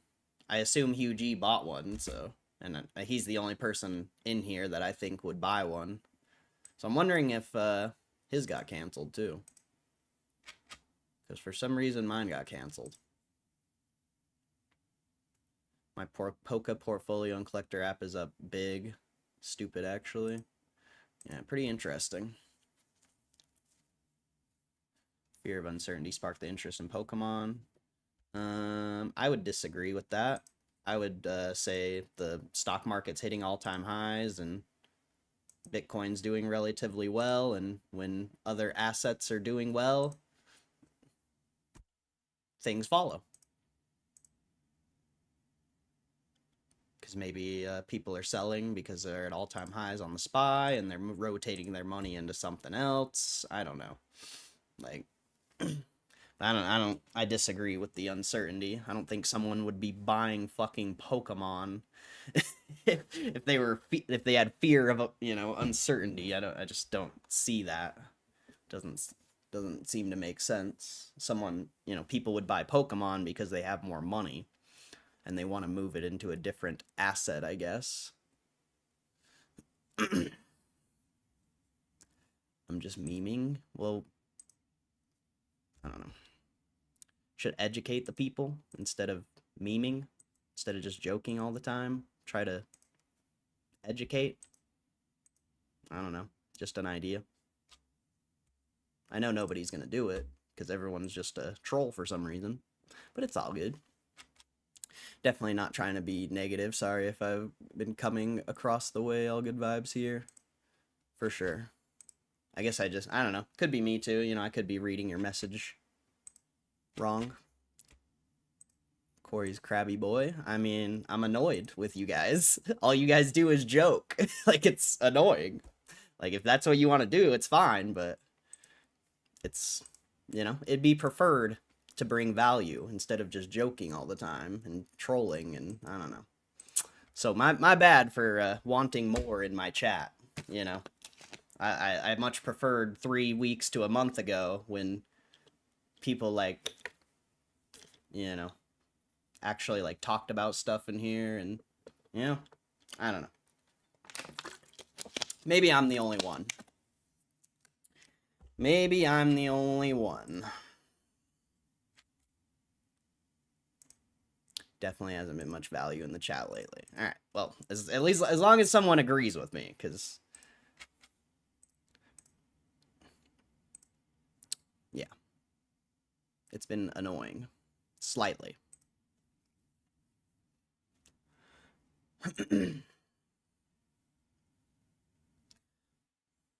But yeah, Pokemon going up is interesting.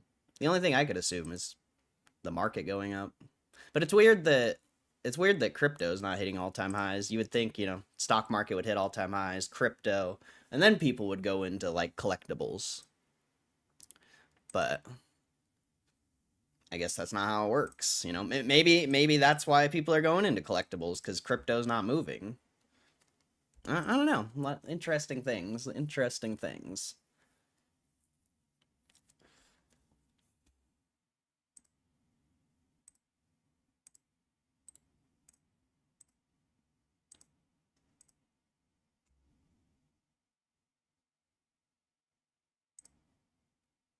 There hasn't been like, I mean, I'm not really interested in Pokemon right now, but there hasn't been really any Pokemon drops either, so not much value there.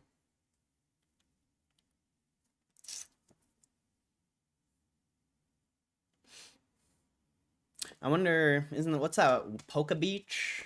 I wonder if there's any articles on there about like why things are going up. Oh, I wonder if the announcement of the Mega Evolutions made everything go up, because, you know, from my perspective, I think the Mega Evolutions aren't going to be like good for the game. Like, I don't think they're going to be that. I'm sure a lot of the cards will be valuable and stuff like that, but that could be a potential reason why things are going up. Definitely could be.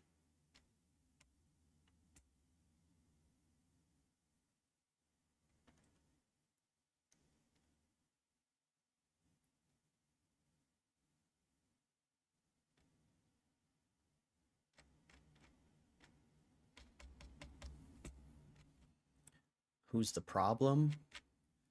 I mean, I don't think it's a singular person. I think it's a collective thing. I think, I don't know. I don't think it's a singular person. I think it feeds off of each other, you know. Nobody's bringing value. How is that going to build? If some, you know, if there was a couple people, or I don't know, some people like bringing stuff here, you know, I feel like it would build. So I don't know if it's necessarily a single person, as far as, you know, I think it might be the whole group, and maybe my fault too. I don't know. I try to do what I can, you know. I try to do what I can. I try to help do stuff. I try to find things. Like, I don't, you know, I try to do what I can. Like, those, you could have made, like, we talked about those Pikachus like a week or two ago. You could have made 100, 200 bucks off that if you wanted. I just don't think anyone acts on the things we talk about here, which is fine, because I don't either. I just buy more GameStop, but I think it's a collective thing, you know? I think the community feeds off of each other, and if everyone's just gonna joke and that's it, I mean, that's what the stream's gonna be, or the chat, I guess. That's what the chat's gonna be. It's just gonna be people joking, nobody taking anything serious. Like, that's what it's gonna be, because it's just gonna build off of that. You know what I'm saying?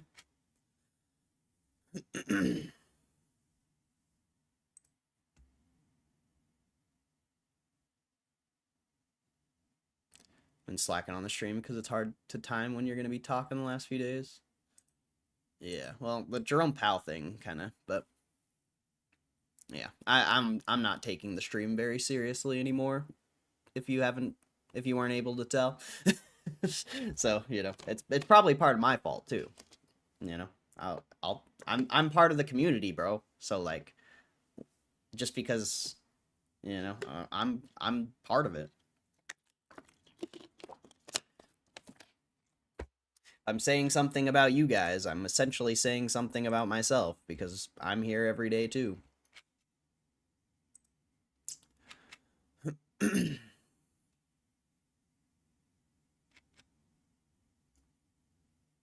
You're the reason we're not at 30? No, it's probably the 400 idiots that came in my stream and FOMO'd into the stock at $34. Why we're not at 30? You know, you ever think about that? You ever think about all the retards who just FOMO in, and that's probably why we can't go up, because anytime the stock goes up, they just sell, because they got absolutely clapped. I don't know. Something to think about. Something to think about. You ever thought about maybe you're the reason we're not at 30?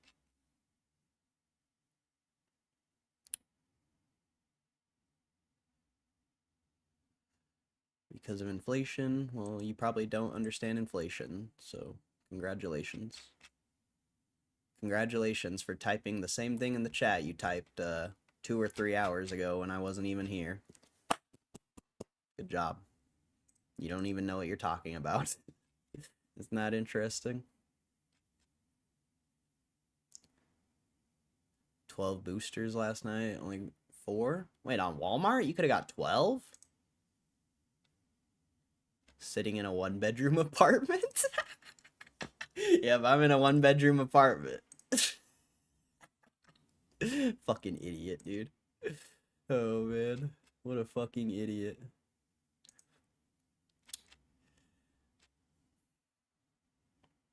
No, I'm not even gonna deal with this guy. I'm not even gonna deal with any of these people. You come in here saying some dumb shit, it's an immediate clap.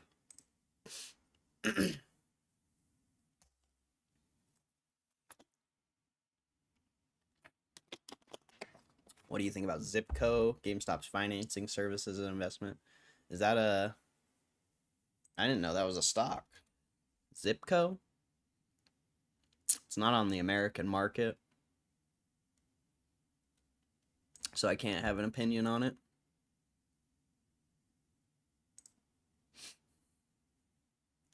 I'm not going to be able to research it if it's not on the American market.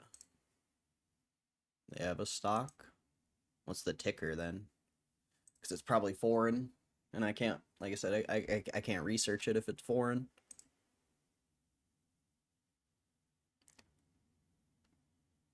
Crazy drop last night. I clicked on the second it dropped, waited 10 minutes in line. Was it Destin?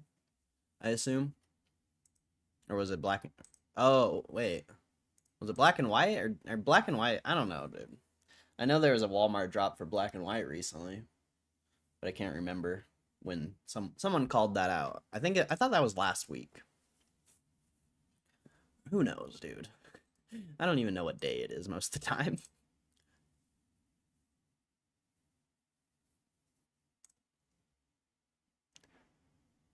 It was Destin EX boxes. Oh, nice. WKN A3DK35. What the hell is A3? I don't know what the hell that is, bro. I don't know where you're from, Rosh, but that is I don't know if you're trolling or what. Like, I'm confused, but that's not on the American market, so I can't research it. I can't research it. No, it's not on the American market. Germany? Oh, that makes sense.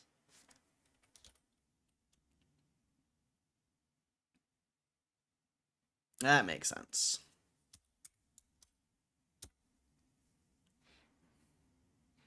Yeah, for some reason it's not on the American market.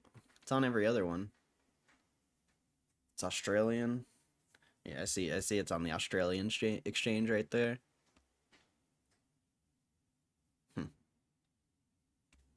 Yeah, I can't research that.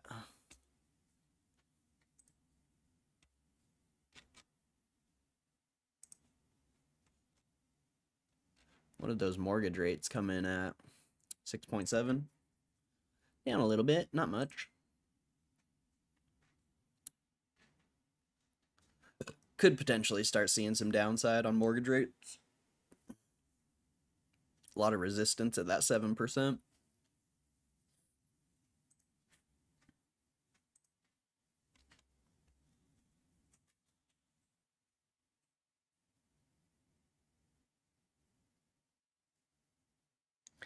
I just thought with surging sales, people would use this option more often.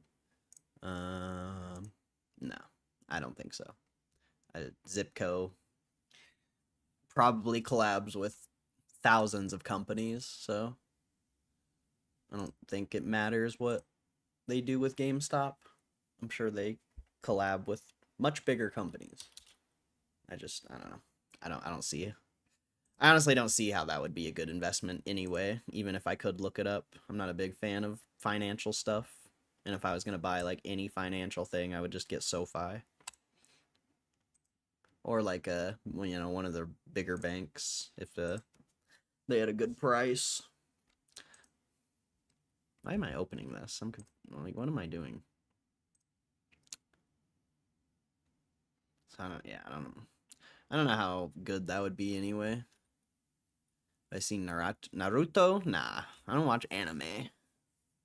The only anime I've really seen is Dragon Ball Z. Well, I guess Yu-Gi-Oh, Pokemon. Those count as anime. But nah, I've never watched like One Piece or like Naruto or Jitsu Kaisen. Like I've never watched any of that anime.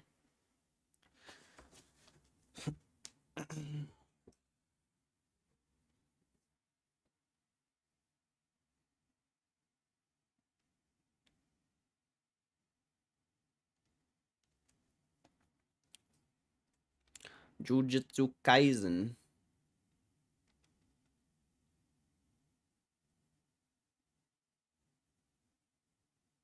Look, someone bought another, how do we miss that?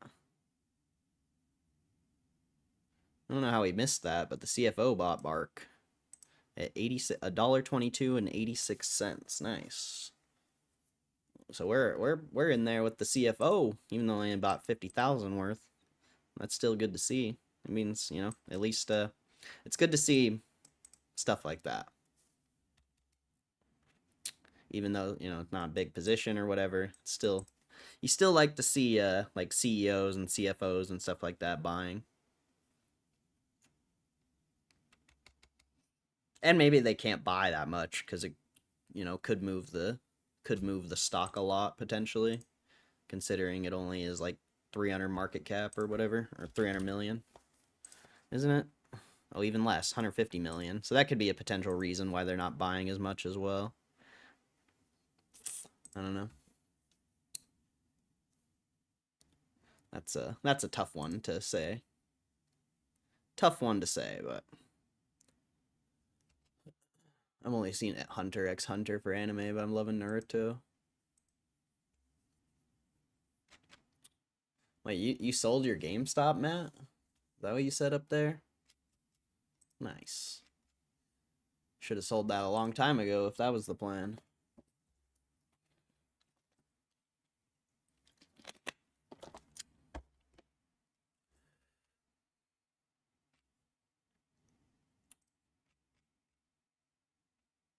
Any whales on here? Hasn't been a whale on that in a while. Whoa. Whoa. Whoa, dude. Holy shit. The short interest updated. 19% of the float. Holy fuck, dude. Holy shit. It was at like 12% last time. Nah.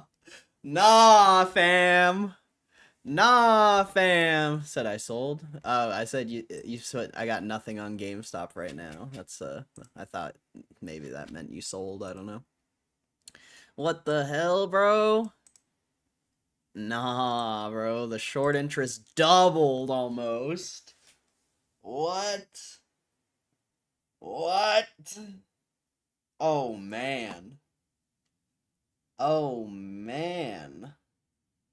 Newser to talk about. Oh, that's fair. I mean, how come nobody brought this though? This is crazy. Does nobody realize that this was at 12% 2 weeks ago? 3 weeks ago? Like, how come nobody talked about this? I never even saw this on Superstonk. How come nobody talks about, like, the important things? That's crazy. Like, nobody's even talked about this. Not a single person has talked about this. But everyone's such a huge GameStop investor and care so much about the stock. Like, nobody said anything about this. That's crazy. Oh, someone posted it. Wait. That's not even... Okay. One person posted about it. That's good. At least someone paying attention.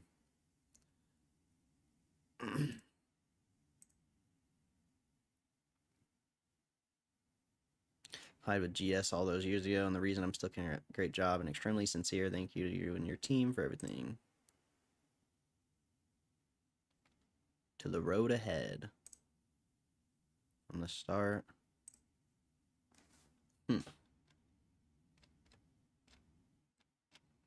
That's crazy that only one person posted about that. I feel like that's a pretty interesting thing.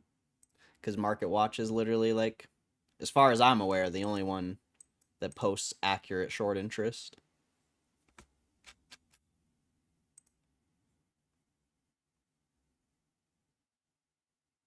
Short interest doesn't matter. I mean, not really, but it's showing you people are really bearish on the stock. It might not matter, but it doubled. It was at 12% last time. That's well, not fully doubled, you know, that's 80% change in percent short float. Like, that's I mean, that's just telling you people are very bearish on the stock, which doesn't make fucking sense to me. So, bullish. Bullish. Bullish. That was out yesterday? Well, how come nobody said anything then? Came in yesterday evening. Gotcha. People post on X now. Well, I hate Twitter, so I don't want to go on there. I don't like Twitter. That's wild, though, dude. Like, what? The short interest doubled. Oh my god. Oh my god, bro. The stock market is so bullish. Holy shit. It's so bullish. It's insane.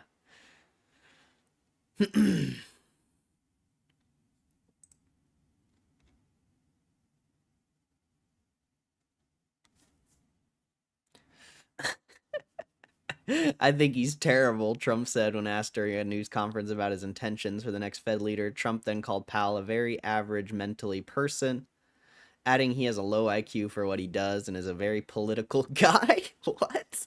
I think he's a very stupid person, actually, Trump said. Trump's the one who appointed Powell. Trump's literally the one who appointed Powell. Oh, man. That's so funny, dude. I gotta go let my cat out. Yelling at me. Kitty!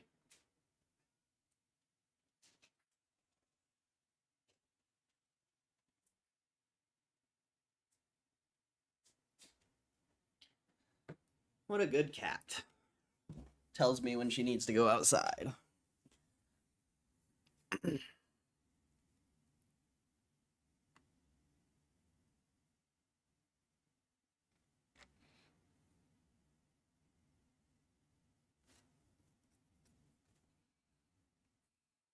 Alright, I don't want to continue reading that.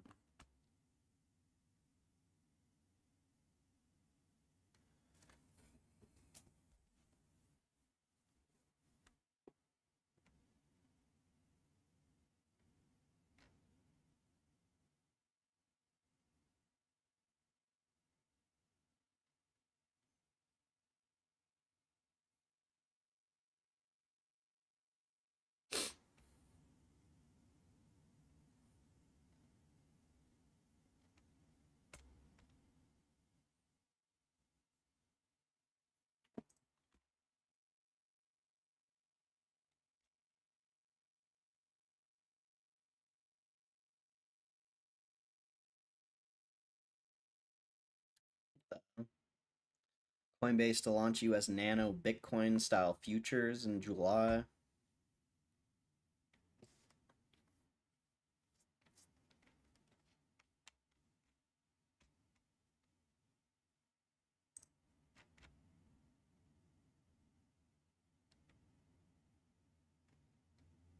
You guys will like this article. I know how much you guys love this stuff. A new report reveals that Americans working in the marijuana industry are the happiest in the country, beating out traditional sectors like catering, coffee, and retail. According to the Deputy's 2025 Shift Pulse report, the tobacco, e-cigarette, and marijuana sector topped the list for worker happiness with a staggering 91.87%, of shift workers reporting positive sentiment about their jobs. They may reflect stronger workplace culture and wage competitiveness in newer regulated industries that prioritize employee retention as they scale rapidly. Trailing just behind were catering 90.9%, and cafes and coffee shops 89.73%. Sectors known for fast-paced work environments, but also camaraderie, flexibility, and a sense of purpose. The report, based on over 1.5 million survey responses between April 2024 and 2025, and tracked job sentiment across 10 major hourly sectors.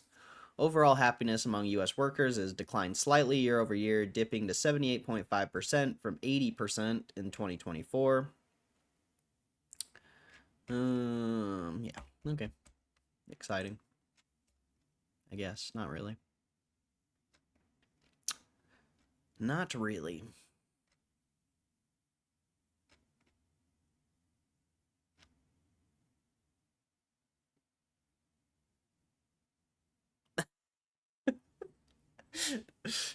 In-N-Out sues YouTuber for posing as employee and making bizarre claims in prank video. Oh shit, this is Brian Arnett, dude? No! No! Brian Arnett's getting sued by fucking In-N-Out? Oh, poor guy. Oh, I wish I could have watched the video. Fuck you, Brian. Fuck you, Brian. I want to watch that video. Holy shit, I can't believe he's getting sued by In-N-Out. Holy shit, that's funny, dude. That's pretty funny. I wonder if he has a video talking about it. You guys probably don't know Brian Arnett, but he's a skateboarding YouTuber who's been doing it for a long fucking time.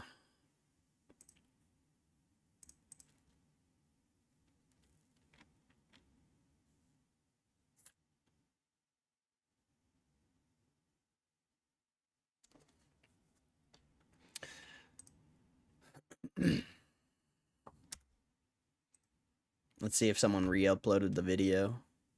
Nice. Someone re-uploaded it. Let's go. So I want to give a shout out to Lady Zubat. Never mind. They're not re.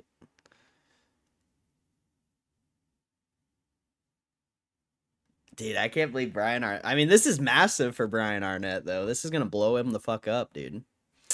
This is going to blow him the fuck up.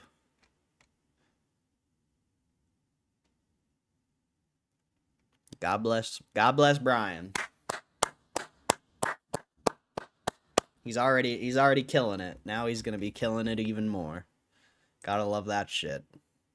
Gotta love that shit. I'm happy for him, bro. I'm happy for him. Even though that sucks, he's getting sued by In-N-Out. That's gonna be a pain in the ass to deal with, I'm sure. But he's gonna blow the fuck up. I wouldn't be surprised if he blows the fuck up off that. I don't know why he deleted the video. He should have kept the video up. That video would have absolutely crushed. He's a fucking dumbass for taking that video down. You already got sued. Like, who cares? Leave the video up at that point. You're gonna need some money for lawyers. Oh. Rip. Big L's for Brian. Damn, that's crazy, bro. That's crazy.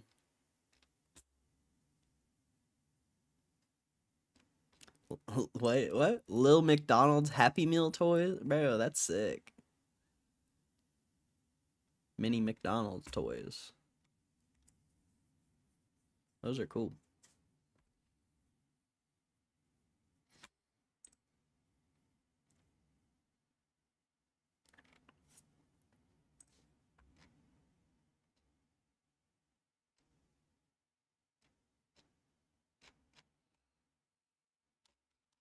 Damn, I can't believe it. That's crazy. That's a crazy piece of news, man. That's a crazy piece of news.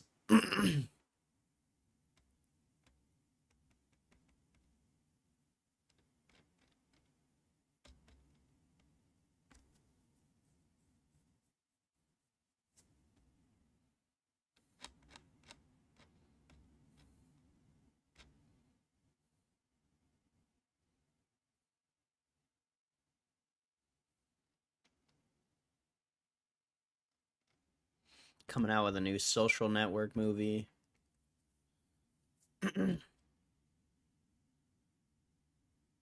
Trump Mobile drops its Made in USA claims. Can I read this yet? Nice. I wanted to read this yesterday, but it wouldn't let me. All right.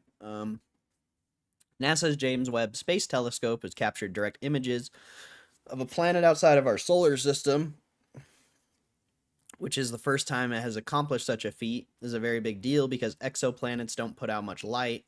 So researchers typically discover new planets through indirect methods like keeping track of shadows as they pass across a host star.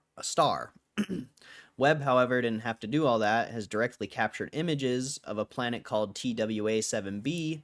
Scientists believe the planet is around the mass of Saturn and is located 100 light years away from Earth. Can we play this? Oh, it's not a video. See, the planet is much further away from its star than Earth, so it has a wider orbital period that lasts several hundred years. The planetary system is thought to be around 6 million years old, so we're really getting a snapshot into the early stages of its development. Our sun is considered to be middle-aged and is around 4.6 billion years old. TWA-7b is 10 times smaller than any previous exoplanet to be directly observed with a telescope. Typically, planets of this size can't be seen by telescopes, as the light from the host star masks direct observation. The research team, led by Dr. Anne-Marie Lagrange, got around this by making a telescopic attachment that mimicked the results of a solar eclipse. This reduced much of the light emanating from the star to make it easier to observe surrounding objects. The process allowed the team to spot the planet, which appears as a bright source of light with a narrow ring of debris. Lagrange and her team do note that there's still a very small chance the images show a background galaxy, but the evidence strongly points to the source being a previously undiscovered planet. The first exoplanet was discovered in 1992. Since that time, nearly 6,000 have been spotted. Again, the vast majority of these have not been captured with direct imaging. This is just the latest stunning discovery by our good friend James Webb. Recently captured a cosmic phenomenon called the Einstein ring, which is when light from one galaxy is bent around the mass of another. Last year, the telescope found the most distant galaxy ever observed. Okay. Okay.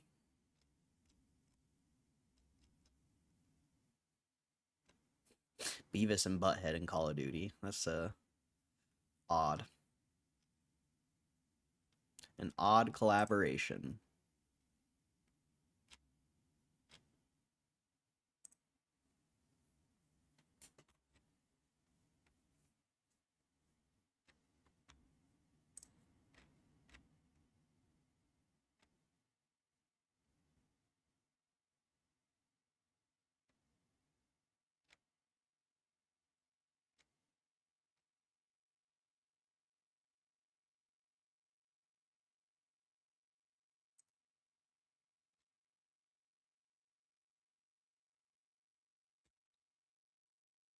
Okay.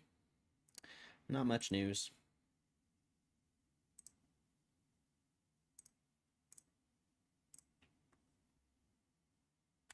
If I could, I'd watch UFC right now.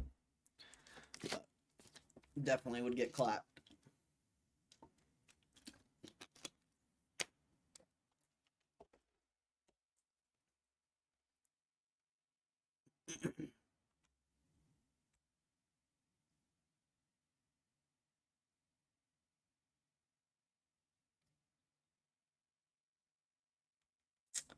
Well, I don't know what to do now.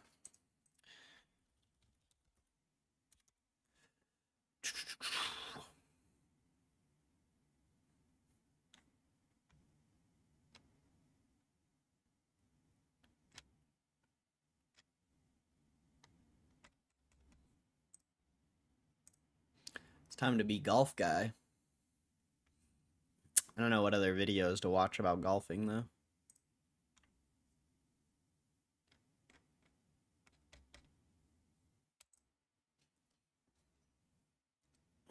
I feel like you only want to get, like, tips from pros. I feel like getting tips from random YouTubers is probably not the best idea. Probably be getting your tips from pros. That's why I like the Kevin Kistner videos, because he's actually a pro.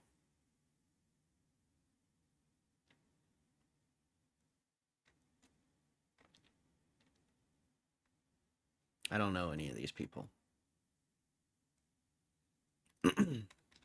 I don't know any of these people. I'm sure these guys are pros, but I don't recognize those. Tiger Woods 2 weeks ago. Probably can't watch that. That seems like you're gonna get clapped.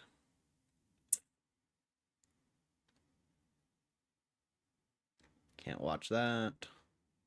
I'll have to do this later, I think. All these channels are too big to be watching on stream.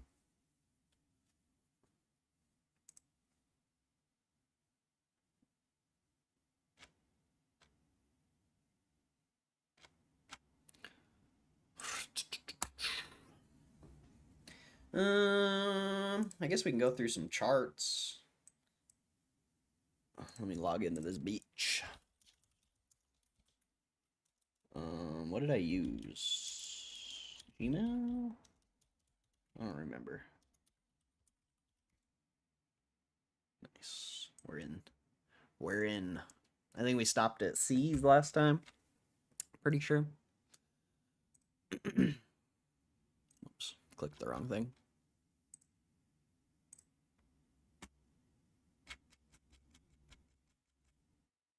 Gotta find the C's. There we are. And then I need my spreadsheet. And we're good to go. We can research more stuff now. Why is this thing getting so clapped? This was a $2,000 stock. Now it's $100. Cabo?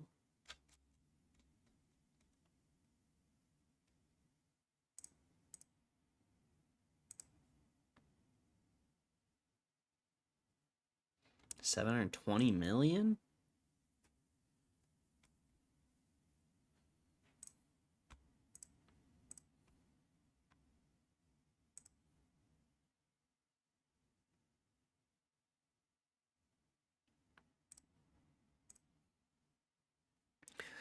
Butterflies taste through their feet?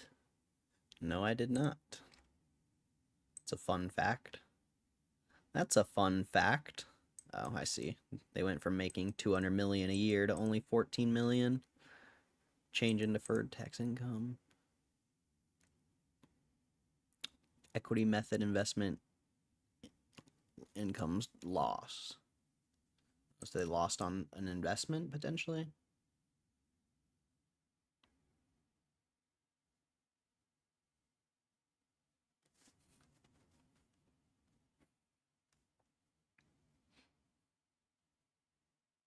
Purchase a business. They bought something. They paid for MBI amendment. What's that? Cash outflow associated with the purchase of or advances to an equity method investment, which are investments in joint ventures and entities in which the entity has an equity ownership interest, normally 20 to 50%, and exercises significant influence.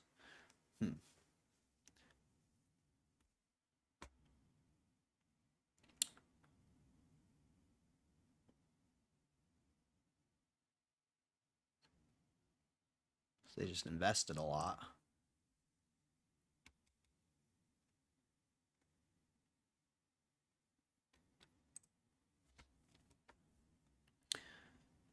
$6 billion in assets. What? Wasn't the market cap like stupid low? 720 million market cap? What? What? They have a lot of debt. 3.5 billion in debt. So that's not good. They did pay some of it off though.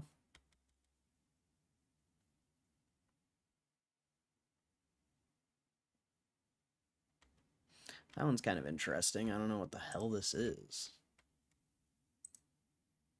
I think This thing's down 92% in 5 years.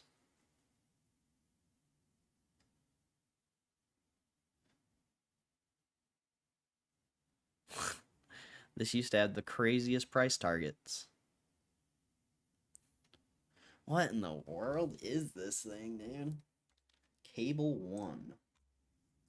Provides data, video, and voice services in the United States. Company offers residential data services, a service to enhance Wi-Fi signal throughout the home.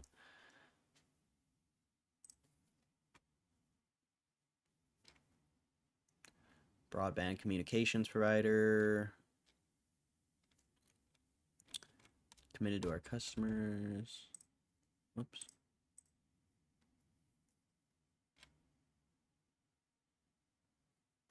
Fidelity Communications. And our family of brands. We're committed to maintaining the safety and well-being of our team, customers, and communities. Blah, blah, blah. We are honored to be included in Forbes and Statista's America's Best Mid-Size Employers. Greatest Workplace for Women. Sparklight and Associated Event, Cable One, Sparklight, Fidelity, Hargrave, ValueNet, and Cable America. We keep our customers and associates connected to what matters most. For our associates, that means a thriving and rewarding career, respect for the communities where they live and work, a focus on health and wellness, an excellent work-life balance, and open. Why am I reading about the careers? I don't know.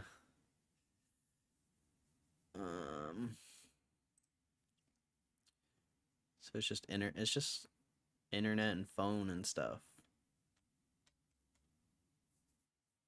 Damn, they got some cheap internet though.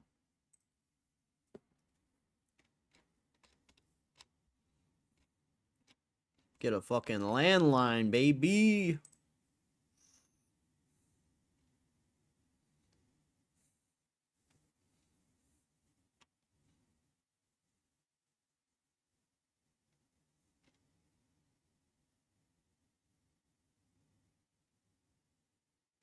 So this is like a subscription service too.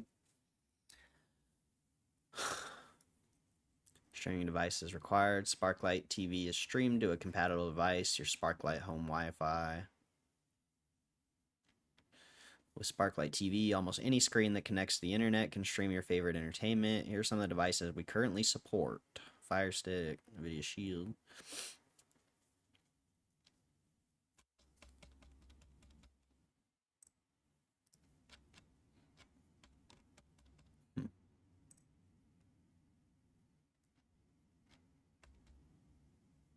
There's $300 Amazon gift card. Jeez.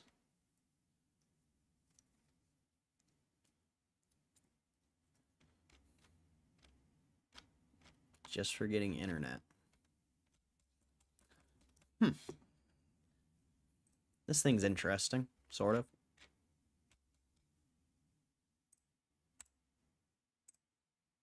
It's just down so much.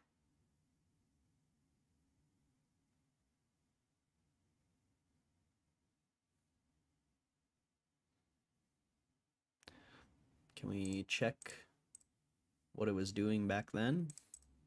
How far do we go? 2016, nice. Let's do that.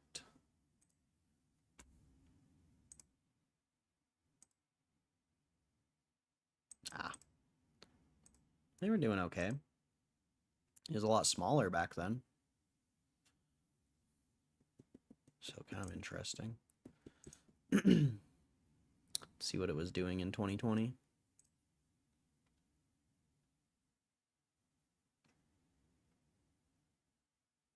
This one, I guess. Oh, they crushed.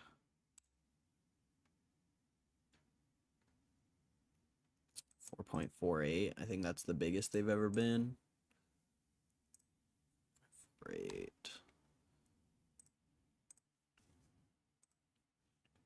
Because what are they now? Oh no. This is a weird stock. It doesn't seem as bad as the market makes it. And it used to be fucking $2,000 stock. Like, why is the market ignoring this so bad? I guess the dividend, potentially. It does pay a dividend. A large-ass dividend. But it doesn't even seem that bad. Like, I don't... They beat on earnings. Like, I don't... What's the share float?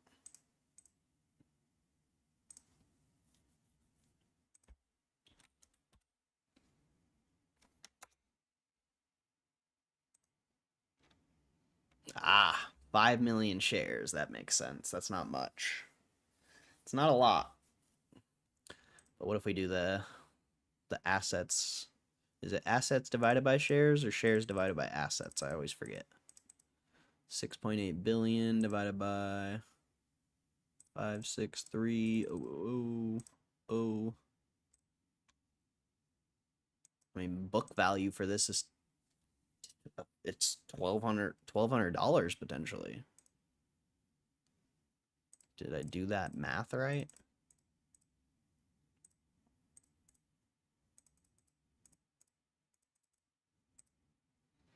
Or 8.27. I think that would be the... That doesn't seem right.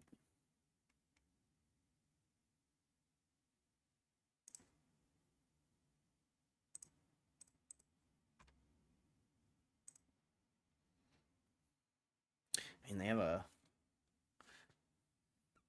I wonder if they're doing, what's it called? At the monies and stuff. I wonder if they're just trying to stay alive. Or, I guess...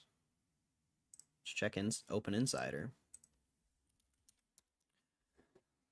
See what else. Insider buying looks good. This dude put in fucking $1 million at 245. He's down half, and he bought more. He bought another $1 million at 132. Chief people officer bought 40,000 worth.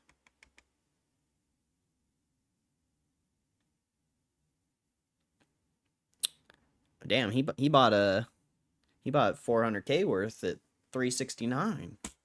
That guy's... Is that all he's bought? White's Wallace. Yeah, this one's interesting for sure. Very interesting. Like, book value potentially is like $1,000, which is crazy. But maybe it's...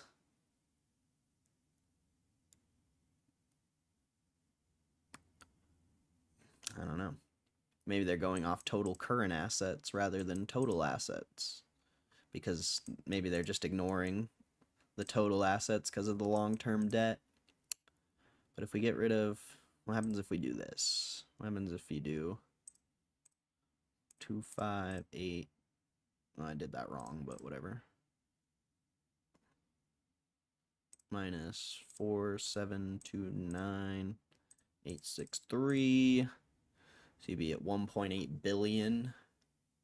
So 1.8 billion divided by, what was it, 563. So $300 potentially.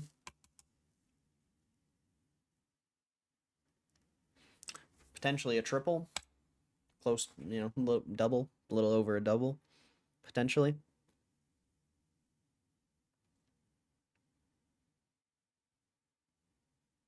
I think it's because it has such a small share float, but I think people are worried about this. But when I see this, I go down here and it's like, where was it? Oh yeah, cash paid for MBI amendment, you know, 300,000. Like, they've never done that before. So potentially this year could have been their most profitable year, and it's potentially, well, besides 2020, I guess, you know, that was 448 million or whatever. But I just don't know if I'm reading this accurate or not.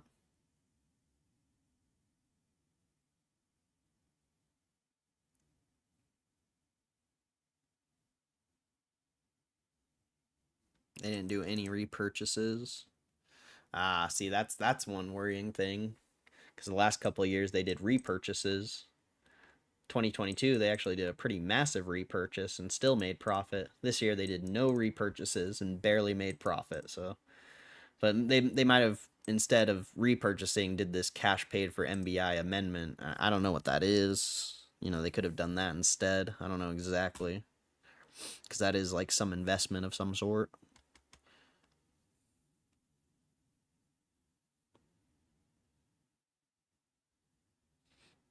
They paid out more dividends than ever.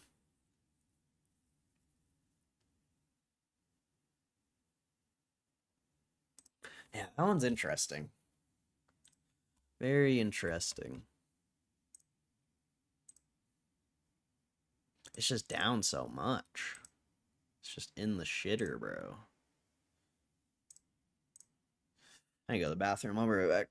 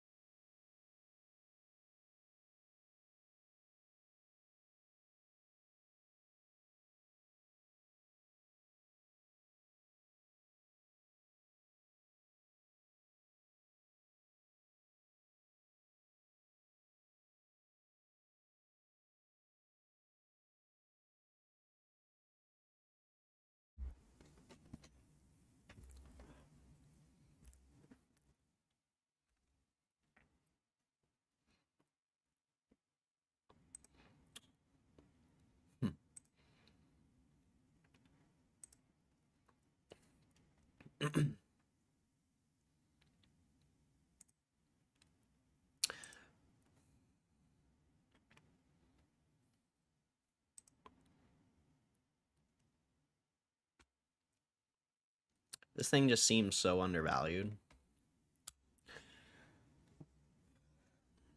It's just weird.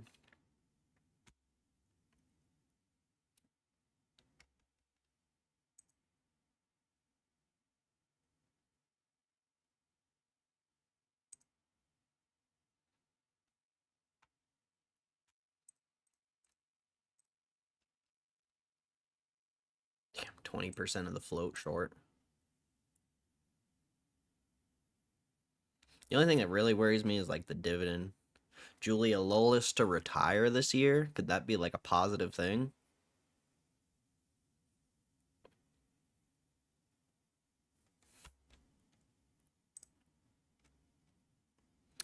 Chief Executive and Chair intends to retire this year. Phoenix-based broadband provider which sells under the Sparklight brand said after the closing bell that Julia Lawless will continue to work in the top roles until December 31st unless the successor is picked first. Following that transition, Lawless will serve as a senior advisor of the company, Cable One said. Lawless joined Cable One in 1999 and has served as CEO since 2017. The board is working with a global executive search firm to identify Lawless's successor and considering both internal and external candidates. God, that is an interesting play, dude. That is an interesting play. Yeah, at 1.52-week low. Shares have lost 53% of their value. Provider posted a 2.6 million profit, or 46 cents a share, in the quarter ended March 31st, compared with 37.4 million. Ah, that's massive. That's a massive change on the quarter. Revenue fell 6% to 380.6 million.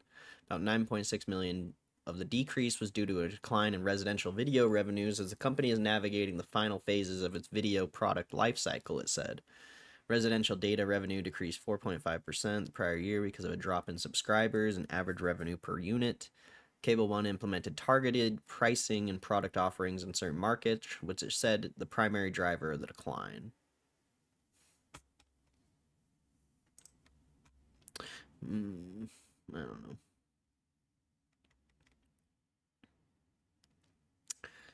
It just seems weird. Like these price targets. I mean, those are old, but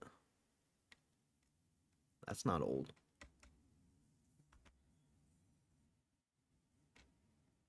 It's just like, is this gonna go bankrupt? I don't think so.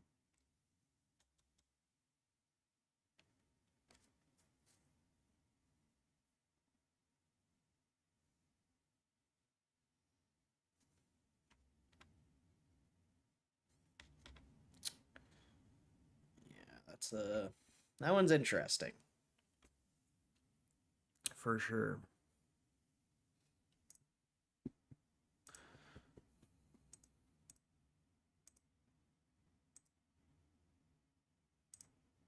Definitely seems like a value investment.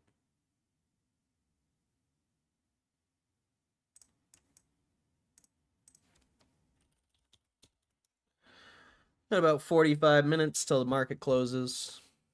And then I'm leaving. I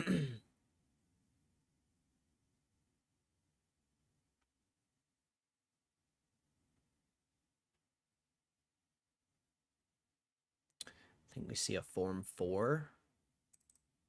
I don't remember which one that is.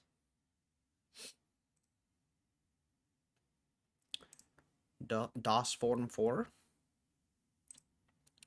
Oh, ownership disclosure? Should. That's what happened last time. You got that go-kart dude. How long did... I don't remember how long it took for them to post that after. Let's see. Was it April 10th? No. April 3rd? No. April 2nd? Yeah. So April 2nd, that was, how long is that? I don't remember when they announced the thing. So April 2nd, they announced the pricing of the offering, $327. So what's that? 5 days? 6 days? So it's we're way past that. We should have already seen one potentially.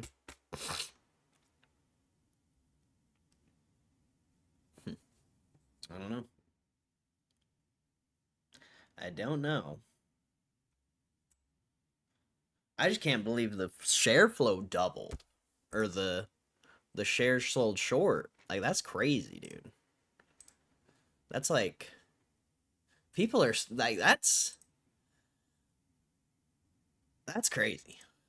That's just, people are very bearish on GameStop, which is like insane. And you know, most of it's probably from the bonds, but still, like, that's wild. Like, the stock's more bullish now than ever. And you're telling me people are more bearish now than ever? Sounds like opportunity to me. Sounds like opportunity to me.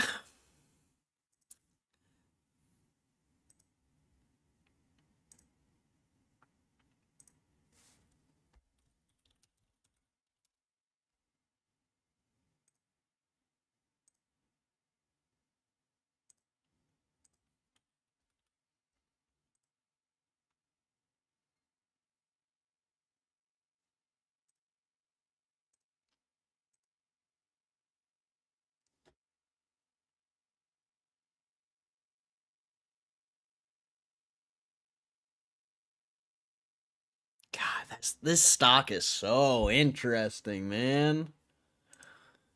Oh, it's so interesting.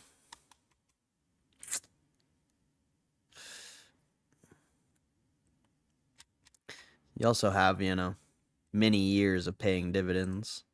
I guess you only started paying dividend back here, so only 4 years, 5 years. This thing is so interesting, though. I don't know why. Like, it's not like a... Like, I don't know if it's like a for sure, like... But it's interesting. It's definitely interesting. And it's down so much. It's crazy. Like, that is massive. That is a massive drop.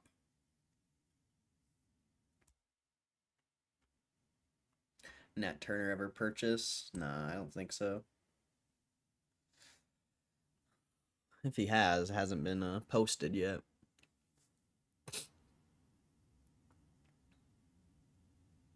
I gotta stop looking at that.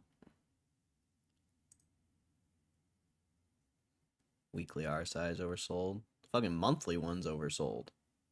The fucking monthly one is oversold. Like, that's insane. That's rare. That's pretty rare. The monthly's oversold, but the MACD is up. I don't know indicators very well, but that seems odd.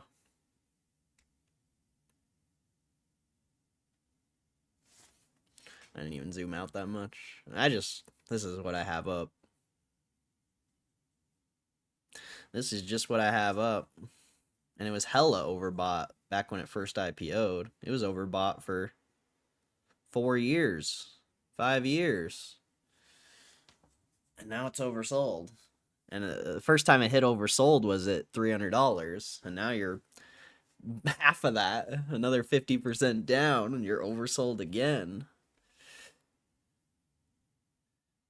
And you got a tiny bounce last time it got oversold. Yeah, there's a lot of that. This is so interesting, bro. So interesting. I don't know if I'm gonna buy it or anything. I probably shouldn't. I probably shouldn't even be looking at value stocks, realistically. But some interest like that. That is crazy. That just seems so undervalued. I don't know. Like, maybe I'm tripping, but that just does not seem right. I mean, I get why the market is pricing it like this. Like, I understand. But from my little bit of analysis I've done, I don't know if it's that serious.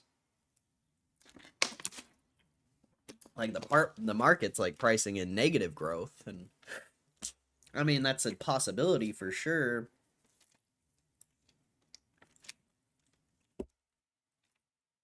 You have a lot of debt, which sucks. I don't know. We'll just skip it. We'll just cry about it when we look at it again and it's at $300.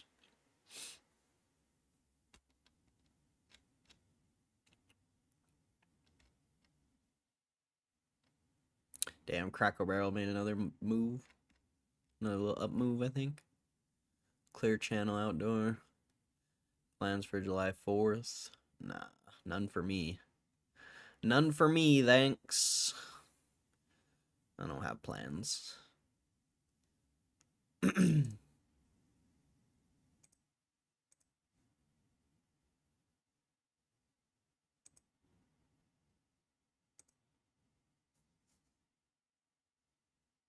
A Bark Box is crushing. Let's go. I didn't buy the dip, but if Bark Box goes to $2, I mean, never say I. Yeah, I don't know. Never say never. That'll be interesting to see what happens with that.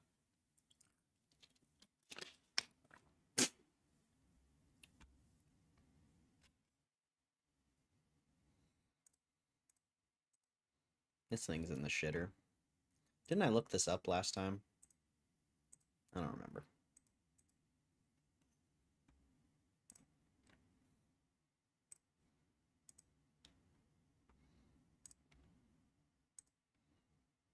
Ah.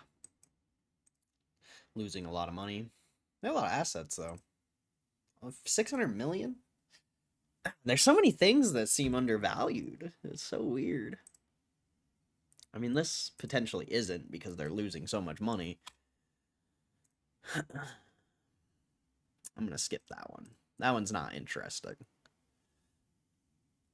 Kind of, but not really. Not a holiday in Canada. Other countries celebrated. Hopefully you get to hit some golf balls. How American. That's a true patriot right there. Mm-hmm. You don't celebrate 4th of July, you can get out. There's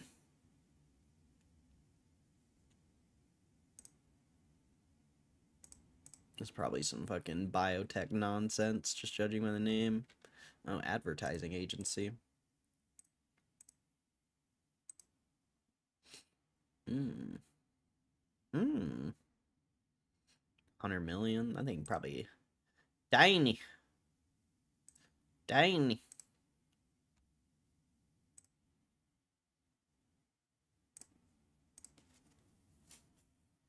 God, I need to eat something. I just don't know what. That's too much money to be losing.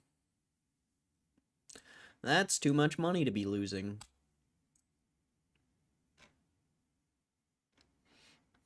I think I might buy like 1 share of that Cabo.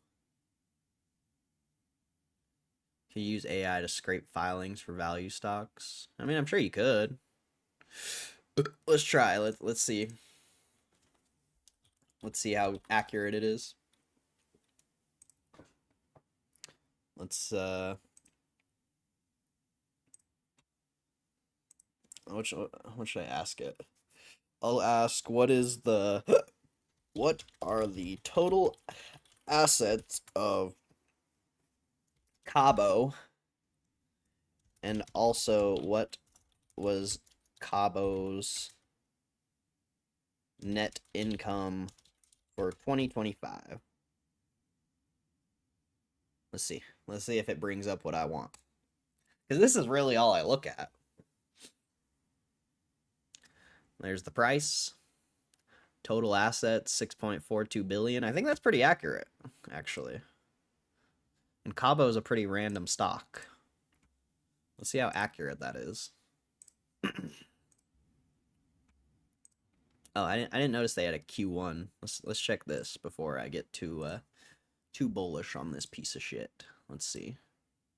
Yeah, big issue there. Big issue there. What's going on? I don't see what's going on. Changing cash and cash. I don't see why they lost so much. Or I mean, they didn't lose, but they didn't make as much. Equity-based compensation, equity method investment, income loss. They lost more on an equity investment. Oh, okay, that's what it is. They lost a lot of money on that equity investment, whatever it is. Gotcha. I wonder what they're invested in. It's obviously not the S&P 500. If it was the S&P 500, well, I wonder what they invested in.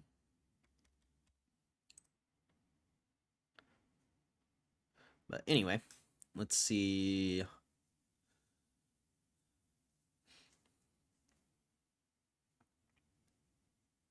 Yeah. It's interesting, but I don't know if it's worth the risk. I mean, if you're going to go small on it, maybe, but... Alright, what did ChatGPT say? Q1 2025, approximately 6.42 billion. Let's see. Or wait, that's the file we just had open. Yeah, that was accurate. Full year, 6.53. That's accurate. Q1 2025 net income, 2.6 million. Accurate. And cash flows for the year, 14.5 or 14.48. So yeah, I mean, there you go. It actually worked pretty well. I mean, I don't think that was faster than just going and looking it up. Honestly, I don't think it was much faster, but at least it was accurate, I guess.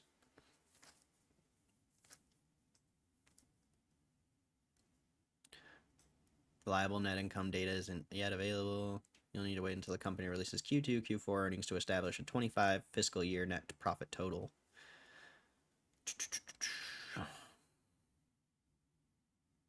Would you like updates on Q2 results when released or any forecasted outlook information? Oh, that's interesting.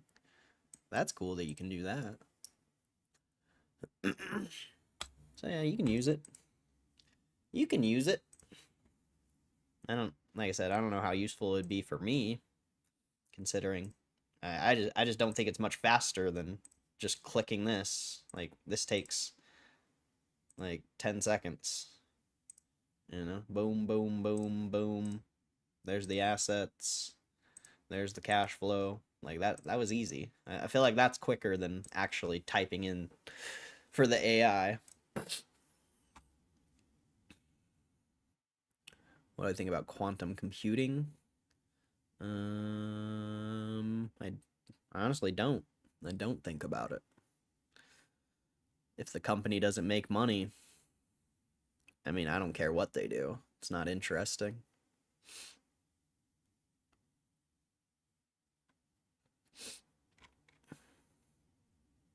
So, it would have to be a company-specific thing. I don't really care about quantum computing. I want a company that's profitable in the quantum computing sector, or whatever. I guess that would be tech, but you get what I mean.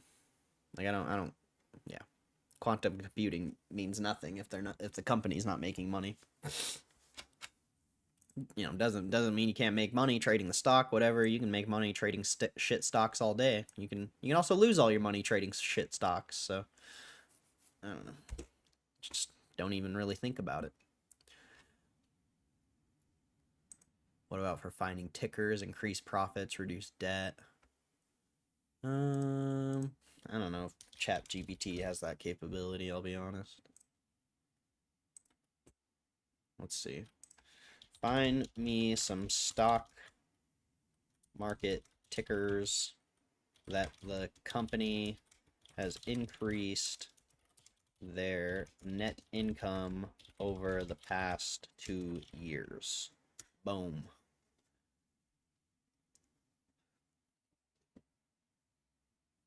Publicly traded companies whose income has grown over the last couple years. NVO. I mean, we're gonna have to verify a lot of these.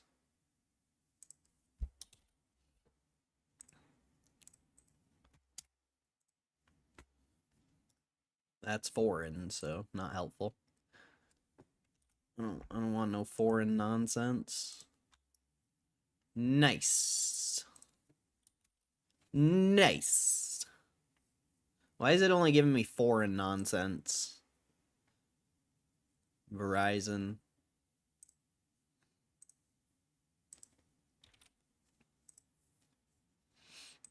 Verizon was a buy a long time ago. I don't think that's a buy anymore. Yeah, I mean, it was right, but they didn't make more than 2022, so not very helpful there. Because I said the past 2 years. Maybe I gotta do 3. Mara, Clean Spark, which is fair. Those were buys a while back. Well, I liked Riot more than all of those, but you know. I mean, you can, but it didn't give me anything good. Gave me a bunch of trash. Let's see if we can reframe it over the past 3 years. I don't know. Let's just see what it puts. I mean, I'm gonna say some other.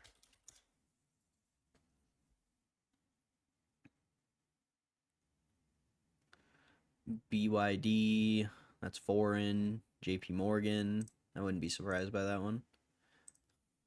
It's just not. The issue with this is none of these stocks are undervalued. Like Philip Morris isn't undervalued. I mean, United Health potentially is. They dropped a lot. You know, JP Morgan's not undervalued. Like most of these stocks aren't undervalued. They might be good companies. They might be growing their net income. But yeah, I don't think this would be a good way to find companies. Because all I'm looking for when I'm scrolling through this is something in the shitter. Like Cabo, you know? Like, even though Cabo's not good, it's interesting because it's down so fucking much. Like, sure, JP Morgan might be absolutely crushing, but I guarantee JP Morgan's at all-time highs. And for me, it's not interesting at all. Like, JP Morgan was a buy back in April. You know, it's not a buy now. And for these bigger companies, these multi-$100 billion market cap companies, like, you really got to be selective with your buys. Or, you know, you just got to be in it for the long term and just buy it whenever, because a lot of these things just go up. Cook. Let them cook. Traeger? Traeger loses a lot of money, though, I think, and they're a small company. I've looked this up before. Nice little breakout. That's cool to see. You got a nice little, it tried to push lower prices through, May, June, and then couldn't, so gap up.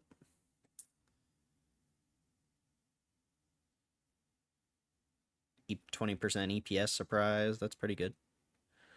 But if I remember right, this is a really small company. Do I have this one in here? Yeah, I know I've looked this up before. It must be too small and losing too much money. Because normally I would have put it in the spreadsheet. It's the only thing I can assume is they're losing too much money. Yeah, losing 30. I mean, they're losing less money. You know, 2022 they lost 380 million. 23 they lost 84 million. 2024 they lost 34 million. So they're losing less money. They could potentially turn it around, but that's quite a bit of money to be losing for less than $1 billion market cap. It's quite a bit to be losing. But if they could turn it around, this could be solid, potentially. I don't know, like, what the upside would be or anything like that. Maybe you just go back up here to the support from earlier this year.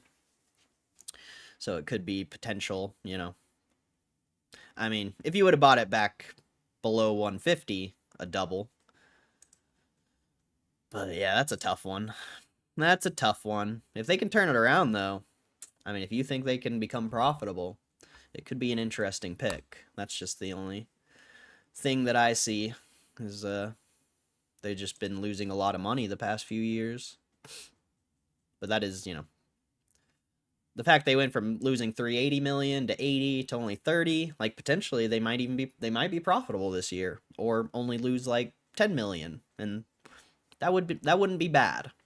As long as they can keep that trend going, because if they only lose 10 million this year, maybe next year they can be profitable, or, you know, maybe they only lose like a couple million. Like, you know, that one's tough, but it is interesting. That one's pretty tough. Let's see how they started the year. See how Q1's starting out. See, in Q1, like, already in Q1, you only lost $778,000, where last year you had already lost 4.6 million. So if they keep on this track, they might potentially only lose like a couple million this year, and that would be very positive. Yeah, that's an interesting one. That is an interesting one.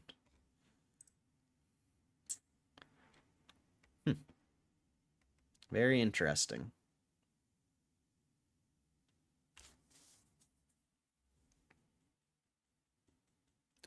I need to figure out some cheap lunches I can make for work. This heat's not forgiving.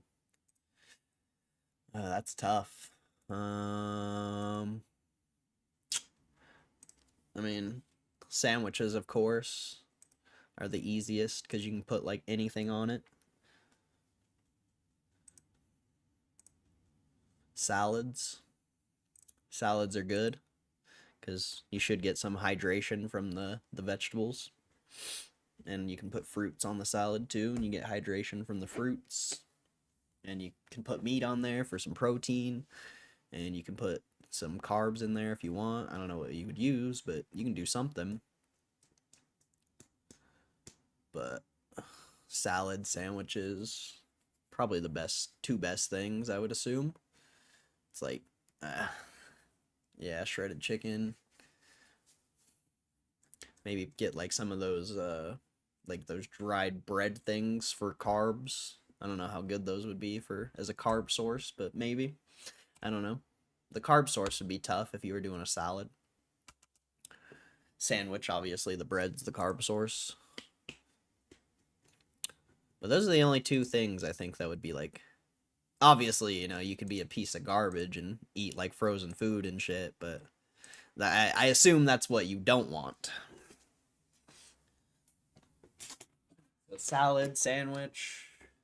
I don't know, you could meal prep, fucking rice and chicken. You could definitely meal prep.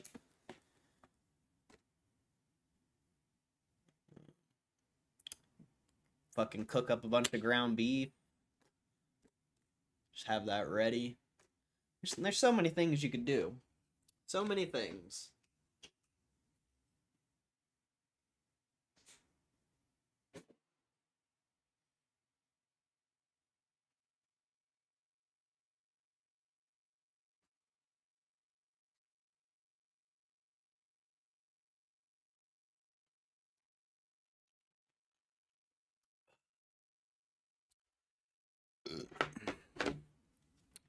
QUBT. People have brought that in here before. Small company that squoze and doesn't make money, if I'm not mistaken. Yeah, I've looked this up before. It's not interesting. I'm not interested in stocks that go from 30 cents to $16 and are still trading at $16. I mean, I guess, you know, besides GameStop, but that's a little different. But if I remember right, this company's not profitable, and it's very small, and the 2.6 billion market cap it's trading at the assets don't even fucking match up with that, if I'm not mistaken. Yep, lost 68 million last year. 150 million company. Yeah, no. They're gonna be literally bankrupt in fucking a year or two if they stay on that trajectory. So not interesting for me. Not interesting to me.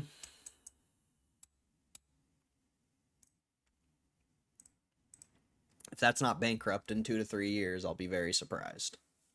Or, you know, if it's not bankrupt in 2 to 3 years, they probably turned it around. But I don't see that happening. Market, June 26, 2025. 2 years from now, QUBT will be bankrupt. And it won't be trading on the stock market anymore. Market. Remember this conversation. Remember this conversation. Nah, I don't know what's going to happen with it. Just looking at the financials, it doesn't look good. You know, who knows? Maybe it keeps ripping because people are so excited about quantum computing, and then they do an at the money and dilute the shit out of their shareholders, and you know, that's probably the only way they'll survive is if the stock keeps ripping and they're able to dilute. But other than that, that thing is going in the shitter eventually. That 2.6 billion market cap is not justified at all. That's like some Palantir shit, but at least Palantir actually makes money. At least Palantir's justified in some way. At least Palantir has the things to back up that market cap, even though it's extremely high. That thing doesn't have anything to back up that market cap besides fucking the name.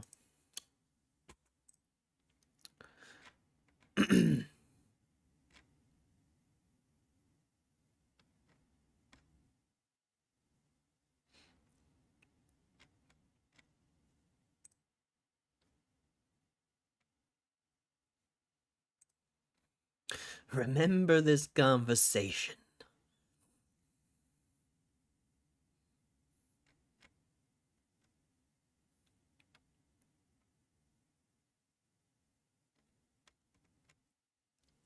I think this is where we left off yesterday, if I'm not mistaken. 50 billion, or $50, 5.6 billion. This is a decent pick at fucking April lows. Oh yeah, this is that steel company. We did look this up.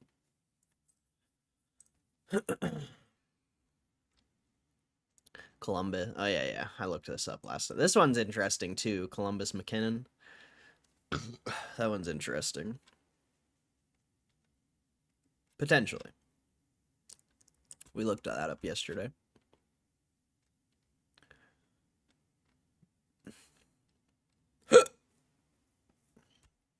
This thing just broke its support. That's not good. Conifer. I think this is shit if I remember right. I'm not even going to look it up. Yeah, 10 minutes till the market closes. I wonder if we're going to get another little 1% move on GameStop this last like 5% or last like 5 minutes. Just like yesterday. ConocoPhillips. Not really undervalued. Damn, Coupang was an interesting pick at the beginning of their, or last year. Last year, Coupang was a good pick, somewhat. That thing is bullish. Bullish! Could still potentially be a good pick, but it's foreign. Can't really research it. I just know it's the Korean Amazon. America's Car Mart, rejecting that, whatever the hell that is, 200 MA. Last time you were trading on the 200 MA, though, you had a, what is that, like a 6x in 5 years? Maybe even more? I think it's like a 5x. 4x maybe, I'm not sure. But you never traded under it. This is the first time you've traded under it. Let's see this one. Carmart, what is it? CRMT. Dude, this is such a convenient way to research companies. Holy shit. I set myself up for success. Honestly. When GameStop's said and done, you know, like I literally set myself up for success. Like, this is crazy. How easy it is to research with all this stuff.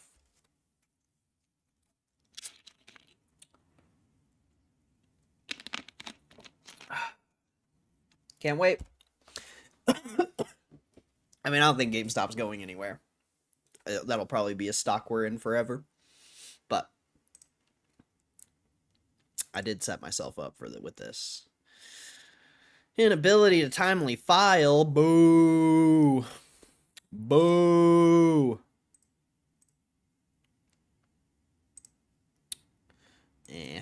Losing money. Went from making money to losing money. And their liabilities increased. I don't like that one. The chart's interesting, but the fundamentals little suspicious. Little suspicious. Was a much better buy back in April, of course. Well, March was actually the bottom of this thing.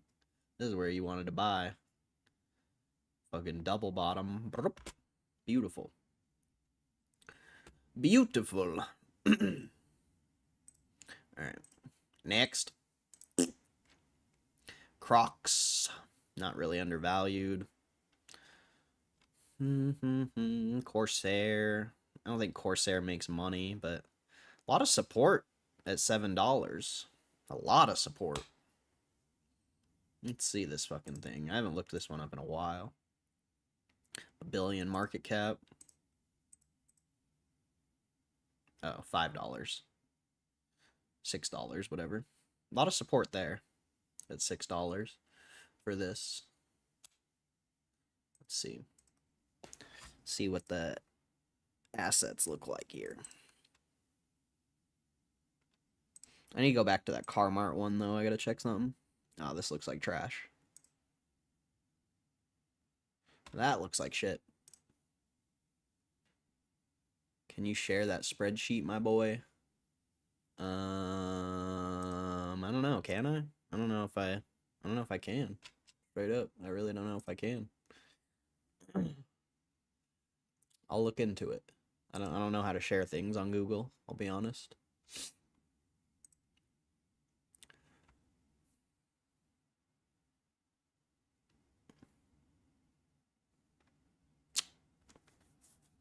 I should make you pay for the spreadsheet. This is hundreds of hours of hard work.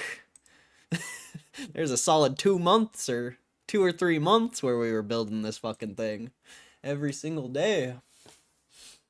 I'm just messing around.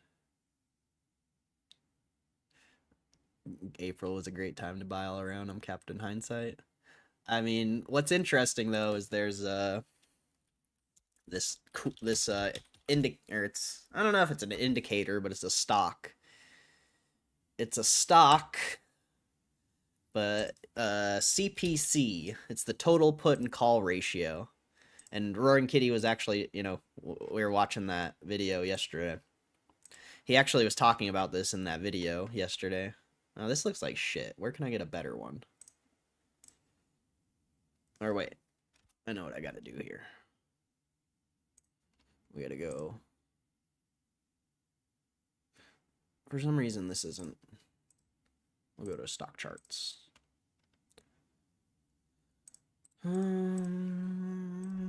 CPC. And anytime we gotta go to daily.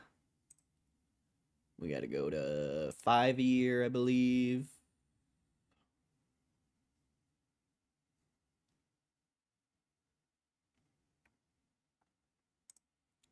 Three-year? Oh, yeah. But, anytime this has gone up above 1.2 or at 1.2, it's been, a buy point, kind of. You know, April. What's this? November of last year? Let's see what November looked like last year. I think we are at all-time highs, so maybe this isn't a very good indicator.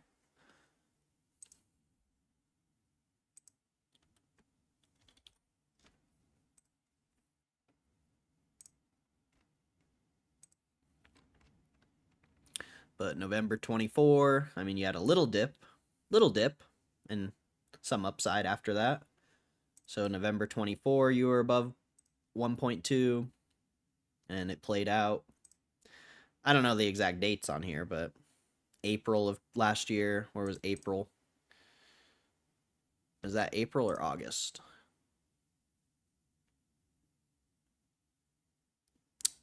August, I believe. August and April. So August. Where's August? I mean, here's August. I don't. Looks like a dip buy to me. You know, crushed. March. I mean, pretty much. February, March, April, May, or March, April, May. Where's March, April, May? I mean, there's March, April, May. I mean, it wasn't really a dip or anything, but still, if you would have fucking bought here, you would have absolutely crushed.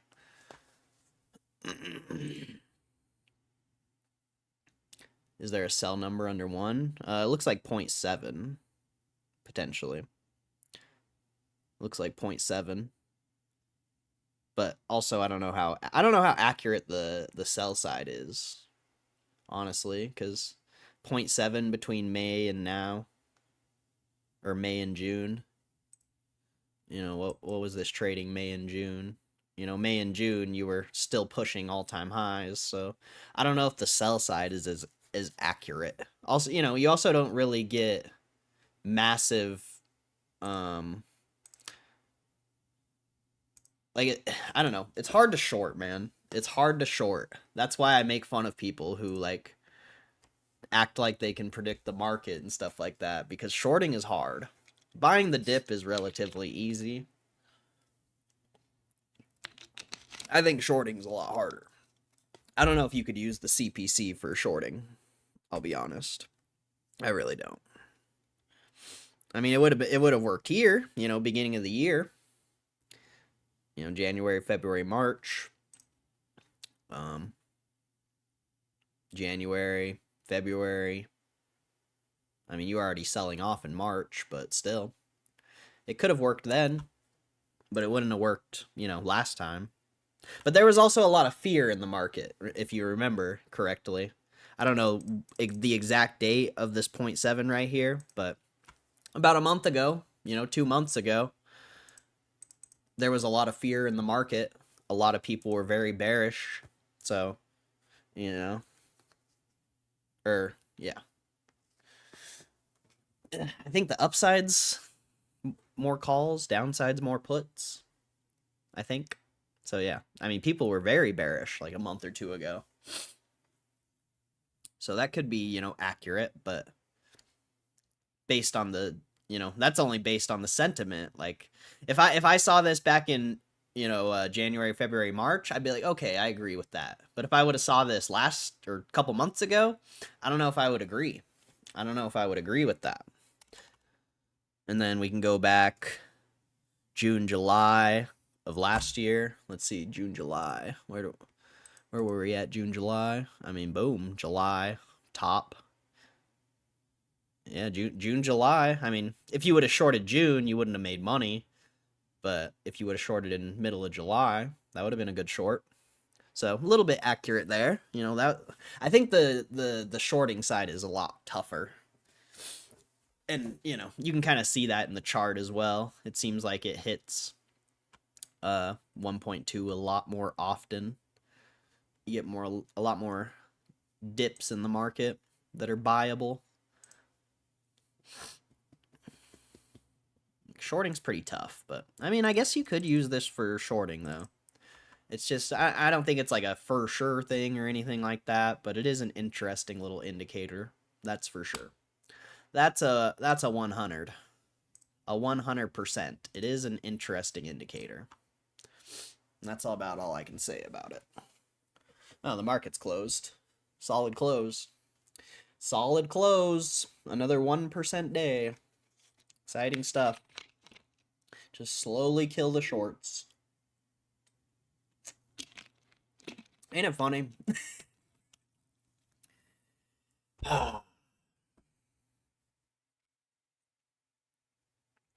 CPC, I'm taking notes. Yeah, it's a put-call ratio.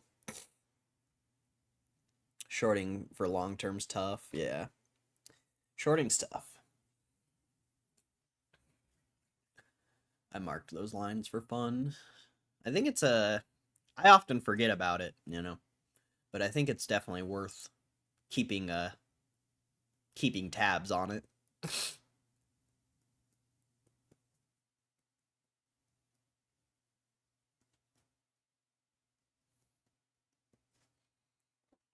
And, you know, it's not going to work for individual stocks. It's going to be you know, for more for the market as a whole. Yeah, I saw that, Hugh. Crazy. Absolutely insane. That's a, you know, 80% increase in short interest, basically. Like, that's crazy. I'm more bullish than I've ever been, and you're telling me the shorts are shorting it like that? Like, that's crazy, bro. Does Pokemon Company own a stock? Hasbro, I believe.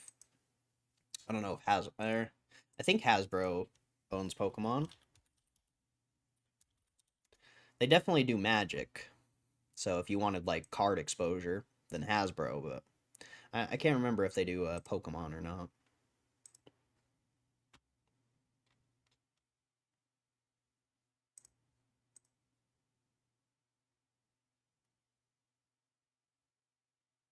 Yeah, it doesn't look like they do Pokemon.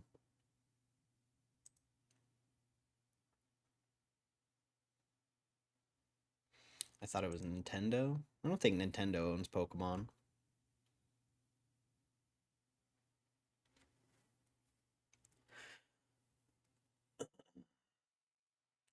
Oh yeah, Hugh, my Switch 2 shirt or Time to Switch shirt got canceled. I'm wondering if yours got canceled.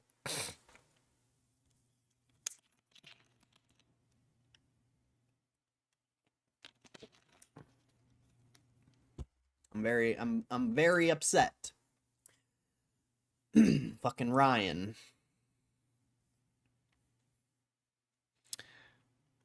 Yeah, Hasbro does Dungeons and Dragons too. I've never actually looked at Hasbro. I wonder if they're a decent company. Dead zone, I'll let you know when I can hear. Alright.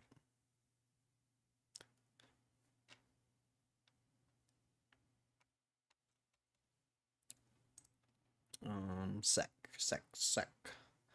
website. Where the hell is it? There it is. Wait, I didn't see the ticker. Hasbro.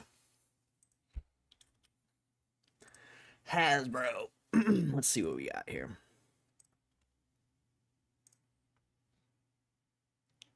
Think I'm good. Were you asking? Yeah. Did your Time to Switch shirt get canceled?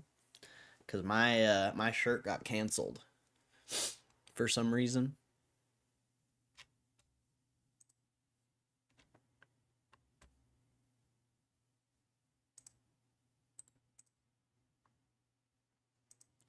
I actually never pulled the trigger on it. Oh.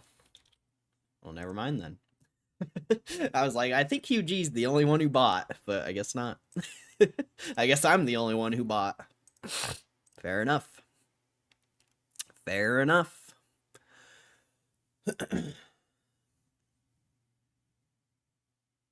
Says jointly owned by Nintendo Game Freaks and Creatures. That makes sense. I thought it was something else. I think it tells you on the back of the pack. Let me go. I think I have a pack.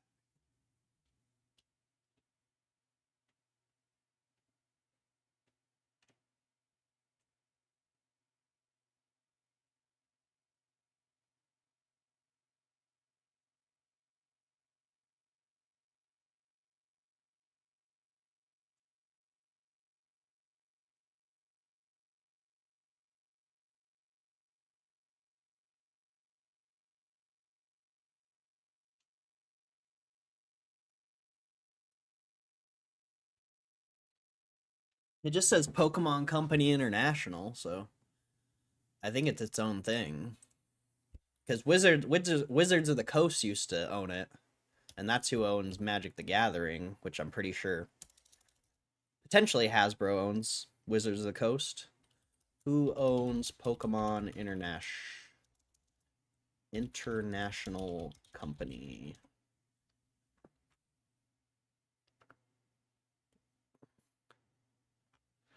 I think it's just Pokemon. Let's see.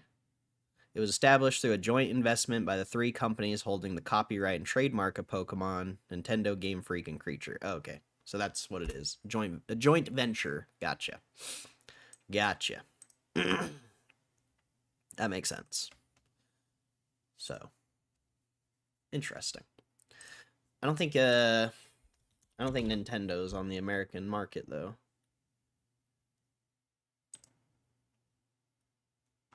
I don't think you can buy this. And it's at all-time highs anyway, so probably don't want to buy it. Would have been cool back to, it would have been cool to buy this the past few years, but now, I don't know about all that. I don't know about all that. Hasbro's kind of interesting, though. Fuck, dude, this fucking sparkling water is making me burp so much. It's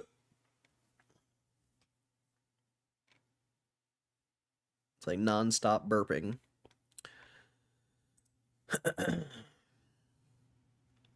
Oh, wait. I didn't even look at the market cap. Yeah, 10 billion. Not interested. Not interested.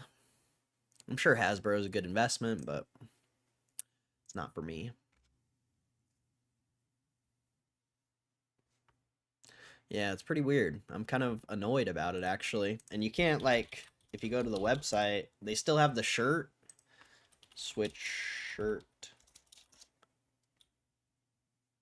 But you click on it, and it just says not available. Like, I can't even pick a size. Like, I don't know. It's kind of weird. Kind of weird. Maybe I'm the only one who bought it. Maybe I'm literally the only person who bought it. They're like, oh, we gotta cancel that. Well, fuck you, Ryan. Piece of shit. I'm just trying to get me a fucking GameStop shirt, and you gotta cancel it? Ryan's an asshole. Alright? Ryan's an asshole. He takes away all my gains. He cancels my shirt. He sells all my Pikachus. Piece of shit. He's a piece of shit. I'm just kidding. I'm kidding. But I am pretty annoyed with him. I am annoyed.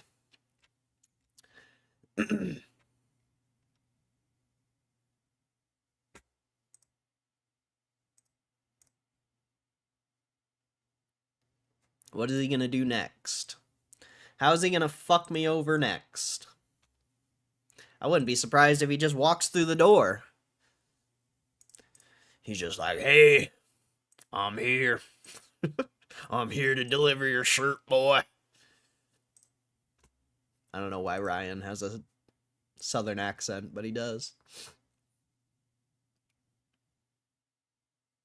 CVGW? What's that? Food distribution? That one kind of looks interesting.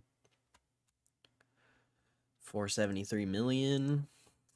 It's been relatively flat for the past 5 years. The floor is like $22. Not much upside. A lot of resistance at 30.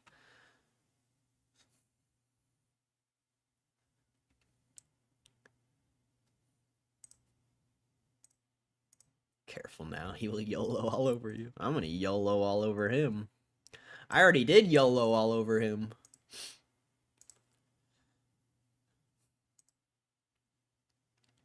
$300 million total assets. Damn, 57 million cash. They must have did it at the money or something. I don't know. I don't know, actually. I wonder what they did to get that cash.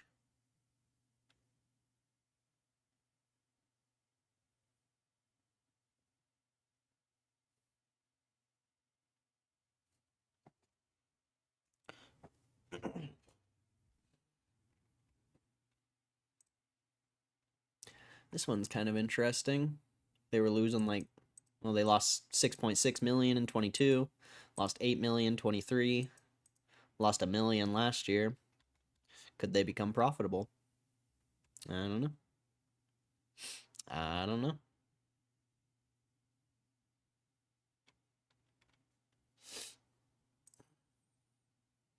See what the newest earnings looks like. See if they're doing better. Wow. They're crushing. What? They're absolutely crushing. CVGW, huh?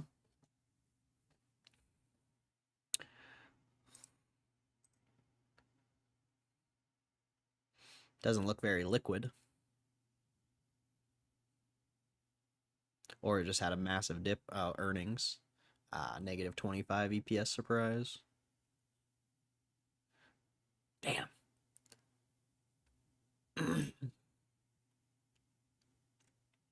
I'm gonna man up and log in on YouTube on my computer tomorrow so I can get my membership. Got too much Chang FOMO. That Chang emoji hit different when you put it in the chat. That Chang emoji. Chang emoji. That Chang emoji hit different. GameStop with FTD on the Buck shirt. So stupid, bro. I'm actually so annoyed about that. I was looking forward to that shirt. I was actually looking for. I even set a ticket. I wonder if they message me back. You can actually submit a ticket now because of that virtual thing. They changed up their website a little bit. Let's see. You're the only loser who bought that shirt, so we had to cancel it.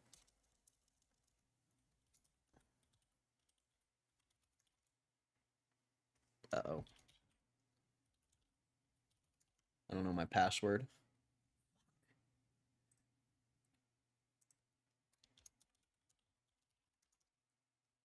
Bro!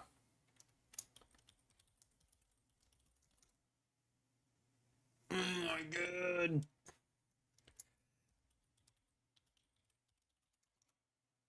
What is the fucking password, dude? I do this every time, bro. Oh my fucking god.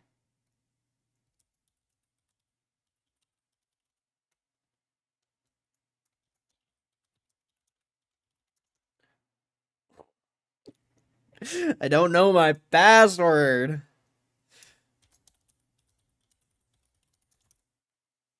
Oh my god. What is it? Okay, never mind. I guess I'm not getting in my email because I don't know my fucking password for some reason.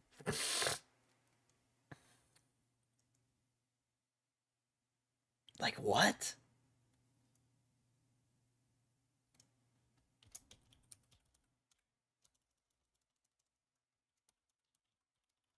I don't get... Whatever, I'll look at it later. I swear... Like, what would my password be? Like, what would it be? So stupid, dude. I hate changing my passwords. Because I never write them down. It's always just like... I always try to remember, and then I get mixed with other passwords and shit.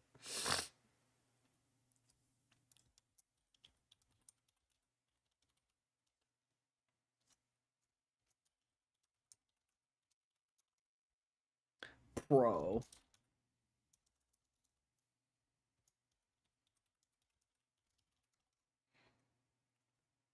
I can't believe I don't know my fucking thing, bro.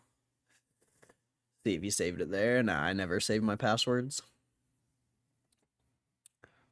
And with the web browser I use, whenever I close the web browser, it deletes everything. So I wouldn't have it saved anyway.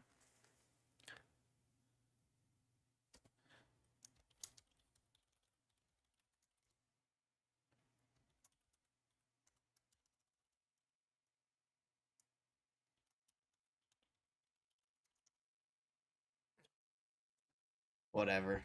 I can't believe I don't remember it. That's actually insane. GameStop bag holder 1. It's a good password.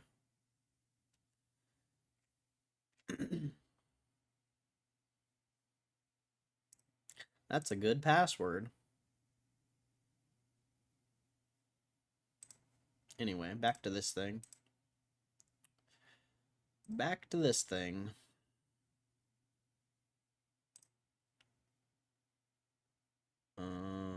What am I doing again? Yeah, open insider. Yeah, had solid insider buying back in April.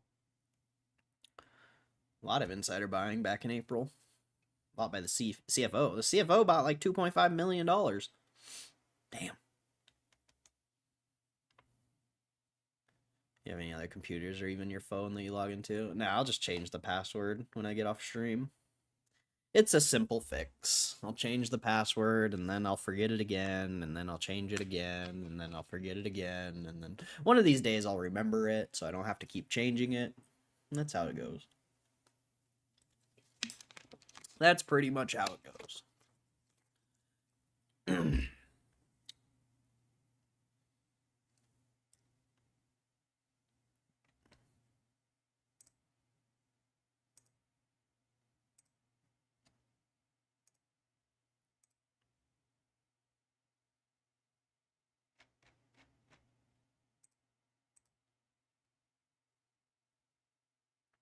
I mean, Goldman Sachs increased their position by 90% on this.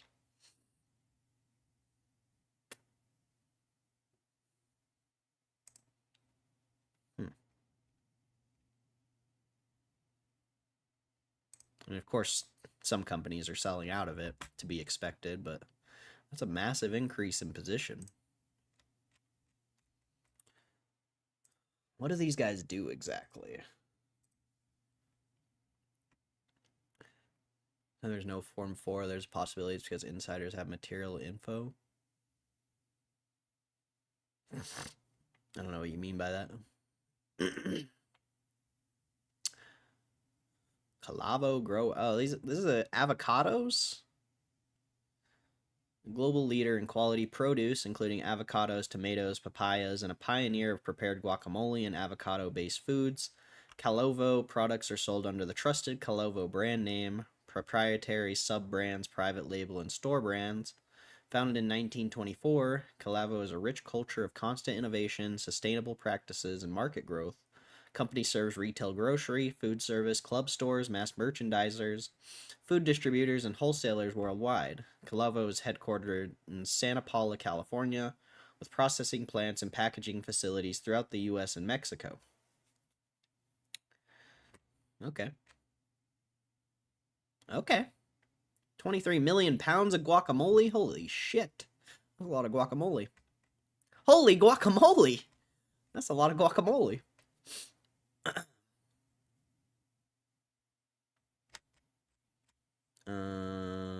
Where'd there this? What? Calavo. There we go. Products. Let's see. Avocados, tomatoes, papayas, guacamole, organics.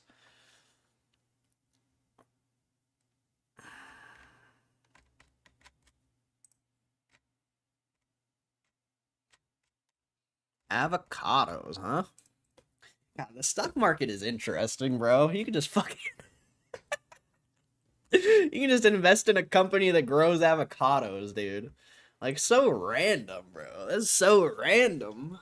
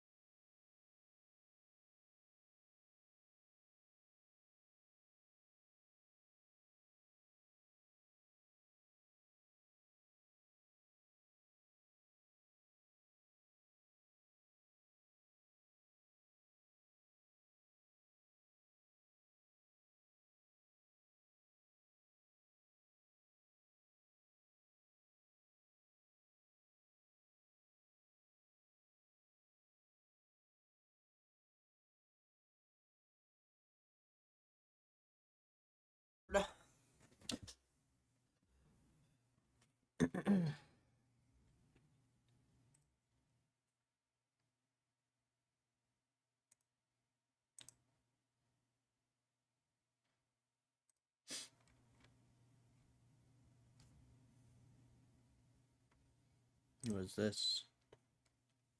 Receipt of unsolicited proposal. Fresh cover. Let's see. Today announced that it has a non-binding indicative proposal to acquire all the outstanding shares of the company for a consideration nominally valued at $32 per share of the company's common stock, consisting of a combination of stock and proposing party in cash, among other conditions. Proposal is subject to due diligence and financing. Wait, what?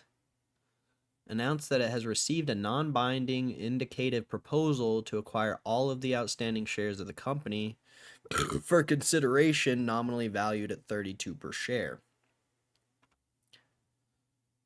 What does that even mean? Does it mean they're buying out the company? Or they're buying out the shares? They're taking it private? Like, what does that actually mean? Unsolicited proposal. Or I'm just gonna Collabo Growers proposal.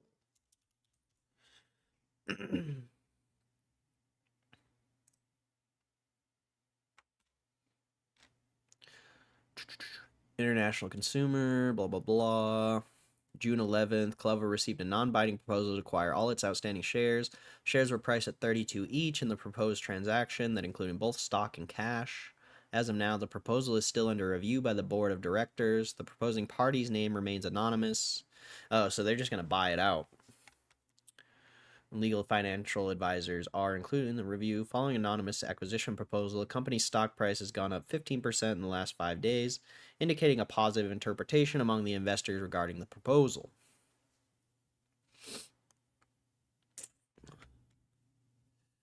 So, I mean, it should be a for sure, whatever, 20%, basically.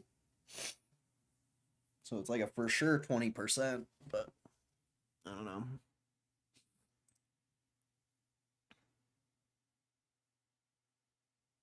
Oh, it had a massive dip before they announced that. Well, not a massive dip, but this one's interesting.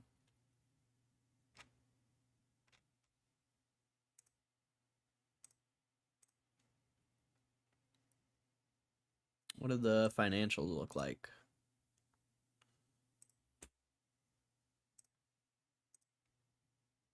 I forgot.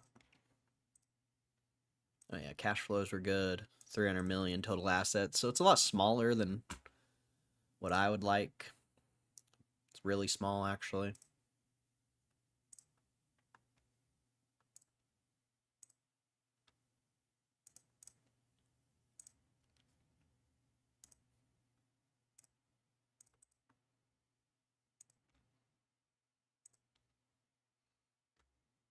$4 million.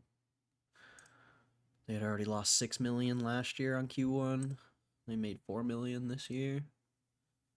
Did they increase that for Q2? I can't remember.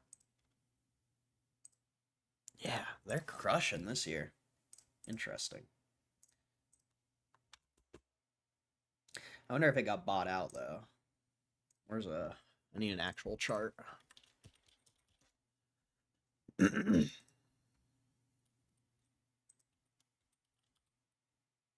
Or what is it again? CVGW.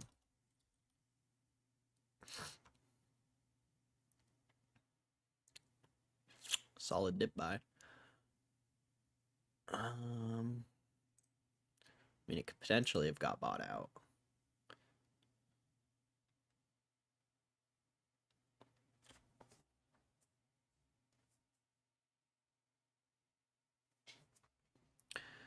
Might be a little...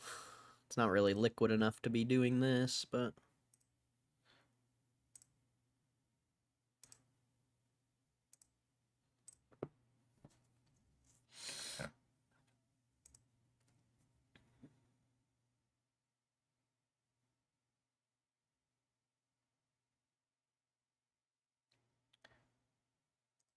I mean, you can look at this as so many ways. You could go boom. That's a breakout right there. Like, you could look at it so many different ways.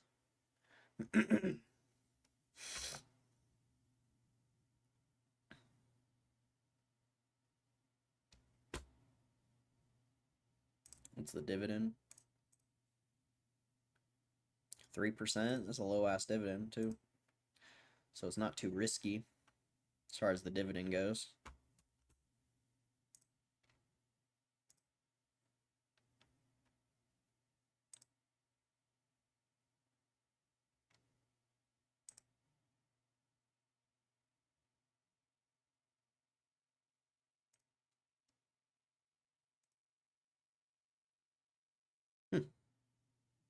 Filled the gap.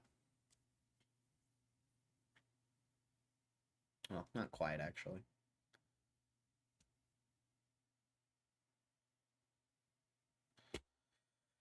That one's something. It's a little too small for my liking, but it's not necessarily undervalued. But it is interesting. And it's low volatility, so you know, if you just wanted somewhere to put money, maybe it could be good. I think once it breaks out of that 28, that's going to be crazy. If it breaks out of 28, I should say.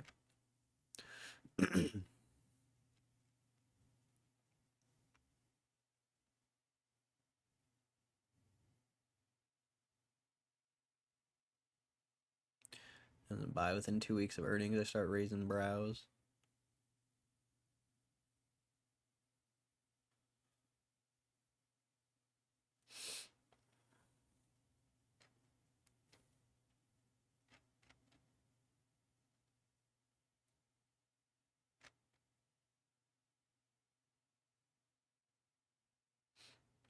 Triple D.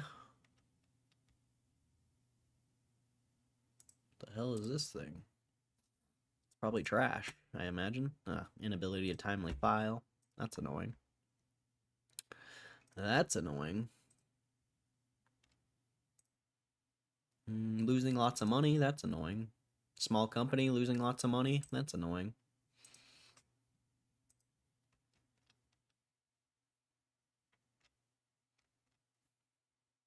Denise. Denise.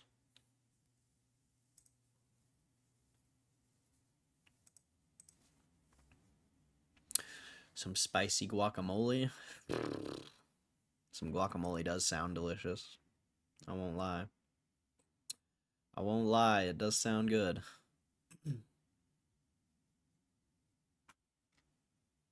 I do love guacamole. I do love guacamole.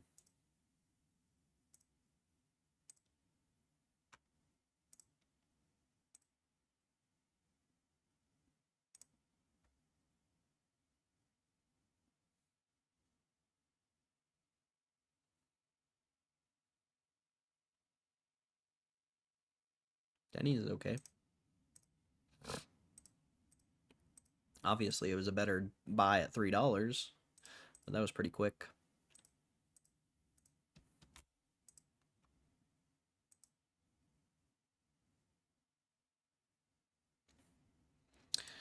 April. Frickin' April, man.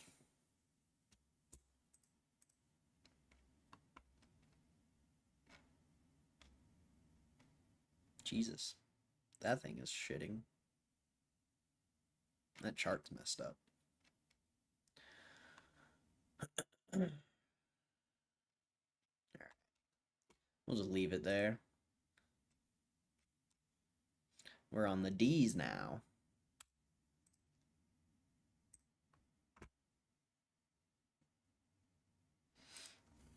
Alright, I'll check Reddit. See if there's any news. And then I'm out of here. Then I'm out of here.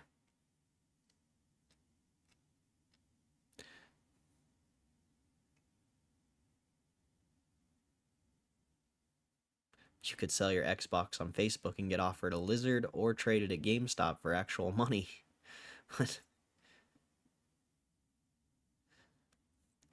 I want to read this comment. It says, I'm not much of a GameStop shopper anymore, but it's funny that people complain about trade-in values and being robbed. So I try and sell or trade my Xbox digital console that we got on Xmas more than 2 years ago for $199, and the best offers got was either $50 to $80 or the super random offer of a lizard. So I checked GameStop website and says $176 for the console. And yeah, I went in, got $176 for something I paid $199 for more than 2 years ago. Yep. And you don't have to meet up with the person if they're online. You don't have to ship it. You don't have to box it. There's a lot of there's no fees. Like, a lot of benefits to trading in.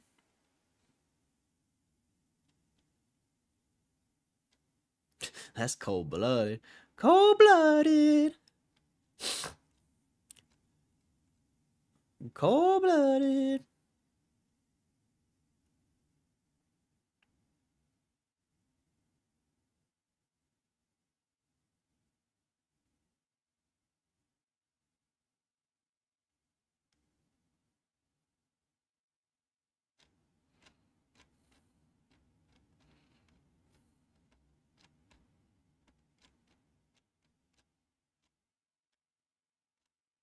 Oh, nothing there. Not surprised.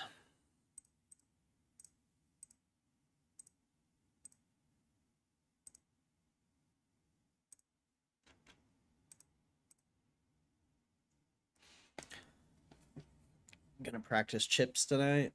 I think me and my cousin are going. Pretty sure. Not 100%, but he doesn't get off for like 2 more hours, so I'll know in like 2 more hours.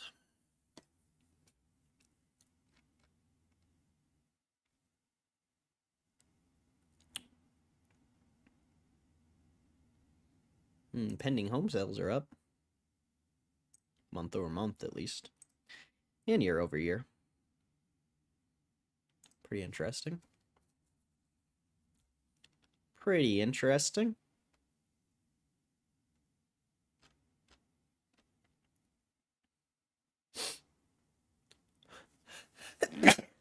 Goodness.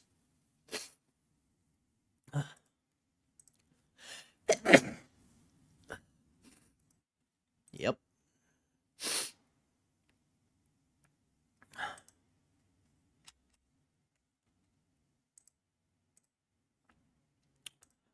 Dude, I can't believe this short interest change. That's crazy, dude.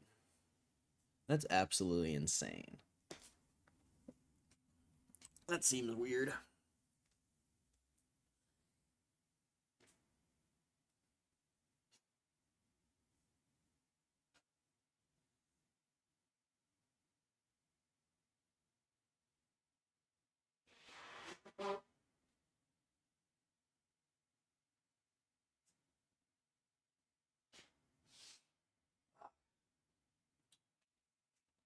If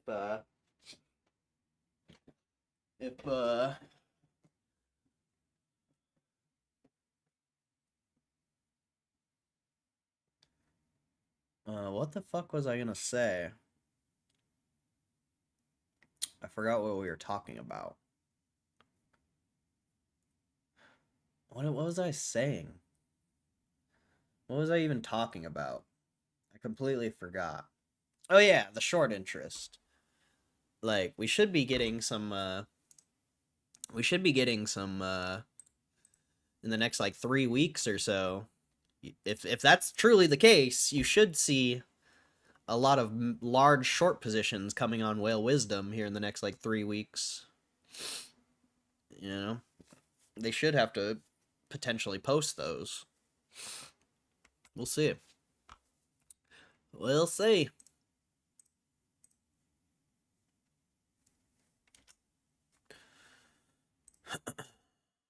No news releases.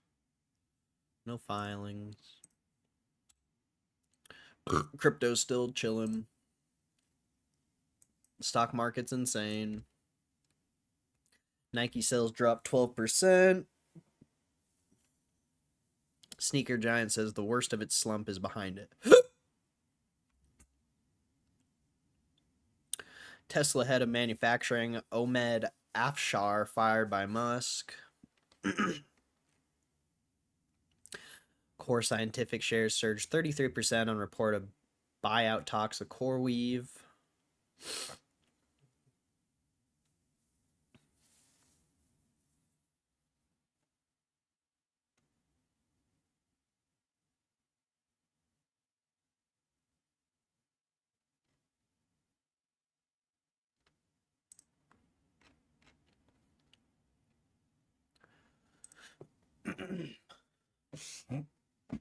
Have I used AI to trade? No.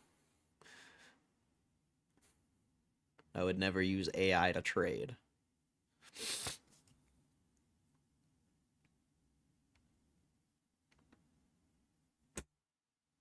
I like thinking for myself, so I don't use AI often.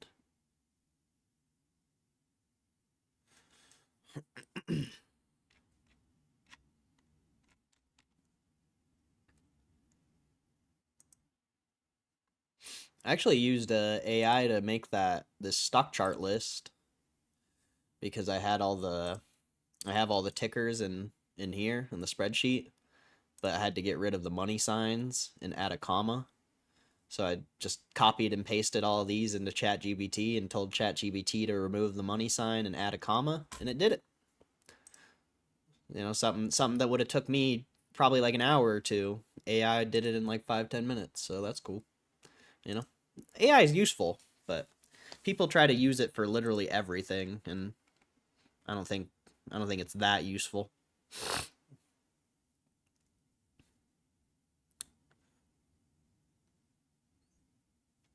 Google adds one of its most controversial features to YouTube Premium.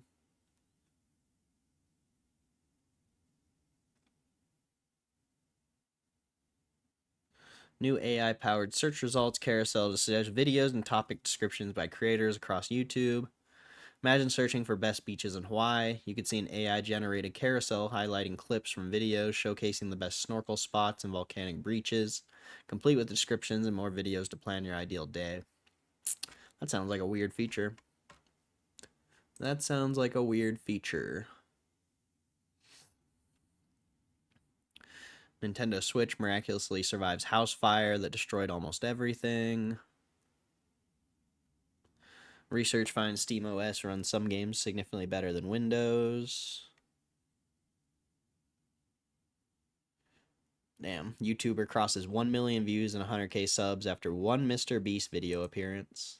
I mean, this is one of the best Mr. Beast videos ever made, so you know, this guy's respectable. He's a respectable guy. That's crazy though. It's crazy how one little thing can change your online presence. You know, sometimes you call your chat annoying and they all stop typing. Other times you're in a Mr. Beast video and you gain 100K subscribers. Like, it is what it is. You never know.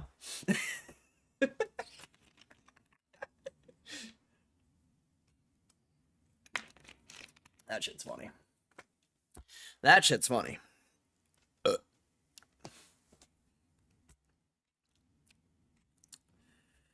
So, no news other than that. It doesn't look like.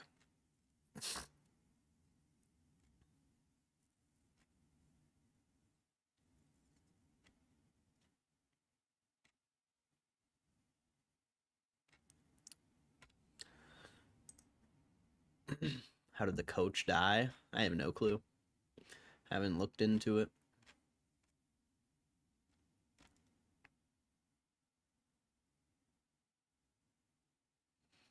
Could maybe look it up. If it's out there, but I really doubt it's public. I mean, maybe. Could be public.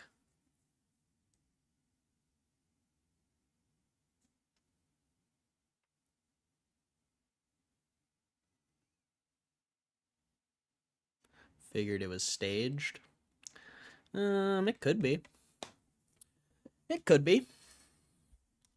I don't know if it is, but it could be. Coach Wall, Mr. Beast.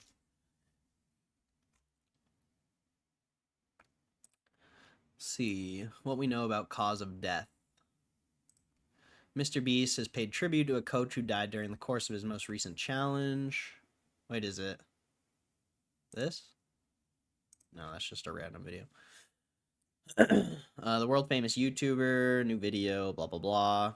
Maj is helped in the video by a fitness coach named Tyler Wall. However, in the video, Mr. Beast team shared that Wall, who was 38, unexpectedly passed away around 80 days into the challenge. YouTube and Reddit have been flooded with posts as social media users speculate over Wall's cause of death.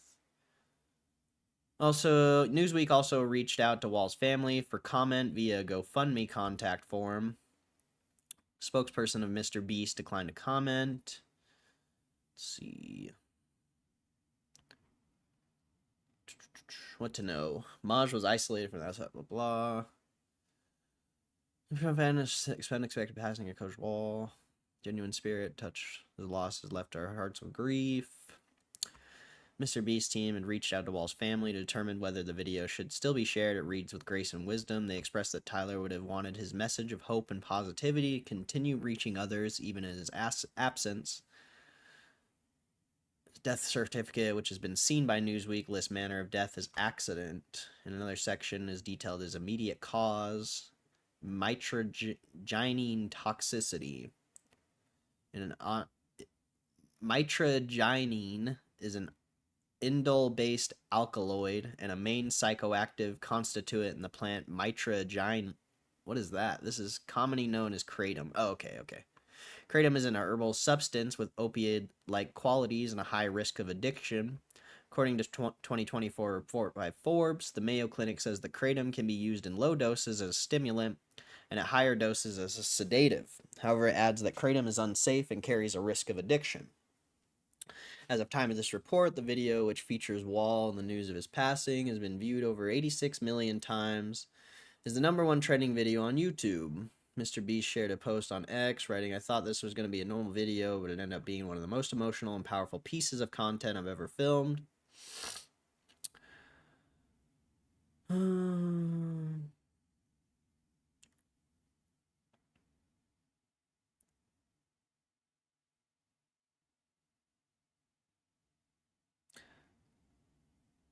It's a good thing. It was fucking rough for me.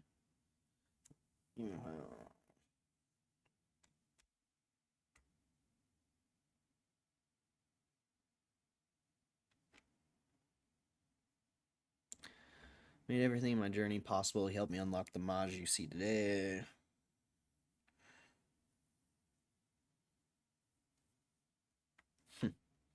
So it seems legit.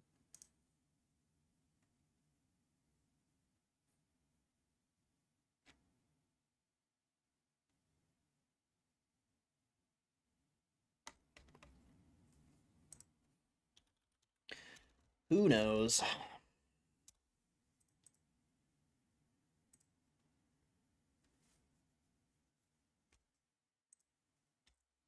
Okay. Well, that was that. I'm out of here now. So, I hope you guys have a good day. God bless you. Appreciate you guys supporting the stream, even on the days, you know, even on the low energy days and whatever. You know, I appreciate you guys. So thank you. God bless you. Have a good rest of your day. I'll see you tomorrow. And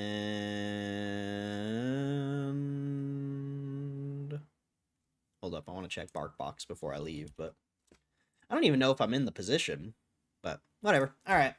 God bless you guys.